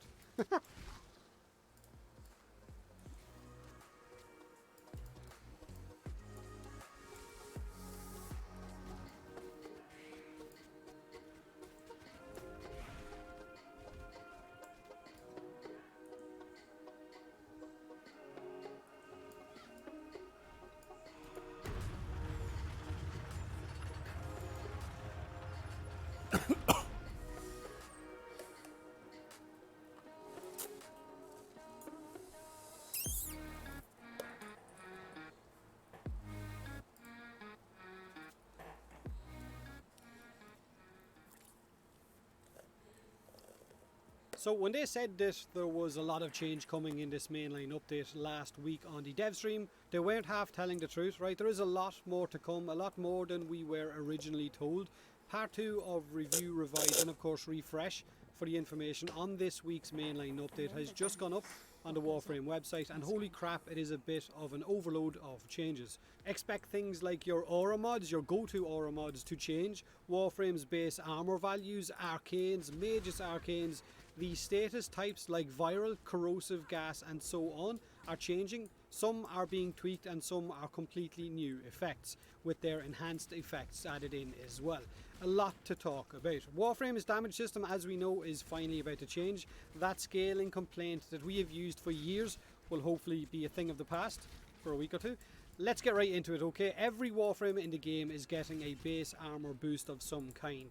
Whether it is 25 armor at base or an additional 50 armor, they're all getting it. Even Inros is getting a boost, like he feckin' needs it.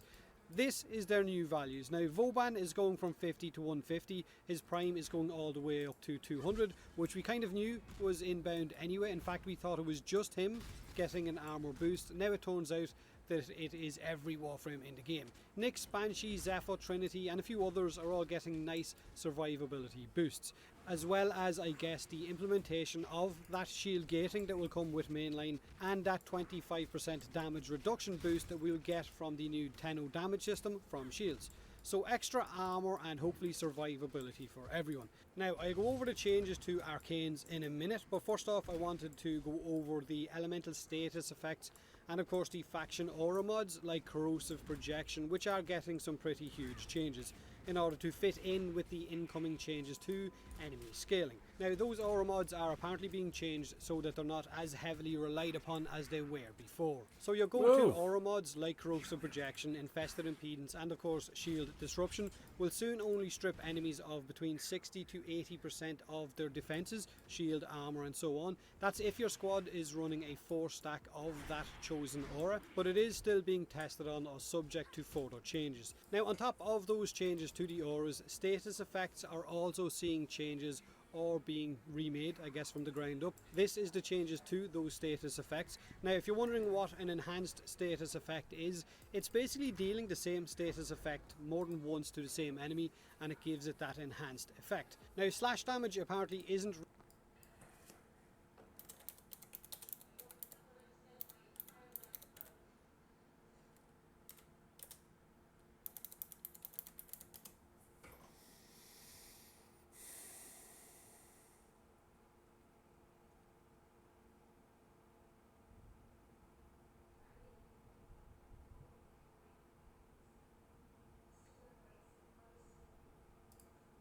Yeah. Hey guys, Tucket here, and I'm going to show you exactly how the fog mechanic works in this video, and I'm also going to redraw it in paint, since there seems to be a lot of confusion at exactly how the fog works, and hopefully this will help you pick your League starter, because I was trying to explain this on stream and people really seemed confused. So this is footage that was sent out to the press people, and this is also backed up by the conversations we had with Neon on our developer Bayclast. Obviously, they might change things, but as of currently, this is how Delirium Fog works. So we're on a low-level witch on mudflats, and what will happen, as you can see, is the fog expands outwards, and then once it's kind of like reached its distance, the whole thing moves. So you actually start to like lose fog. It's like a moving orb. So if you were to stay near the edge for too long, you'll fall behind. You kind of need to like ride the wave of the fog. And I was trying to explain this on stream, people didn't really get it. You can tell which direction the fog is moving by the tendrils on enemies. They sort of, you can see they point you up, similar to the Legion mechanic. It's not like, hey dude, you want to be going this way, 'cause if you don't go that way, you'll fall behind. And you can also see just from the direction actually follows. So it's going upwards, it's going upwards. He's hanging out in the middle for a bit too long. Okay. So he's going to get overtaken soon enough. Standing near the middle again, you can see it's traveling. And then towards the end of this clip, you can actually see the end. So here, you can see that this is the edge, right? So when it comes to picking a build, you want to be playing a build which can ride along the wave. You could think of it kind of like a drop of water, like a drop going into a pond. It shoots out this big ripple, and then it like expands outwards like that. That's sort of kind of how it functions here.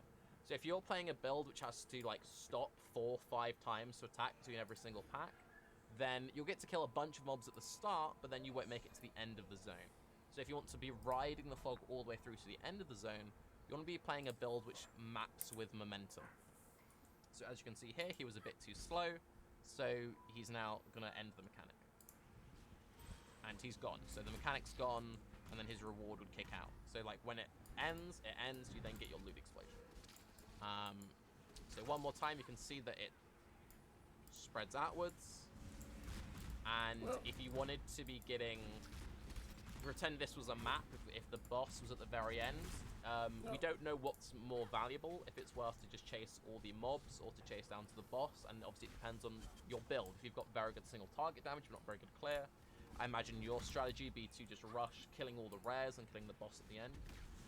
But if your build didn't have very good single target damage, but had very good map clear, say you went to the extreme, like Magma Orb Syrah Shards, you would just run killing all the mobs, you wouldn't really be killing any of the rares or bosses. You also need to think about how you clear the map. Because again, he hung around the middle too long, the event's now over for him. For anyone who still doesn't quite exactly get that, I took a screenshot in game. So if this was the mirror here, this white circle, and this is the mudflats, as we can see, you prop the mirror, the fog then like expands outwards, outwards, and then it starts to like travel, right? And it starts to travel. It will cover the entire zone, so it will shoot out, the whole zone will be covered, but it then travels along.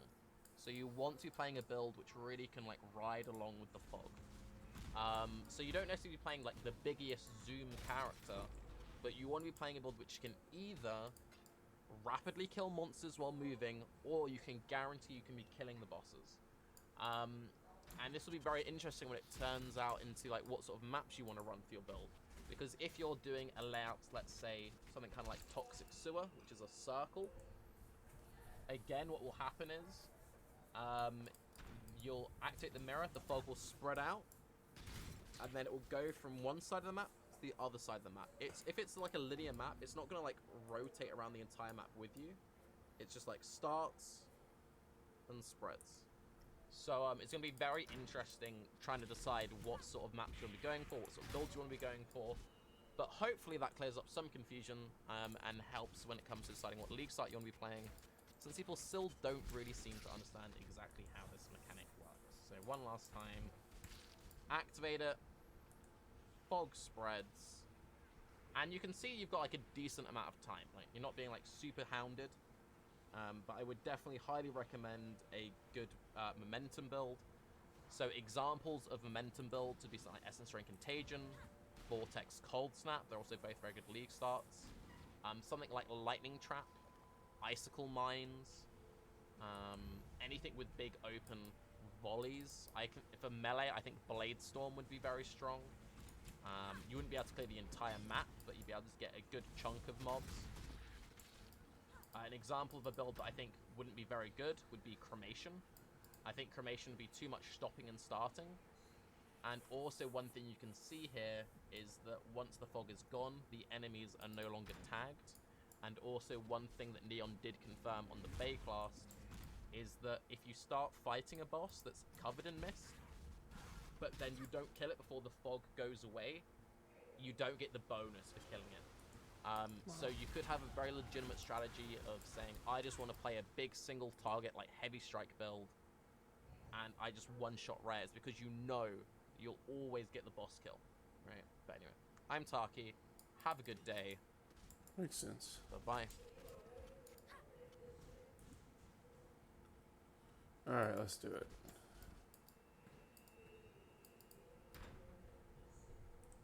It's Suckat here, and GGG recently released an entire list of all of the 281 keynotes being added in Delirium League.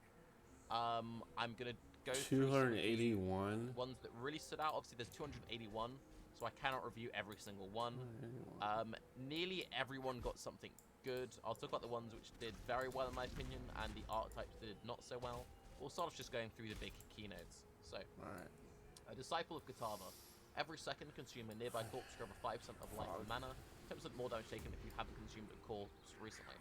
Not the best, not the worst. It's pretty decent. I played see it now. Oh, Okay, that makes I would sense. actually use this on that build. So yeah, it's pretty solid. It's pretty solid. Not amazing, very niche, decent. Lone Messenger. You can only have one Herald, 50% more effective Herald buffs on you. 100% more damage with hits from Herald skills, 50% more damage over time with Herald skills, means from Herald skills deal 25% more damage your Herald skills are disabled. This is really solid. There's been a lot of very nice things for what looks like Herald of Agony or Herald of Fury in here, which makes you think they might be getting hit pretty hard by the patch notes. But yeah, this seems pretty cool. I like it. Nature's Patience. Gain 2 Grasping Vines each second while stationary. 2% chance to deal double damage per Grasping Vine. 1% less damage taken per Grasping Vine. There are some abilities which don't count as moving. For example, Flicker Strike could have 100% uptime on this. If you're a channeling just face tank build, this would be nice for like choosing bosses and stuff. It's again very niche, but it's generically powerful for niche builds, so it's decent. It's not too exciting. It's pretty good. This is one of the most interesting ones. I have 7. Cannot ignite, chill, freeze, or shock, but critical strikes inflict Scorch Brittle on the sand. Scorch enemies have their elements resistance lowered by up to 30% based on the fire damage. So again, this depends on how hard you hit the enemies. Hits of up to 50%. This is base crit chance, again based on the hit. Sapped enemies deal up to 20% less based on the hit.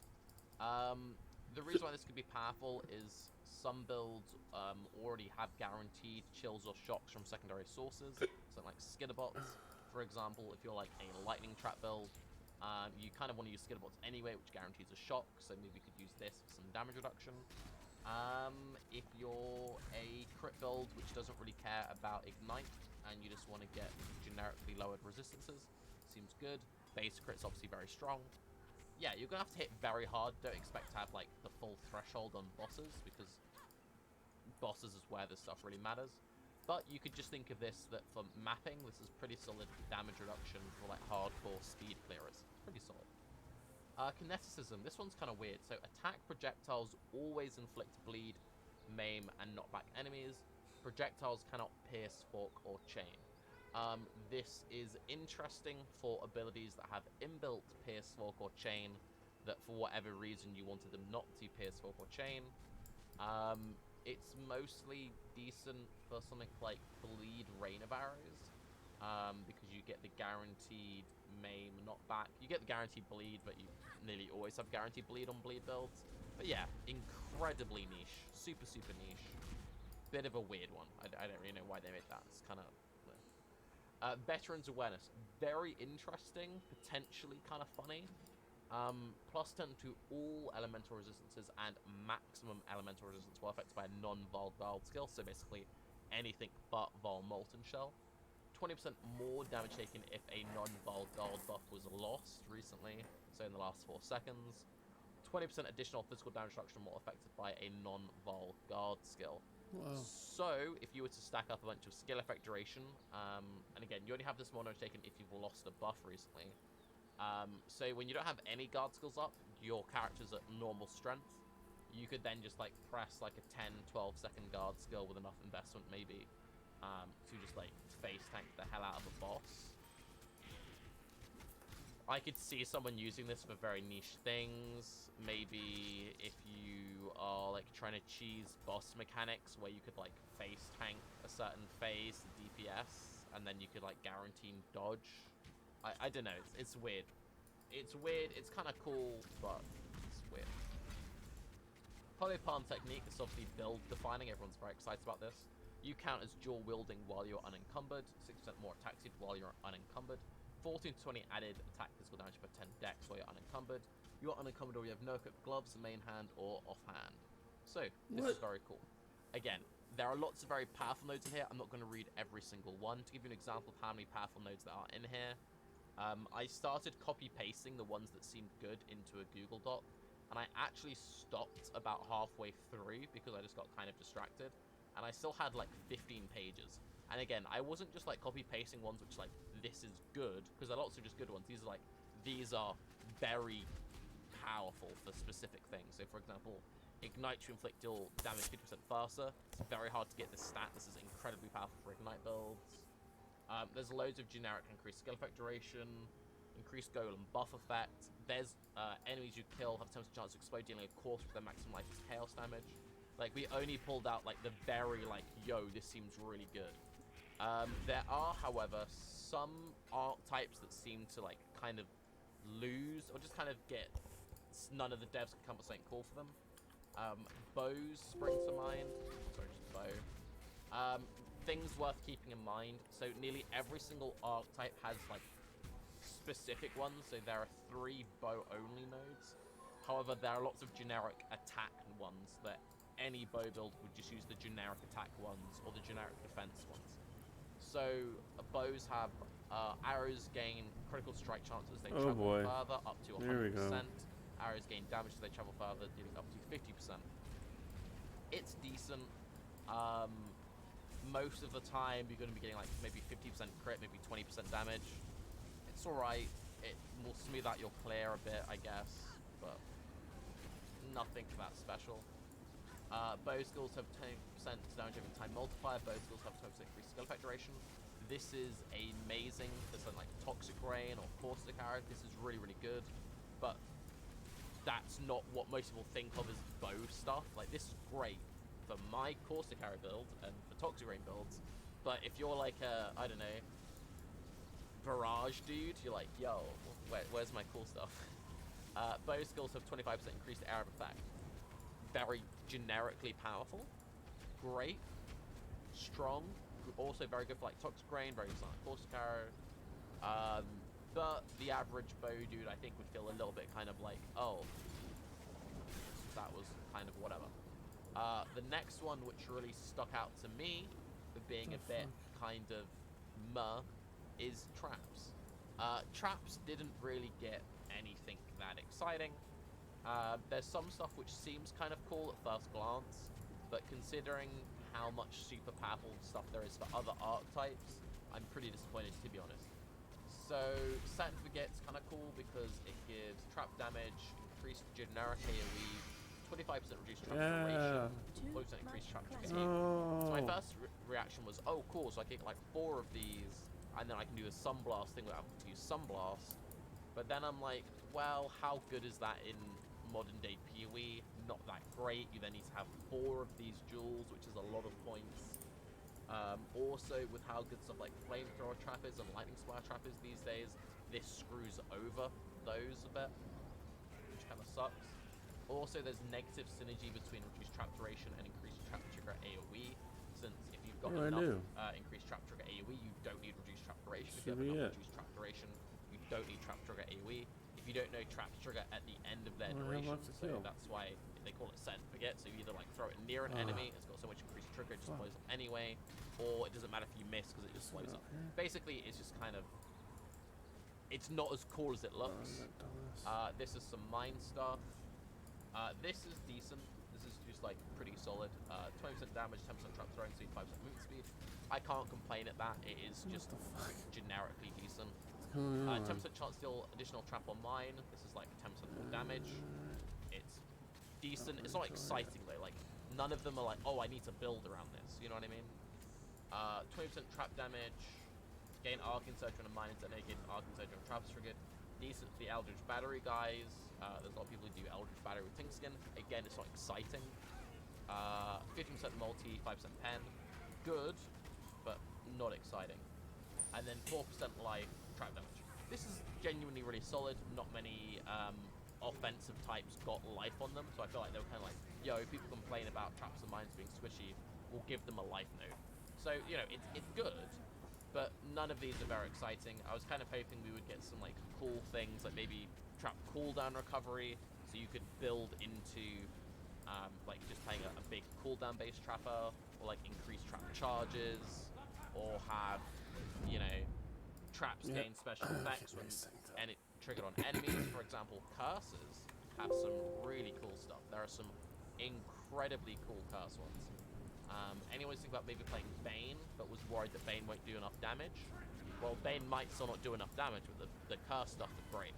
So, for example, enemies you curse take 5% increased damage, 5% chance to dodge attack hits from cursed enemies. Super generically powerful 5% damage, and 5% chance to dodge. That's really cool. Really, really cool. That's the kind of thing I would have liked from like the trap stuff. Like you throw a trap, does some damage, maybe you gain some dodge, but you gain some defense, or you debuff enemies, something. Increased effect of your curses, increased damage if you killed the cursed enemy recently. Increased area of curse skills, so Bane, increased curse effect, curse skills increased reservation, so if you're doing blasphemy, AoE and reduced reservation, great. Increased effect of curses, enemy curse are hindered, regenerate ES if you killed an enemy, really strong. Skill effect duration, great. Enemies you curse are unnerved, intimidated, that's unnerved is hard to get, that's 10% spell damage. You have Culling Strike against curse enemies. Curse have increased skill effect duration. Great. The Warcry stuff, again, big winners. Generically powerful stuff. Obviously, stuff like curses, stuff like Warcries, they're generic things you should be using in lots of builds. They're trying to push lots of random builds so they would get more powerful things than a specific archetype. I'm just a little bit bummed out about the trap stuff. You and nearby party members gain Rage. It's worth noting that minions are allies, they're not party members, so you can't give Rage to your allies, but this is insane for supports. Really, really good. Also keep in mind that Warcries aren't instant, so you can link them to second win, so you can like double cast Warcries. That's like double tap, 10 Rage. Great. Increased Warcry duration, additional effects, solid. Enemy swamped by your Warcries are unnerved. It's very hard to get unnerved, but again, this means that just like nearly any build can just shove a Warcry in there and gain 10% more damage.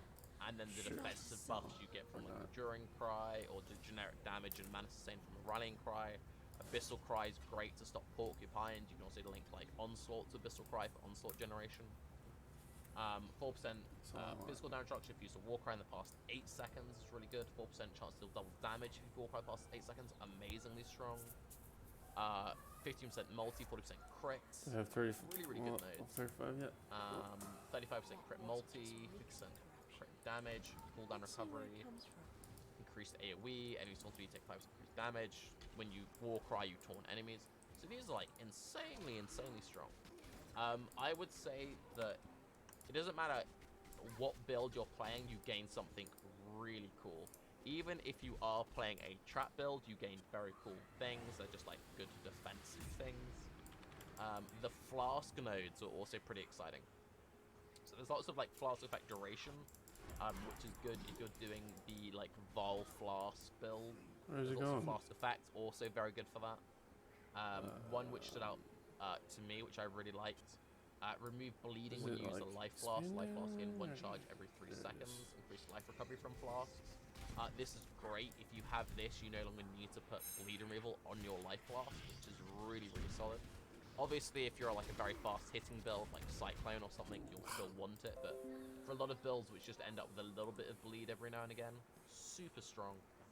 Also, this frees up your Pantheon choices a bit, because a lot of people feel like they often have to use Soul of Raslatha for bossing. You could now use this and use a different Pantheon choice for bossing, or you could just stack this and Soul of Raslatha and just spam your life loss like crazy. And then there's just some like generically powerful ones like increased life regen, increased damage during flask effects.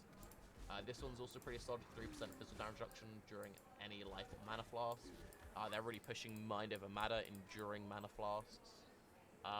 So easy to just have this up all the time. So if you're like Indigon or just like want more mana sustain, really solid, and you get some physical damage reduction. But I would say the main winners, if I had to pick like one build that did very well out of all of this, anything which uses skill effect duration. Skill effect duration is currently very awkward to get on the tree. You can only get it here and here in Scion. Skill effect duration is also very broken on the builds that stack it. So for example, Toxic Rain is amazing with skill effect duration. Blight is very good with skill effect duration, although a lot of people don't stack it for Blight. Depending what the cap is on Animate Weapon, it used to be really good on that, but that'll be less an issue now. It's basically really good for stuff like Toxic Rain. Guardian Animate Weapon build. Vol Is there anything like that? Vol Molten Shell, kind of good at the moment. So here, let's see. Bow skills do 10% damage over time. We already showed you that one. Very good. Chaos damage skill effect duration. 5% chaos damage over time multiplier. Chaos skills have 30% increased skill effect duration. 20% increased damage over time. 15% increased skill effect duration. Chaos skills have 50% increased skill effect duration. There's also a lot of avoid ailments. What patches are in? Is it? There you go. 3.2. So, this is just generic 25% chance to avoid elemental ailments, 3% chance to block spells, 6% chance to block attacks. Doesn't say with shield, so that can be with anything. If you didn't know, if you have a 100% chance to avoid elemental ailments, you are immune to all elemental ailments. I've been planning a lot of my builds for League Start around using the crafted mod on helmet and gloves. You can craft 25% on helm, 25% on gloves, you can craft 35% on chest, that is a prefix. I was planning on using helm craft, glove craft, and you can get 35% on shaper boots, and then anointing crystal skin on the tree. I could just pick up one of these nodes, and that would save me some craft slots, which is very strong. Void Forge This chance one's of coming really good. I in. really like Elegant Form. This is 30% chance and 3% Oh. chance to spells and attacks. I prefer this one to the other one because it gives you, well, 5% more chance to avoid ailments, so it's just better numerically. And also getting spell dodge is generally harder on the tree, so that's pretty solid. There's lots of just generic deal double damage, lots of increased maximum resistances. There is something good defensively for every single build. There's also lots of very powerful just life things. We do know the defensive ones will be rarer. They'll be these smaller jewels that require a lot of investment. I would definitely say it's worth planning your build around having access to maybe like 10 or so points to put into these. Looking into it, I don't think many people go for the full 20 early into the league. We also don't know how rare these will be.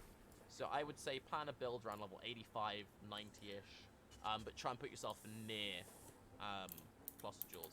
I can give you an example of what my League Start build will look like with this in mind.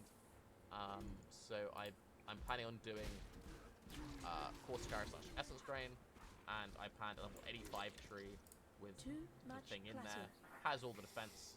And again, as you can see, you're mostly getting offense. There are some very strong defensive nodes, but you'll be getting a majority offensive nodes. So make sure you plan your tree getting most of your defense, and this is just getting you some special unique effects like plus to all maximum elemental resistances, for example. But anyway, I'm Tarky. These look pretty good. I am disappointed by traps. Feels bad, man. What's up, but man? overall, I'm pretty happy with these. Have a good day. What are you doing By the now? way, I'm pretty sure they're gonna You actually up to? destroy minions because there are so many good Thanks for minions joining my in stream. here, like they have to kill minions. So F to everyone who's I like excited to play Kinetic with Blast, man. It's 350 so much new fun. specters, by the way. But bye. Kinetic. 100 flat maximum energy shield. Yo. Kinetic Bolt. Everyone? Yep. Okay. Yep. Wait, no, you're gonna do the thing where you start early. It's 4 more minutes, dude. Hey guys, Tarket here for episode number 54 of Bay Class, and today we're joined by both Rory and Neon from GGG, and thank you very much for sacrificing your evening. For anyone who doesn't know who you are, could you just please introduce yourself and what you do at GGG? I'm Rory Rackham. I'm a senior designer. I've been working on PoE for 7, 8, almost 9 years. Yeah, a lot of years. Since before beta. And I've touched just about every game system, but these days mostly working on skills and some lead stuff. I am Neon, aka Mark 2, or Mark. But To Neon explore most of the a time. streamer's build or something like that, you can just I have type in any I actually streamer's got a profile title name, because of Excel Con, so and apparently then I'm click content. start, and then you have to like select through the character that they're playing on, and then you can look at everything like that.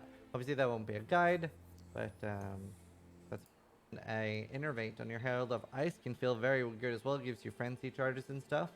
Now, how we do our guide, so you know what to look for and how to follow it. So, strong or not. So, normally the way I would solve mana issues on this build would be Leech on boots. However, that's been removed from the game quite a while now. So now you're actually going to have to use Mana Fast for quite a while. Once you have Unleash, that fixes a lot of your mana issues. And I would also recommend trying to take Soul Siphon while leveling.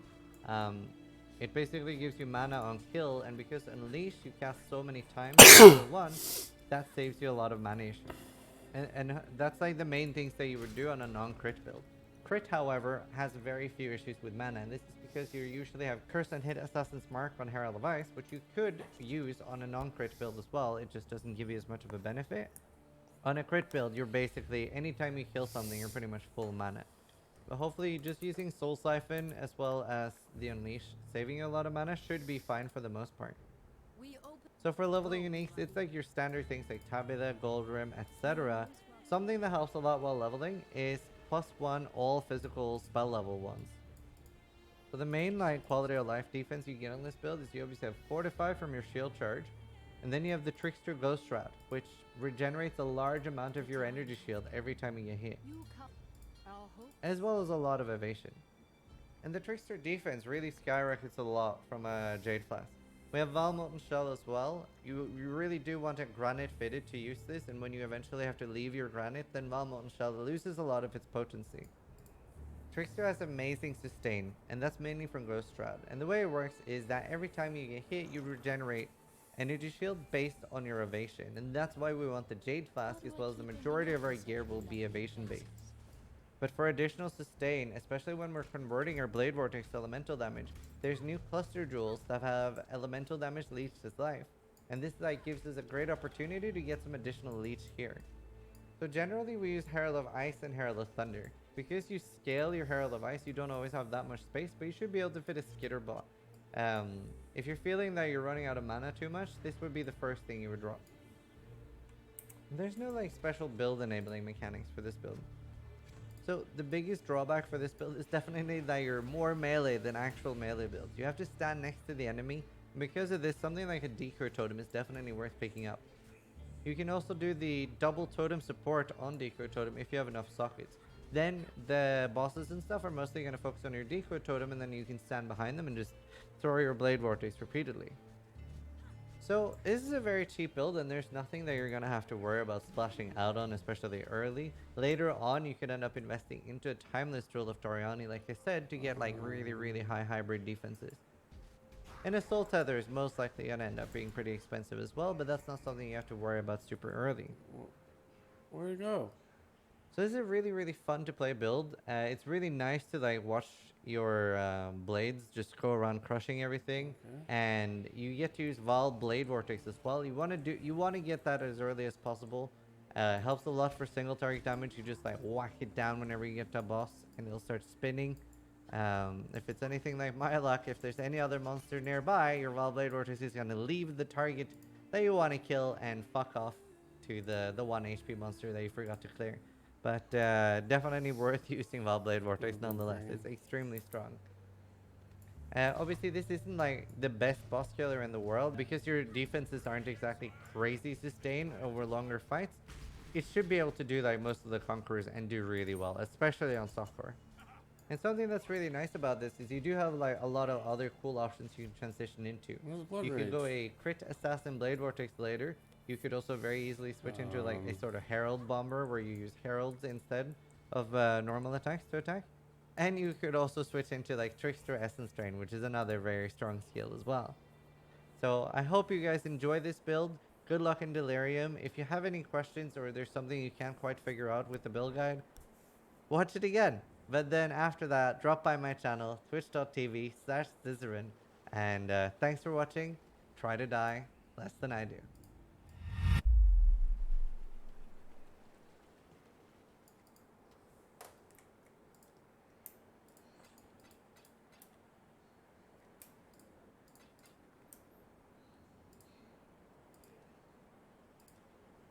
Hey guys, Tugcat here, and after a full, 24 hours, where am I? Act 4? That doesn't make sense. Yeah, so I kind of ripped. I kind of ripped pretty hard. I can't play sound, sadly, because there was music in this clip, so the YouTube video will get demonetized. It was my second map. Yeah. Second map feels bad, man. I'll talk about my impressions of Delirium and Toxic Rain and what I like about the League, what I don't like about the League, but I just thought I'd play that first. Yeah. So obviously the launch was a bit rough since the servers were being DDoSed. So I played until like Act 6, I think, Act 7. Then the server was getting really bad, and I thought, you know what, I'm just going to have a nap for a couple of hours. So I went to bed, I slept for like 5 or 6 hours, which was actually really nice. And then when I came back, the servers were pretty much fine. So then I finished up leveling, got into maps, and yeah, that happened. So I'm pretty sure this was actually an un-ID'd multi-proj map, which is what got me. But this was just a tier 2 map, and it looks like I got one shot. If you play it down in slow-mo, I actually got like 2 hit. It was quite an extreme 2 hit. But well, it's actually a 3 hit. You can see I lose all my energy shield. And then this projectile comes in, which knocks me down to 1.7, and then one of these guys hit me, which then puts me down. So it was one of those unfortunate things where I got like, you can see a sub-fizz aura came from off-screen attack, and I had these fat guys, and these fat guys actually hit really hard, but then like hitting me from behind. Delirium is one of those mechanics where you need to be very careful about like picking up loot and getting baited by like, oh, let me go pick up that alteration. So that's basically what happened. Is like you can see I'm alert. I'm in peak physical form. Wasn't really paying too much attention. Just kind of going through the map, kind of chilling through. And then I didn't fully clear out these mobs here. And I was like, ooh, alteration, and then just put myself into a bad position. So how do I feel about the actual mechanic itself? It's incredibly rippy, obviously. We've seen pretty much the entire hardcore streamer community just like fall over dead. I actually really like the difficulty. My one big main complaint, and it is a big main complaint, is the end now button, which is just above the shop thing. It's not key bindable. So if you don't know how the mechanic works, briefly to explain it. Let's just find the thing. You activate the mirror, and then the further away you are from the mirror, the tankier the mobs are and the harder they hit. So since I'm playing a Toxic Rain build, the playstyle for me is just to like run through, attack once, and they'll nearly always die to the degens. Then when I get sort of like halfway through, they start getting really spooky and really tanky. Then it's one of those things where like this guy is like, oh, he's taking a while to kill, right? So usually by about this point in hardcore is where you got to start thinking about, oh, maybe I should end it early. So if you put yourself in a bad position, you've got to manually, or like that, bit of lag, you've got to manually move your mouse over here, click this, and then wait for it to end. And it can be really hectic, and there's been a few times where I've been in a bad situation, I've gone to end it, and there's like, you misclick slightly.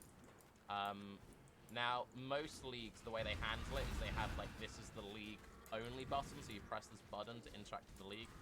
The problem with that is because Delirium layers on top of every other league mechanic. Oh, there's also this weird fun bug where shadows appear on my head. So yeah, the new shadow tech looks great.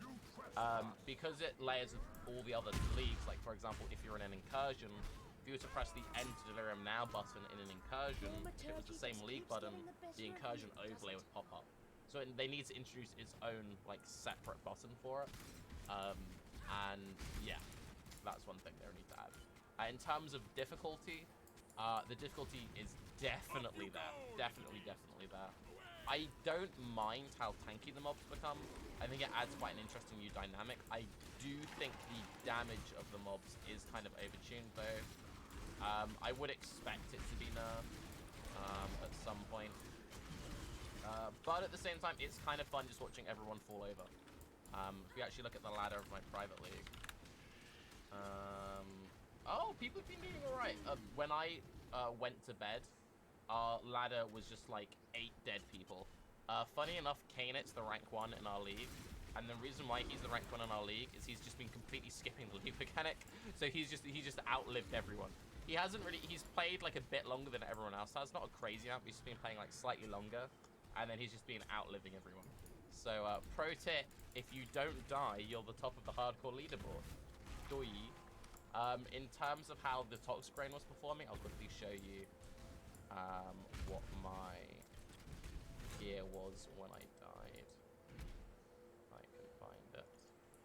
My character was actually pretty well established. It was actually pretty frustrating that I died with what I had. So I used a Falling Quill Rain all the way through till maps. And my links while leveling were Toxic Rain, Mirage Archer, Vicious Projectiles, Void Manipulation. Damage on full life was my 5 link. And then all my other gear was just like life and resists. I was using Dash with Second Wind with Smoke Mine. I really like Dash with Second Wind, like I really like it. It's still not enough to get over most ledges though, you need a longer distance. I was running Smoke Mine for a really long time. The issue I was having with Smoke Mine, and you saw it a little bit in the other clip, is I was kind of adding too many buttons into my playstyle, and I feel like that was kind of tripping me up a bit. So I'm now trying Dash and Blink Arrow, primarily just using Dash, but as you can see, if you go Dash, Blink Arrow, because you've got so many charges, it's nearly always like just perpetually going forward, and you have like pretty good momentum. Otherwise, everything else is pretty straightforward. Casting damage taken on Mortal Call. I've run an increased duration with the Vol Grace there. One thing I am actually also doing on my current character, as you might have noticed, is I'm running 3 Vol skills while I'm leveling. I'm using a Vol Clarity to solve all my mana issues, and then I have both a Vol Grace and a Vol Molten Shell. Because I don't take Acro Phase Acro, it means I can run a Granite Flask while leveling. Press Vol Molten Shell, I'm just like immune to all damage. So yeah, first I press the Vol Molten Shell, then when that runs off, I then press the Vol Grace, and it just gives me a very long duration of you just can't die while these buffs are active. And then the Vol Clarity just solves all my mana costs while leveling, and I don't have the right gear set up. For leveling, the way I want to buy that, the way I leveled through is I went through the attack and cast speed. Good luck. Got to coordination. I went up to Blood Siphon, then up to Trickery. Entropy came across into Fangs the Viper. I grabbed all of this because I wanted the resists. Then I came up, grabbed the life. Then I came down this way, grabbed Method of Madness. I then put a point here, unspec that point there, put a point there, grabbed this full life cluster, came across, grabbed this full life cluster. If you were playing softcore at this point, I would then grab Hunter's Gambit and Atrophy.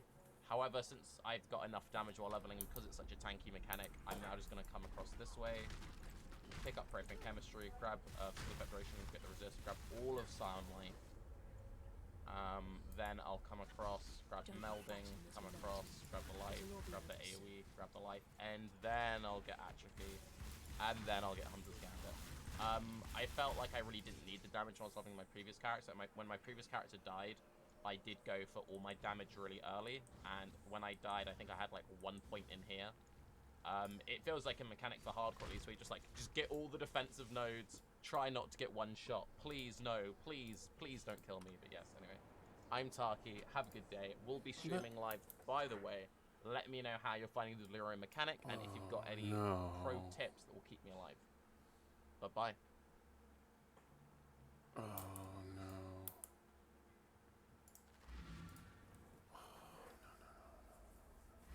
aspects of that.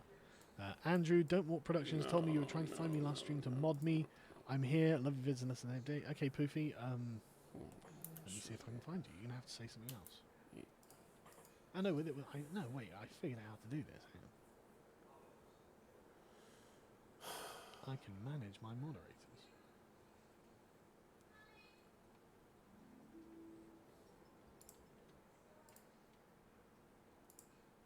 Nope, apparently I can't. Okay, so you're going to have to say something in chat, dude. Ah, there you are.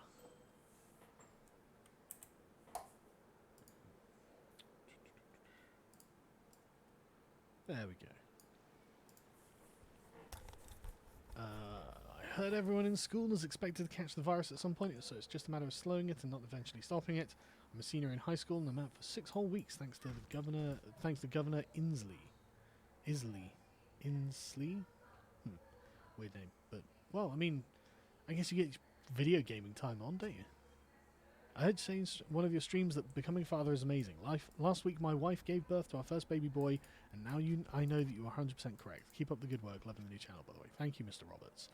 It is, isn't it? Like, seriously, in fact, right, so one of the things that came up, like, you know, I get up in the morning, I'll check my YouTube channel to make sure it hasn't been deleted arbitrarily from YouTube, which is genuine fear, frankly, these days. But the second one, you know, you go on Facebook and just see what's going on. And it gives you the reminders. And 2 years ago today, apparently my son had just come up to me and said, "Daddy, you're my best friend." And I found that, I put that on Facebook because I thought it was lovely. And it came up, so I was like, oh, that's wonderful. You know? So it is, you know, I can't describe it. It's just, it's much better than not being a father. It's much better than not. I feel sorry for these fucking lonely, childless millennials who've got. I mean, they're sitting there going, "Oh, my life is empty. I have no meaning. And I hate myself, and I want to die." It's like, that's because you've got nothing to live for, buddy. You know, if you had kids, you wouldn't be thinking about any of this. You'd be thinking, "Oh shit, how do I make sure that they don't get fucked up like I was?" You know, and not me personally, but like these millennial fucking losers. My parents are fucking great, actually. So, but on the plus side, I'm certain that my son will grow up and be like, "My parents are fucking great." You know, because I work really hard at being a dad. And I like the fact that you can see the results, that the happiness of the child, the confidence of your child, you know, and their reading ability, their intelligence, their speaking, all of these things, you can see them blooming, and it's wonderful, you know.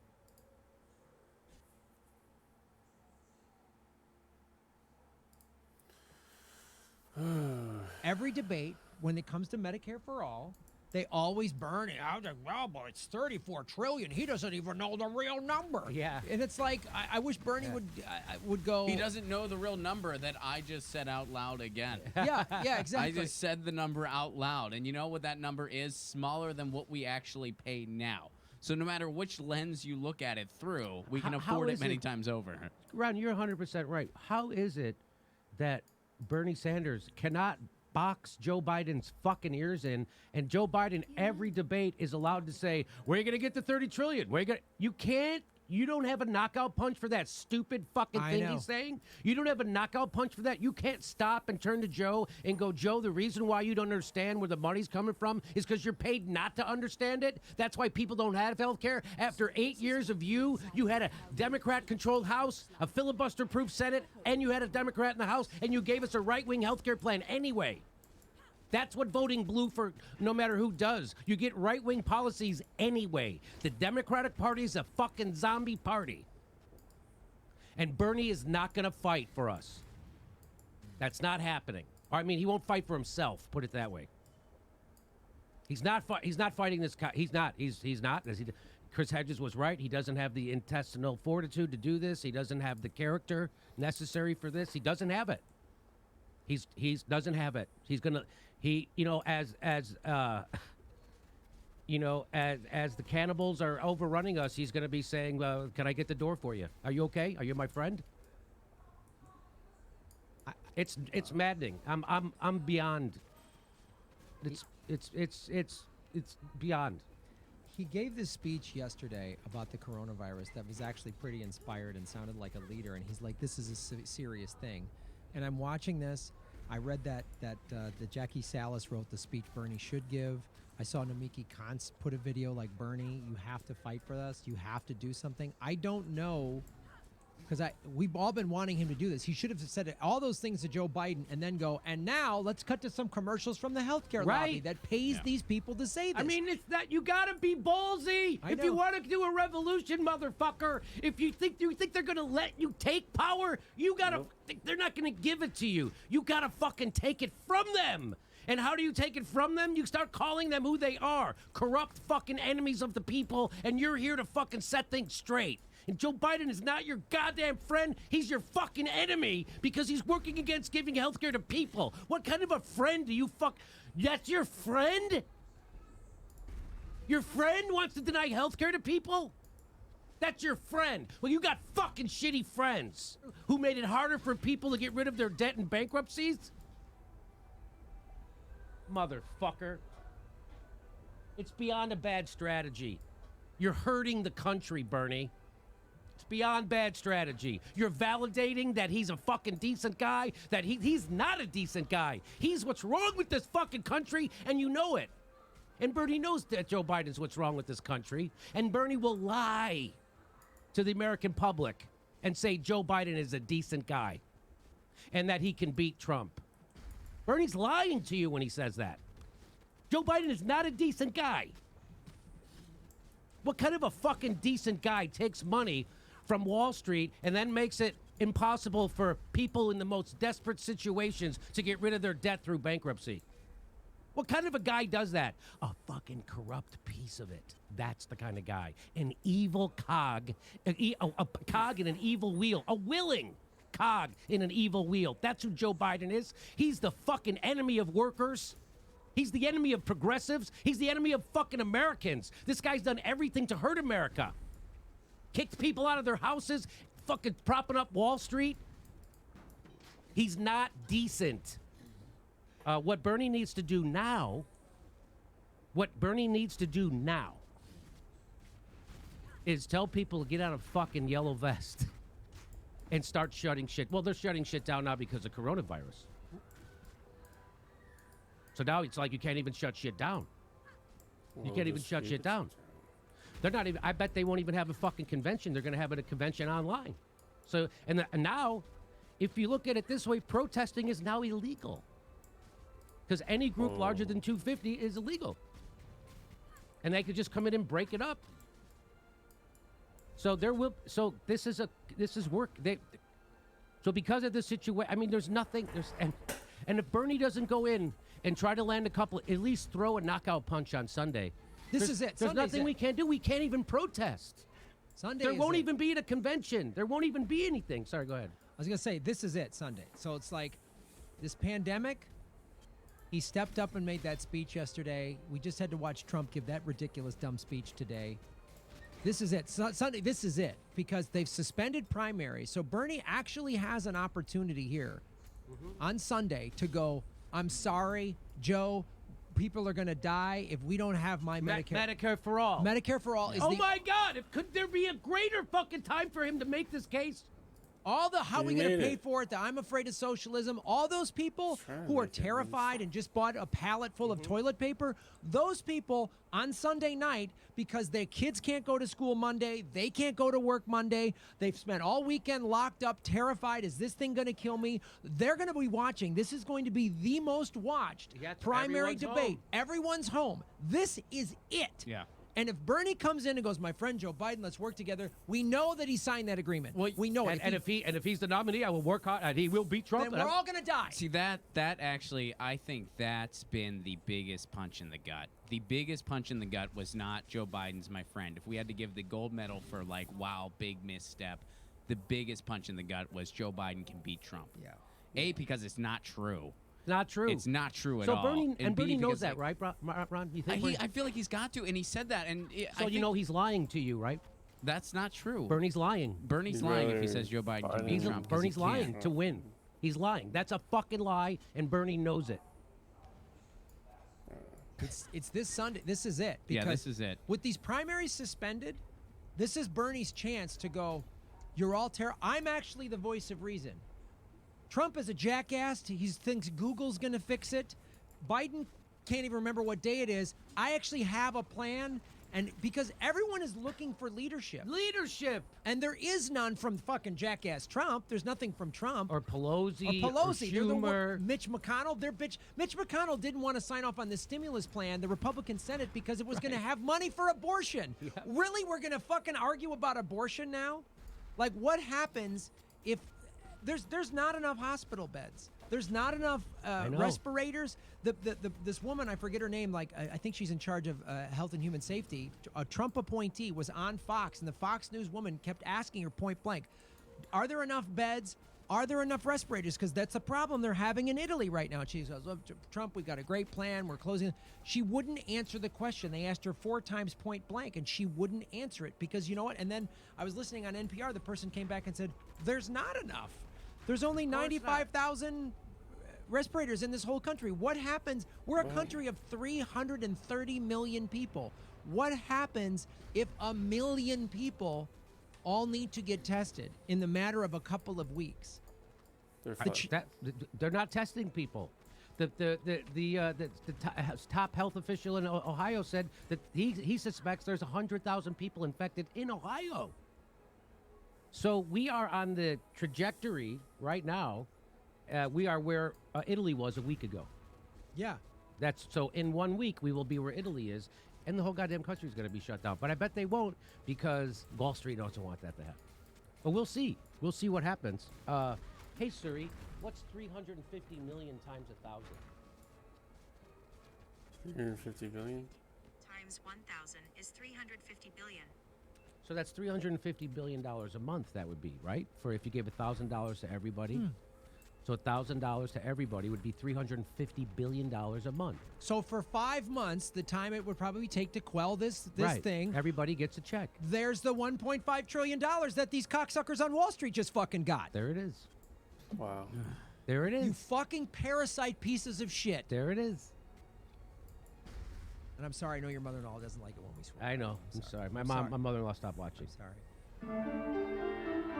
Hey everybody, the next live Jimmy Dore show is May 1st in Minneapolis, and then we're going to Chicago. Go to jimmydorecomedy.com for a link for all the tickets to all our live shows, and become a premium member at jimmydorecomedy.com/join. We give you hours of bonus material every week. Thanks for your support.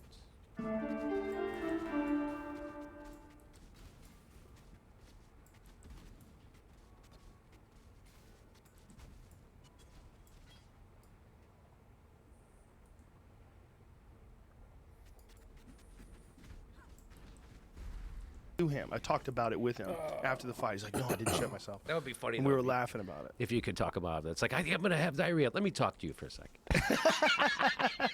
If you heard this story, Well, if you do, if you have diarrhea, it's one of those things, man. I've been on this carnivore diet. Do you know what that is? No. I'm eating only meat for the entire month of January just to see what it's like. No vegetables, none, zero. I had an olive and I had 1 piece of chili mango. Actually, I had 2 pieces of chili mango. But And so that's is this good for you? That's where it gets weird. It's a really good question. I don't know. I don't even know how I feel about it. So where did you get the idea to do it? Everybody's doing it. Oh, It's really? All the kids. All the crazy So kids. I did the Atkins thing. I did that Yeah. like back in 2001 or something when I needed to lose whatever. I did that, and that worked that does work. It's very similar. Oh, It's very okay. similar in that you're eliminating carbs. And Yeah. you get your body to go into ketosis. You're getting your body to burn fat. Ketosis, that's yeah. what- But it's the thing about the carnivore diet though is I actually checked my piss with a ketone strip, and it showed that I'm not in ketosis. So you pee on How this could strip. you not be in ketosis? I don't know. I think it's because I'm eating so much meat that when you have too much protein, there's something called glucogenesis, I think it's called, where your body breaks the protein down and turns it into glucose. And so that fucks with your ketone levels, and that keeps you from going into ketosis. But it doesn't affect your energy level. My energy levels have been amazing. Like all day long, I'm flat. I'm sound like when people always ask me, why do you always have like that cough? It's this goddamn coffee. This layered superfood coffee. It coats your throat. It's delicious. It is delicious. I love it. When you said, "Hey, do you like turmeric and you want it in your coffee?" I'm like, What the fuck? That's are in these my head. I kids? was thinking These the goddamn kids today hippies. with the hair and the clothes, the new math. And the fucking turmeric, and the goddamn coffee. Come on, But super. how good is it? It is amazing. It's amazing, but I drink too much of it, and I'm always like a little phlegmy because Yeah. it's like in my throat. I'm not a big on American coffee, but this is fantastic. American coffee? How much of it is grown in America? Is there any coffee grown in America? All I know is that when I go to Italy or if I go to Hawaii and I have coffee, it's always better. No matter where. Kona has the best coffee on earth. My favorite coffee comes from Kona. Yeah. There's something about Hawaiian coffee. It's the volcanic soil. Is that what it is? Yeah, and that same thing in Italy. There's God, volcanic so soil, which is good. why their tomatoes taste better and their coffee tastes better and everything tastes better. It's the volcanic soil. I'm pretty sure. Wonder what it does to pussy. Jesus Christ. Any questions? I'm gonna say it makes them juicier. I bet it makes Right, just like everything a piece of fruit or Yeah. a tomato is juicier. Yeah, exactly. It's so funny you say that because I was just out of nowhere I started talking about on stage last about how I hate the word vagina but I like pussy. The vagina word is a weird word, right? Because like who's saying that other than a doctor? Right? No, you never in the middle of sex and her a woman go stick it in my vagina. If she did, you'd go, wait, are you You go, sure? "Oh." What are you doing? Are you I'm gonna need to take a- experimenting with me? Are you experimenting? Yeah, I don't think a woman wants to hear that. I mean, maybe they have like cute little names for it, nicknames. Oh, I had a joke where I would say, I would go, I get it.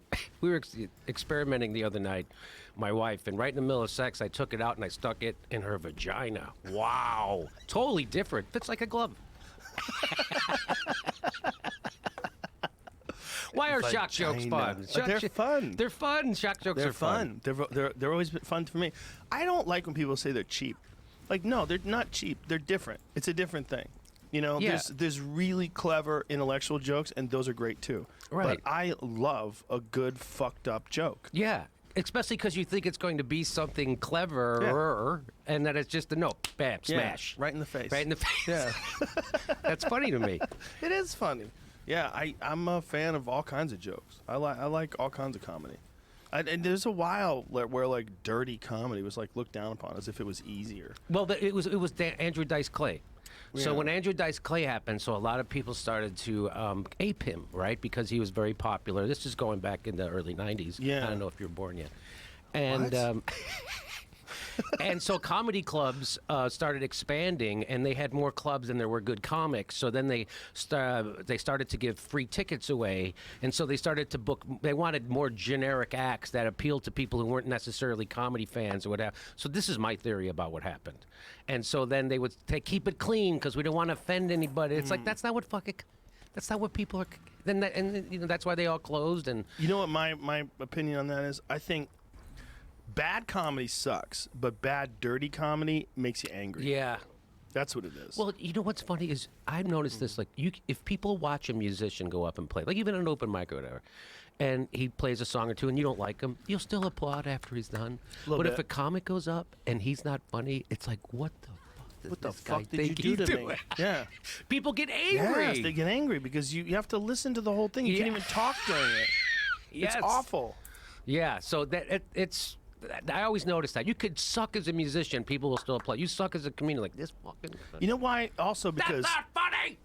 if I go to see a musician, I at least appreciate the fact this person can play a musical instrument, which I can't do. I have no musical talent at all. But I know how to talk.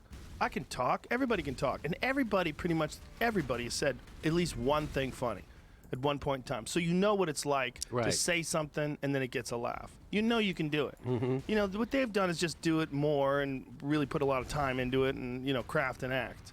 But when that act's terrible, you start thinking, I could fucking do that. Yes. Why am I listening to this idiot? Well, it was bad. Yeah. So it was bad comics that made me think I could do comedy. Oh, for sure. Open mic night, right? Oh no, I was watching it on TV. Oh, interesting. So I remember when I was in college, we got comedy, like a cable in our dorm room, right? And so I remember I was watching the show. I forget, maybe it was that one on A&E. Doesn't matter. Evening at the Improv? No, it was that Rosie O'Donnell one. Whatever. Oh, remember she hosted that yeah. one? And then Bobby I Collins. forgot about that. Yeah. Fridays or something like that. I forget what it was called, but Stand Up Spotlight, maybe. Yeah, maybe. Oh, I that don't was know. on VH. Yeah, that was VH1. Oh, I think. VH1 was Stand Up Spotlight. Yeah. So anyway, whatever. So I'm watching and I see this comic go up, and he does like 2 jokes. I beat him to the punchline on both of them, right? I'm like, he said what I thought he was going to say. And then the third one wasn't even funny. He had inverted the punchline, which I didn't know that's what he had did. But I go, he should have put that thing at the end.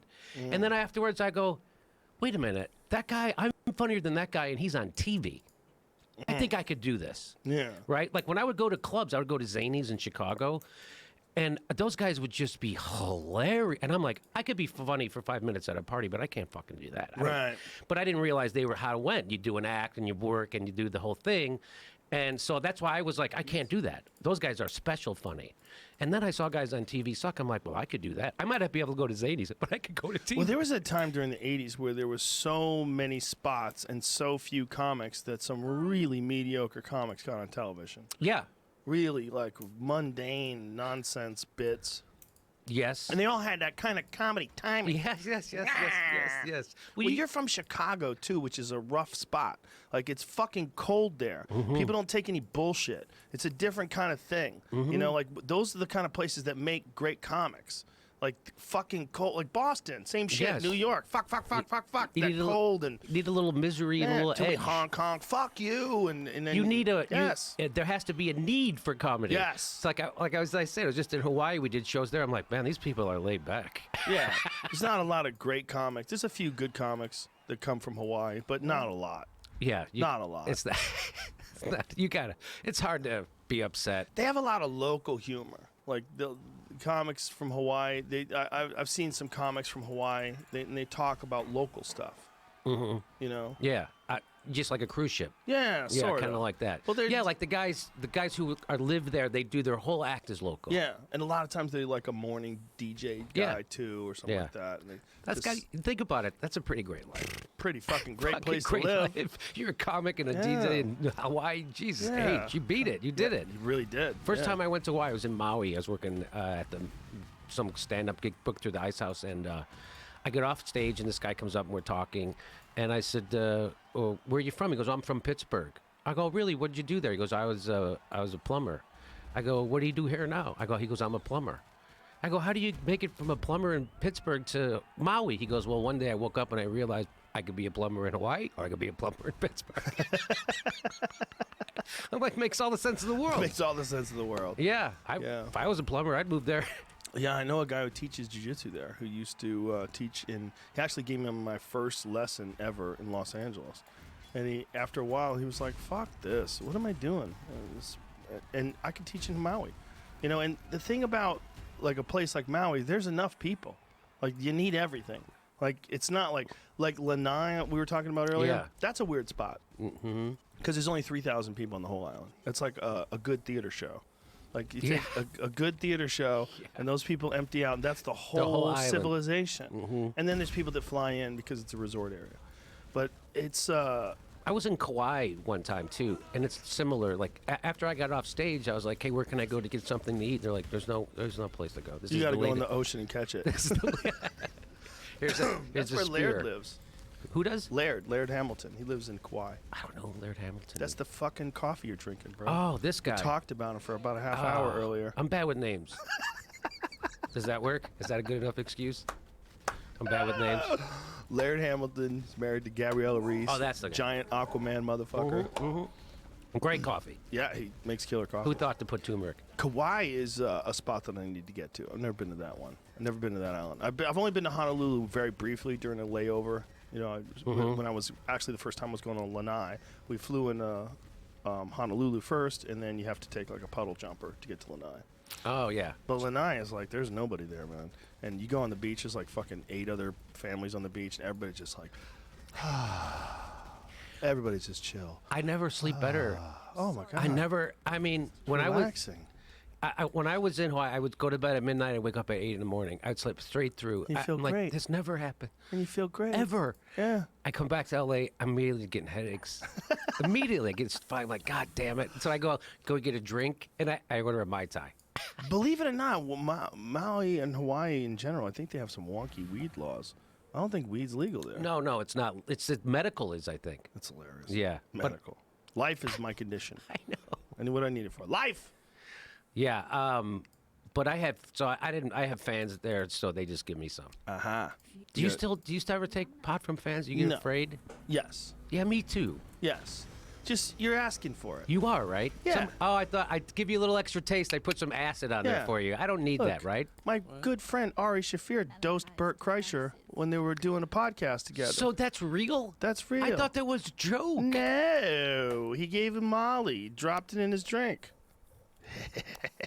So, was there hard feelings over that? Oh, yeah. There was a real problem. I thought that was all a joke. No, there's no jokes with us. We don't do jokes. I mean, I just saw it on Twitter. Yeah, that's real. All that shit's real. No. Yeah.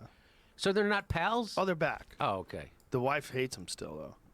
Bert's wife's still very upset. I would have a hard time with that. Yeah. I would. I It's only a real did, issue. Yeah, I don't. Doing something like that. That's not right. That's like He forcing. knows. He knows it's not right. What's really interesting is we were all joking around about it. Like, this is the only business where you can dose your friend. We all joke around about it, laugh about it more. Nothing happens, and he actually got a bump in his career.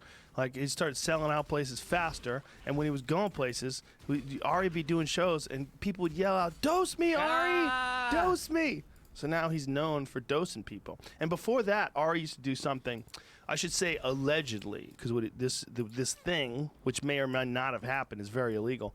But he would do in places where weed was very illegal. He would play a game called Find the Edible. So he posted on Twitter. He'd give people hints, and he would leave some fucking nuclear edible, like to some North Dakota guy who's going to find it, who probably doesn't get any real weed. And he's going to get one of those stars of death. And he got in trouble, I think, in Minnesota. Again, really? Allegedly. Because I don't think they ever found any of the things he was talking about. So maybe it was all just a prank. Let's go with that. Those edibles, man. Oh, My brother had something one time, and he goes, "Jimmy, be careful. It's called the creeper. That's what they call it." And I'm like, I have a high tolerance. Don't worry. So I ate one. I'm like, nothing. So I did it. I had another one. Oh, no. And about 45 minutes later, we're at a campground talking to my parents, and all of a sudden, I can't remember how to breathe. I'm like, how do I? It's gotta. And I how do I? And I'm so scared. And I just go, I have to go make a phone call. I'm in a campground. I gotta go make a phone call. So I just go to my car, and I'm just laying down, and the next thing I know, I hear my wife behind me go, "Are you okay?" I go, I'm not good. We have to go. She goes, all right, let's go say goodbye to your parents. I can't say goodbye. Let's just go. Start driving. No. Start driving. No, you couldn't deal with saying goodbye. Oh, my God. So, yeah, turns out there is some danger to that drug. Oh, well, there's danger with schizophrenia. There's a real danger with people having schizophrenic breaks when they take high doses of edibles. Really? And even smoking it. Yeah. Well, you were talking about when you get the withdrawals. Yeah. I don't get the withdrawals, but League. We don't really do too many titles around here. What do? Everything I can. I know that's non-specific, but yeah, anything from league to skills to balance to some technical stuff where I can help. Honestly, anything, but primarily content, leagues, expansions, in everything. Bosses. Let's not forget bosses. For Delirium specifically, has there been one thing you've focused mostly on? Yeah. Pretty much. It's what there's generally one main programmer and then one main designer who's kind of overseeing that whole thing. It gets splintered out to a bunch of people, but generally, yeah, it's just me or Jonathan or someone who's kind of driving that throughout the entire 3 months. So if Delirium isn't great, everyone needs to blame. Correct. Yeah. Oh my god. You're not supposed to say yes to that one. I mean, to be honest, the content lead title is a lot of pressure, You can't really... It's scary. It always is. Every bit of content is scary, but yes, when you're doing a league like this and, there's a lot of pressure there, but, you have to trust it. it's not like I'm saying no, it's bad, and it's not like we've got people in here going, or other staff QA testers. I mean, all the way through to alpha, they'll let us know if it's not good. But sure, blame me. That's No. When it goes well, everyone be like, Neon is the reason why this is such a good league. What about you, Rory? What's been the main thing you've been focusing on for 3.10? Mostly skills and cluster jewels. So that's kind of what I've been focusing on for all of the Delirium stuff. Yeah. You guys really undersold that. There wasn't really an idea. Well, at least most people, I don't think, had an idea that there's going to be so much skill-related stuff, but there seems to be quite a bit, and cool stuff too. It's like no new archetypes, by the way. We had a whole bunch of prototypes. This is the release that has had the most skills that we didn't end up doing. We implemented the skills, played around with them, and they didn't. Sorry, come out, Rory. Do you mind just leaning forward slightly, and then? Yeah. We've had the most skills that we've created, but then they weren't good enough, and we threw them in the bin or put them on hold until we can use the ideas later. So we've got a very diverse set of skills this time. Do you think that could be a result of the fact that there wasn't an overarching archetype that you wanted to focus on this time around? Like you had more ideas drawn from more places? We usually have a sort of big problem that we want to solve, and we can only really solve one huge balance problem at a time, but there wasn't anything immediate that we wanted to deal with right away, so we took this opportunity to get as many ideas from lots of different people and put them all to the test. So we've had a bunch of stuff implemented that isn't reasonable in any way, and some of them made them into the final version. So I was positively surprised. Yeah. Before we go majorly into the skill gem stuff, which we'll get on later, if we just start off with Delirium itself. So for someone who doesn't know anything about it, give us the Delirium sales pitch. What should players be most excited about with the upcoming league?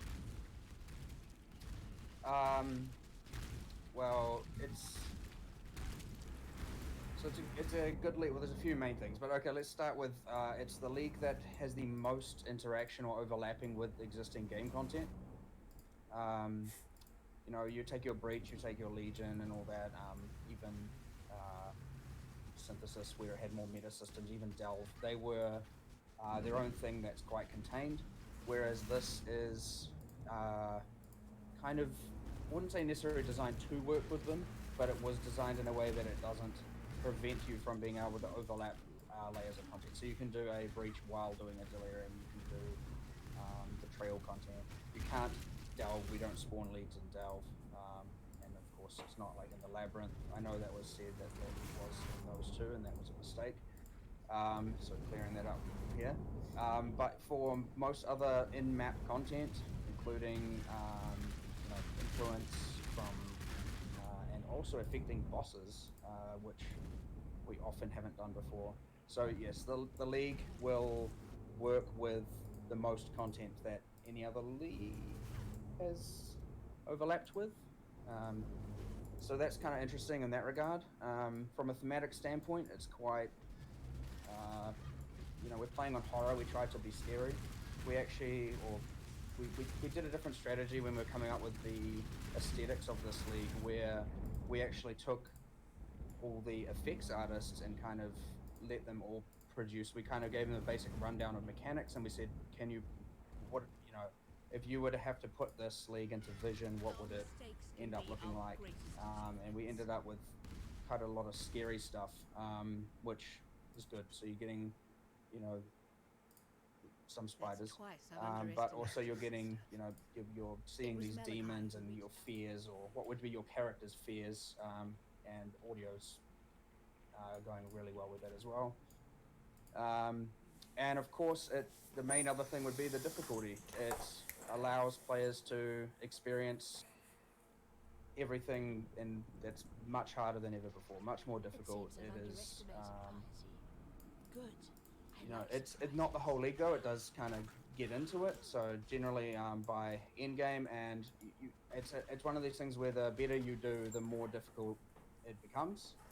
So kind of almost like you're taking 3,000 delve depths of scaling, maybe not 3,000, that's just me picking What? And That's a big number. and compressing it to a single instance. So it gets really difficult on certain axes. Like we've done less damage scaling, more life, so you're not just going to get one shot all the time. But yeah, so it's pushing difficulty in a good way. It's got a good theme to it, horror, which fits with the game probably better than a lot of other leagues from a thematic standpoint, and has the overlapping with all the existing gameplay content in a way that's hopefully going to be enjoyable. Well, it is, but hopefully everyone will find it enjoyable. Else blame me, as we have established, and hopefully cause some interesting deaths.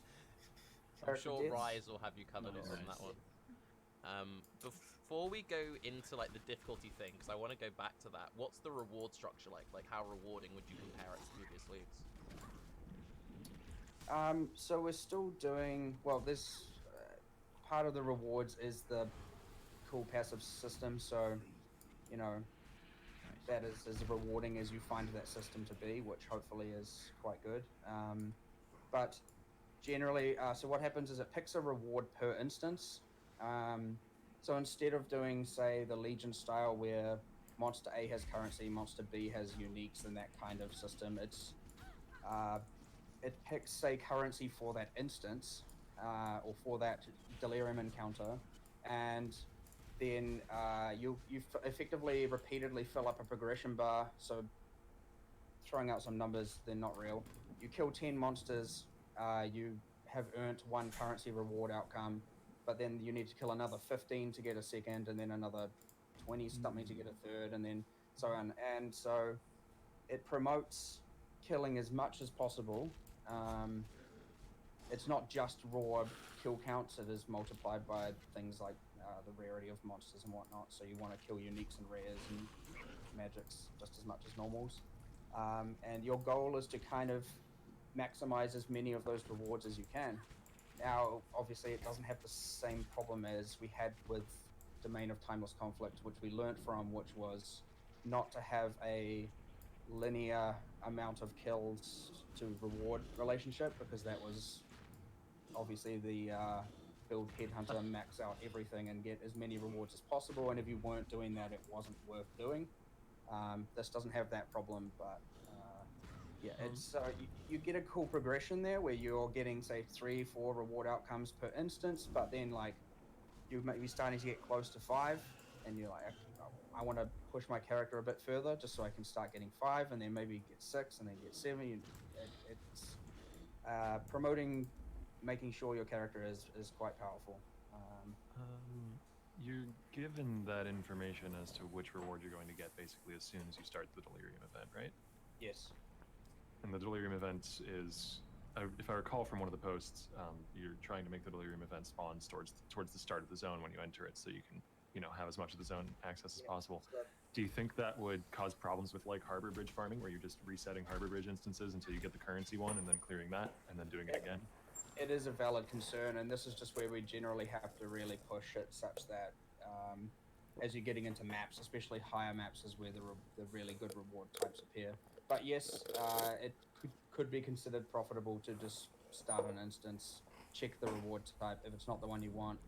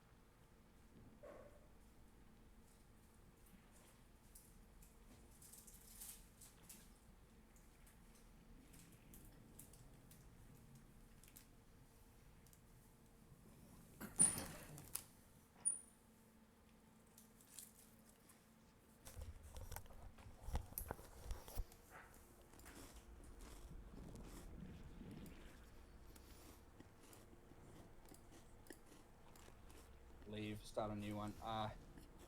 I cannot see a situation where that is efficient enough, but especially once you're having to consume maps to do it. Okay. But of course, yeah, valid concern. If it is a problem, we'll find a way. We'll find a way to fix it or address it. How significant is the boss impact of this, like getting to and killing a map or a zone boss, since the mechanic is designed to work with those, and you said that they multiply like rares and stuff like that? How significant is getting to that boss?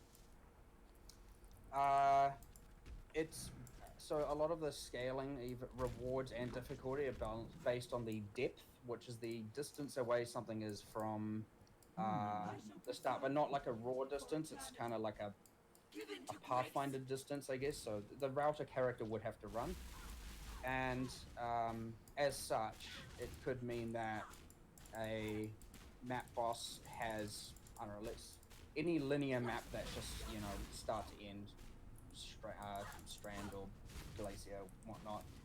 The boss is going to be absurdly difficult. But you also may not be able to reach them in time. Yes, that is a valid point, that you may not be able to reach them because you can't. But you know, a map like Coves, even though you might not know the direction, or say Mesa, the distance to the boss is a lot closer, and so the boss will be a lot more killable or achievable, which is interesting in the way that, and again, you want to kill it at maximum depth. You want to kill it there because we're going to have the well, right now the monsters do give more and better drops the higher the depth, but also the splinters for the simulacrum, is that how you pronounce it? I think that's how you pronounce that. Generally are largely depth based for drop-in, so you want to be killing as much further away as possible. This is a rather specific question, so I'd understand if you didn't have an answer for me. But does the pathfinding for determining depth take into account passable terrain like bars in a cells map, for instance? Or would it assume that you would have had to walk around that instead of flame dashing through? I do believe it will not. Oh, I cannot recall what hull it uses. So I'm not. Like I said, it's a bit specific. I suspect it's not counting. Like it will use the doorways, is my current guess. Oh, cells OP could be really good. Yeah, that could work the math in your favor for some maps like that. Yeah. It is going to affect mapping meta almost certainly, which is I think a good thing. I like that. Yeah. Chris, when I was talking to him, mentioned that if the team was trying to work on where if you got to the boss while the delirium effect was still up, it would like lock it in so that you had time to kill the boss, that it wouldn't decay halfway through the boss fight. Did that end up becoming a thing? That is not a thing anymore. Kind of wasn't, but generally it's actually not really necessary. These encounters do last quite a long time. It's just the thing is, like you say, if it gets to the boss, it always gets to the boss. So you know, there's never a situation where it doesn't reach the boss. You can't control how far it goes or not. You can only control how far you can go whilst, you know, in this encounter. If you start to fall behind because stuff's getting too difficult, that's what's going to determine whether or not you can get to the boss or not. Obviously the delirium maps where you use the orbs on them, there's no time there whatsoever. So of course you either can or cannot, because your character's capable of killing or doing the boss in there. But yeah, in regular encounters, you actually do get a fair amount of time. I believe it's a good, it's several minutes right now. It's not like it's some 30-second or 40-second encounter total. Oh my! They're quite lengthy. I guess I'm just wondering, with like bosses that are like Katava that have a bunch of phases that where it plays out a bunch of animations, will the delirium effect disappear then, or as long as you have probably again, a similar thing where there is probably just going to be some boss fights, especially ones that have lots of immunity phases. Sorry, those will likely not just be good maps to run for this. Lava Lake is actually it's not a huge distance to the boss. In fact, it's, you know, only half of a circle worth of the distance. I can't remember the exact number, but you might actually find that is still even quite possible to do. But we can also control that if we need to. So we're still in the process of iterating over some of this stuff, and Alpha is going to get it. Watch yourself. Hopefully tomorrow, even. Hopefully, maybe. Nice. And of course we'll iterate on this. But yes, some maps will be easier to kill the map boss, but it's not like it's mandatory. You know, you don't have to kill the map boss. It should be a good goal for you to have, but yeah, some is possible, some is not. You want to kill as much stuff. Like maybe it's actually more beneficial to do betrayals,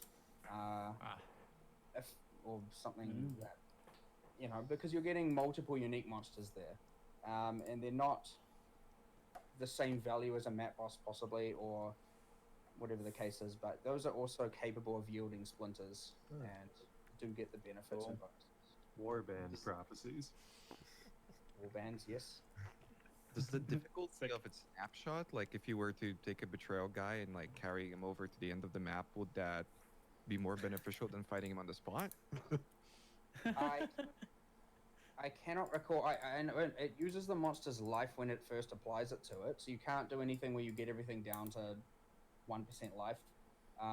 If they have 1% life, they're gonna have 1% of the rewards, which would effectively be 0. So there's no, you can't just damage things down and then go and trigger the leak. I cannot recall currently if it uses the predetermined location or the location when it's first affected anymore. I'll have to find out about that. I cannot recall, but yeah, obviously a concern as well. The old kind of, you start to get the what was it, the ghost busting kind of crazy. You guys are smart. You thought of this. It has been considered, yeah. With the way the enemies like spawn in from the sides, so just to make sure you couldn't like theoretically just stay at the very start and just farm mobs at the start. You'd have to like progress through the map, right, to keep getting spawns. The monsters are they don't. It's not just keep spawning. They are spawned across the map, like everywhere. You can't just stand there and keep farming. It's just additional. It's just getting revealed, right? Yeah, correct. Yeah. Right. And then one question, so let's say that like you're playing hardcore, you get halfway through the map and you're like, okay, I can't go anymore. How do you then like end the encounter? Do you have to just stand there, or do you run away backwards, or? We are adding, it's not the most elegant solution, but we couldn't think of a better way, but either you let the fog outpace you, which is generally what would happen, or we are going to actually add a like a synthesis style fast forward button that just ends it, because the problem there is if you are clearing way too fast, and there's 2 minutes left in the encounter, otherwise you would actually just have to sit there for 2 minutes and wait for it, which is to get your loot, to get the bonus loot. just to get the loot, which is a no-no. Okay. So we are adding a method. I was trying to find a more elegant way to do it, but it was a little bit difficult. And all the, so when the loot's not like dropping as you're clearing, it drops at the end, right? Just to clarify. Regular loot drops like regular loot. Right. We cannot do the incursion style vacuuming for an entire map of loot. It is probably going to crash the instance. But yeah, the specific rewards from the encounters are the currency drops or whatever are accumulated and then dropped once you have finished the encounter. Yeah. The normal delirium mobs also drop currency, or items, anything? Yeah, everything they drop loot just like. Okay. And they will be dropping the cluster jewels, or is that after? Those are dropping, yes, from delirium monsters. Right. Monsters spawned by delirium encounters. Nice. No. The gate is open. On the full delirium maps, then how is the difficulty decided on the full? Is it like just full on delirium, like max level, or does it ramp up over time as well? You get to apply up to 5 orbs. Each orb is 20%. Right. Deliriousness or delirium. Delirious. One of those words. But the And- difference between 100% and 50%, Two blue, is- red. between 20% and 40% isn't 20% It's- harder.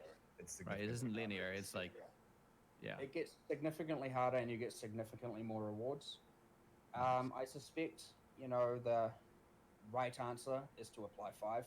You have 100% delirious area. You're getting maximum rewards, maximum spawns, maximum difficulty. But that will be too hard for a lot of people. They You really do should- want to see Nice. those rips, huh? Like, Yeah, come on. well, yeah. Now, the way that actually works is that 100% or 20% or 40% is a correlation to this depth. So it's something like 4,000 units. I know that doesn't make a whole lot of sense to most people. Right. And so it's the equivalent of being a certain distance away from Anything you the just initiator object in your given normal area.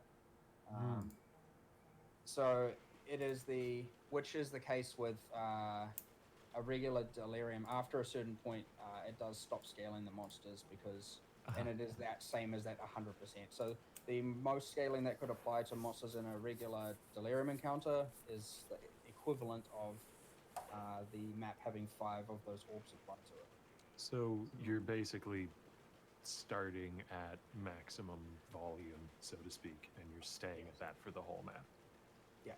And there's no time pressure on See it ya. when you're in one of these influence maps. So you could build a really tanky character just for surviving the maximum depth, even if you take it real slow.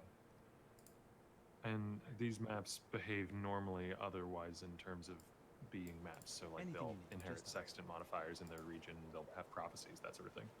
Yep. Oh yeah, you'll want to stack them up as much as possible. Sweet. With the stacking and also for just delirium in general, when you get to the breakpoints, is it just the mobs are harder, or they're like new mobs spawning, like harder base types of enemies or new bosses or whatever? There's not so much breakpoint. For a regular encounter, the scaling is very granular. There's not like all of a sudden it's harder. So you won't notice like here's 5 monsters per some. It's not like the density notably increases. If you were to take, it's the same how generally between a given small amount of delves, it's not like it's obviously more difficult. What? If you take, say, 10 units or very close to the initiator and something very far and compared them, you'll be like, okay, this is different. But yeah, generally you won't. Well, you'll see it in the 100% the 5 orb maps, the delirium maps for sure. But yeah, there's no breakpoints per se. It's just that with the maps you can apply 5 orbs and they do 20% each, so you could say those are Okay, but I guess. just sorry to clarify, so it's not a case of different delirium types of monsters, so you'll always have the bosses, you'll always have everything, whether it's like 20% or 100%? So like you unlock the scarier types is what I meant. Oh, no. The only thing that will change per encounter is the mod generation, and that's mainly just for randomness. You will have everything, it is just a sheer quantity of them all the time. The bosses aren't always there, but they can spawn anywhere in their zone. Yeah, generally. Yeah. You talked about some of the things which didn't make it, like from the early concept. The delirium we're getting on the 13th, how similar to that is the initial concept you had complete? We cut out a few mechanics. We had like extra mechanics that unnecessarily bloat to the league. It ended up being good as in the base mechanics. So we had 6 extra systems that just didn't need to be there. It's honestly pretty similar. Yeah. This was a case of we designed it the day of Metamorph deployment. I'm pretty sure. Oh wow.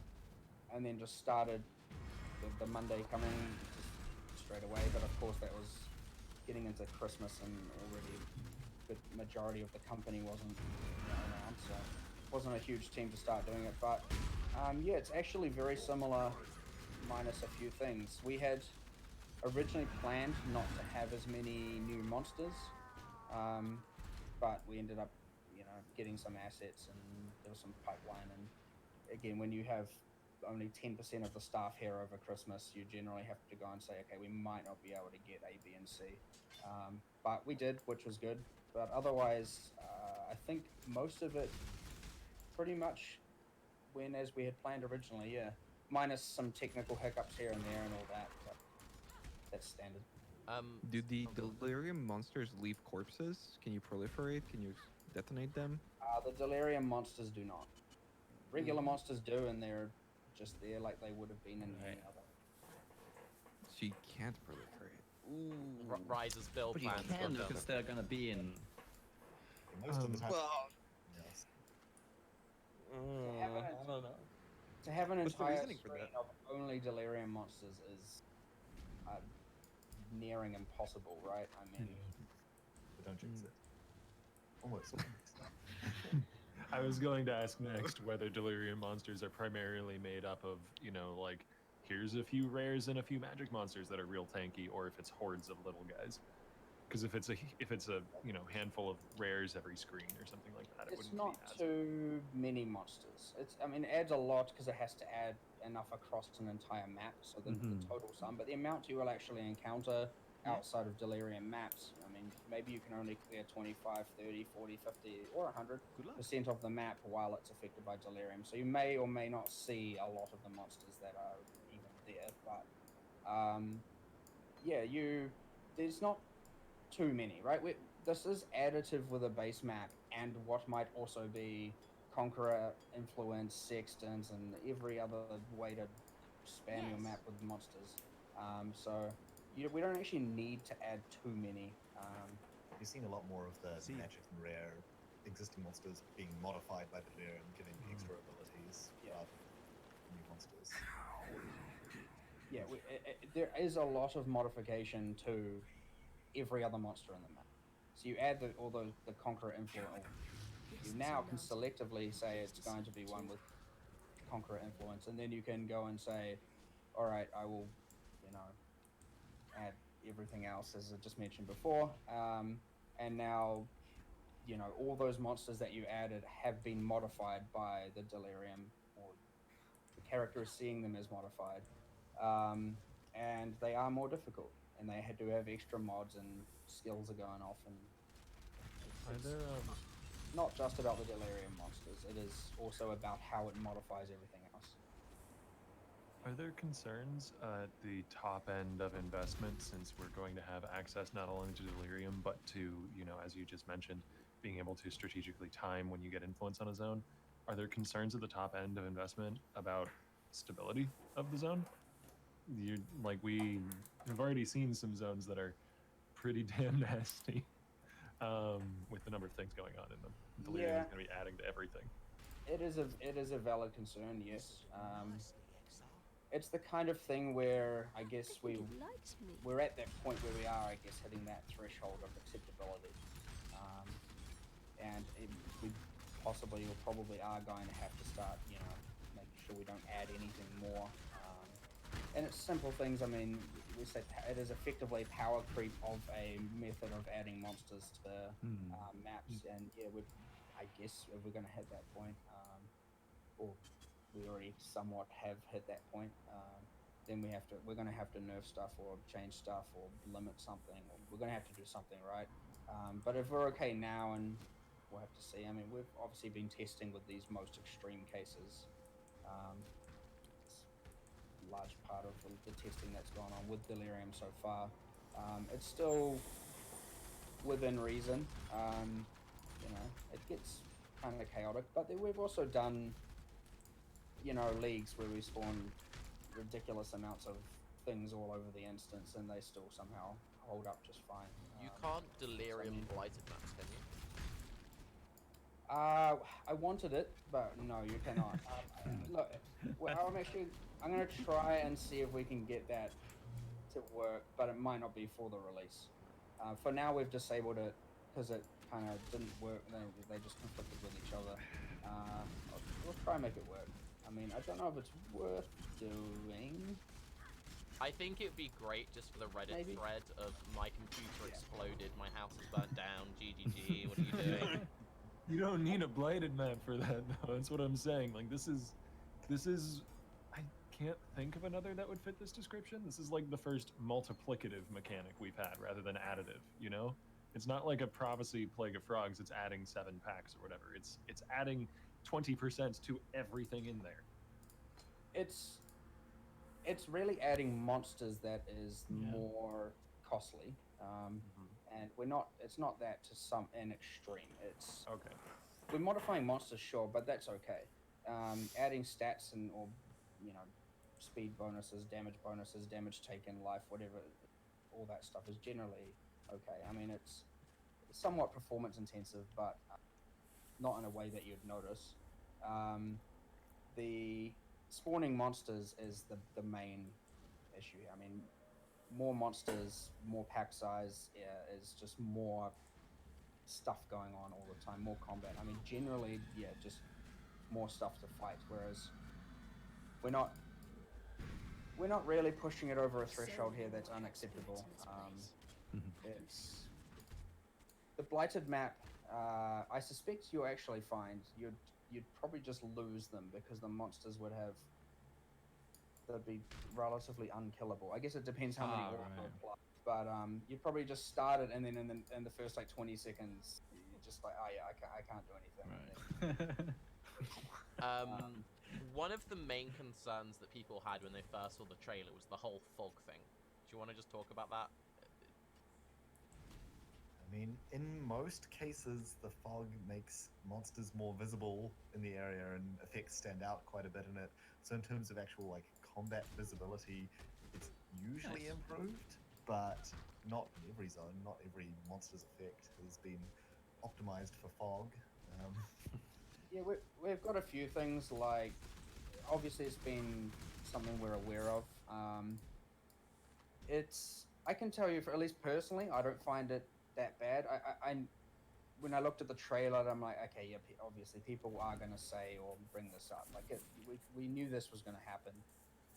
We have a way to control it. We can, and we have been obviously iterating over how kind of thick or intense it is.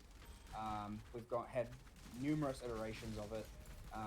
We've done things like, let's say you flame blast in it or just some other skill, the force of the explosion will like push the fog away or clean it up, and then it slowly comes back. And so we can use that thing. We apply that to a bunch of dangerous effects or anything like that, where we really be able to see it, and now it causes the fog to recede while it's there. And so it is in a pretty good state. Like, generally when this is bad, you hear about it a lot internally, and it really hasn't been too problematic. But again, alpha hopefully tomorrow onwards, and there's a set of unbiased with people who haven't really experienced it before, capable of giving that feedback. But we can tweak it. We have You can always just turn it down, set right? it up in a way we can adjust it.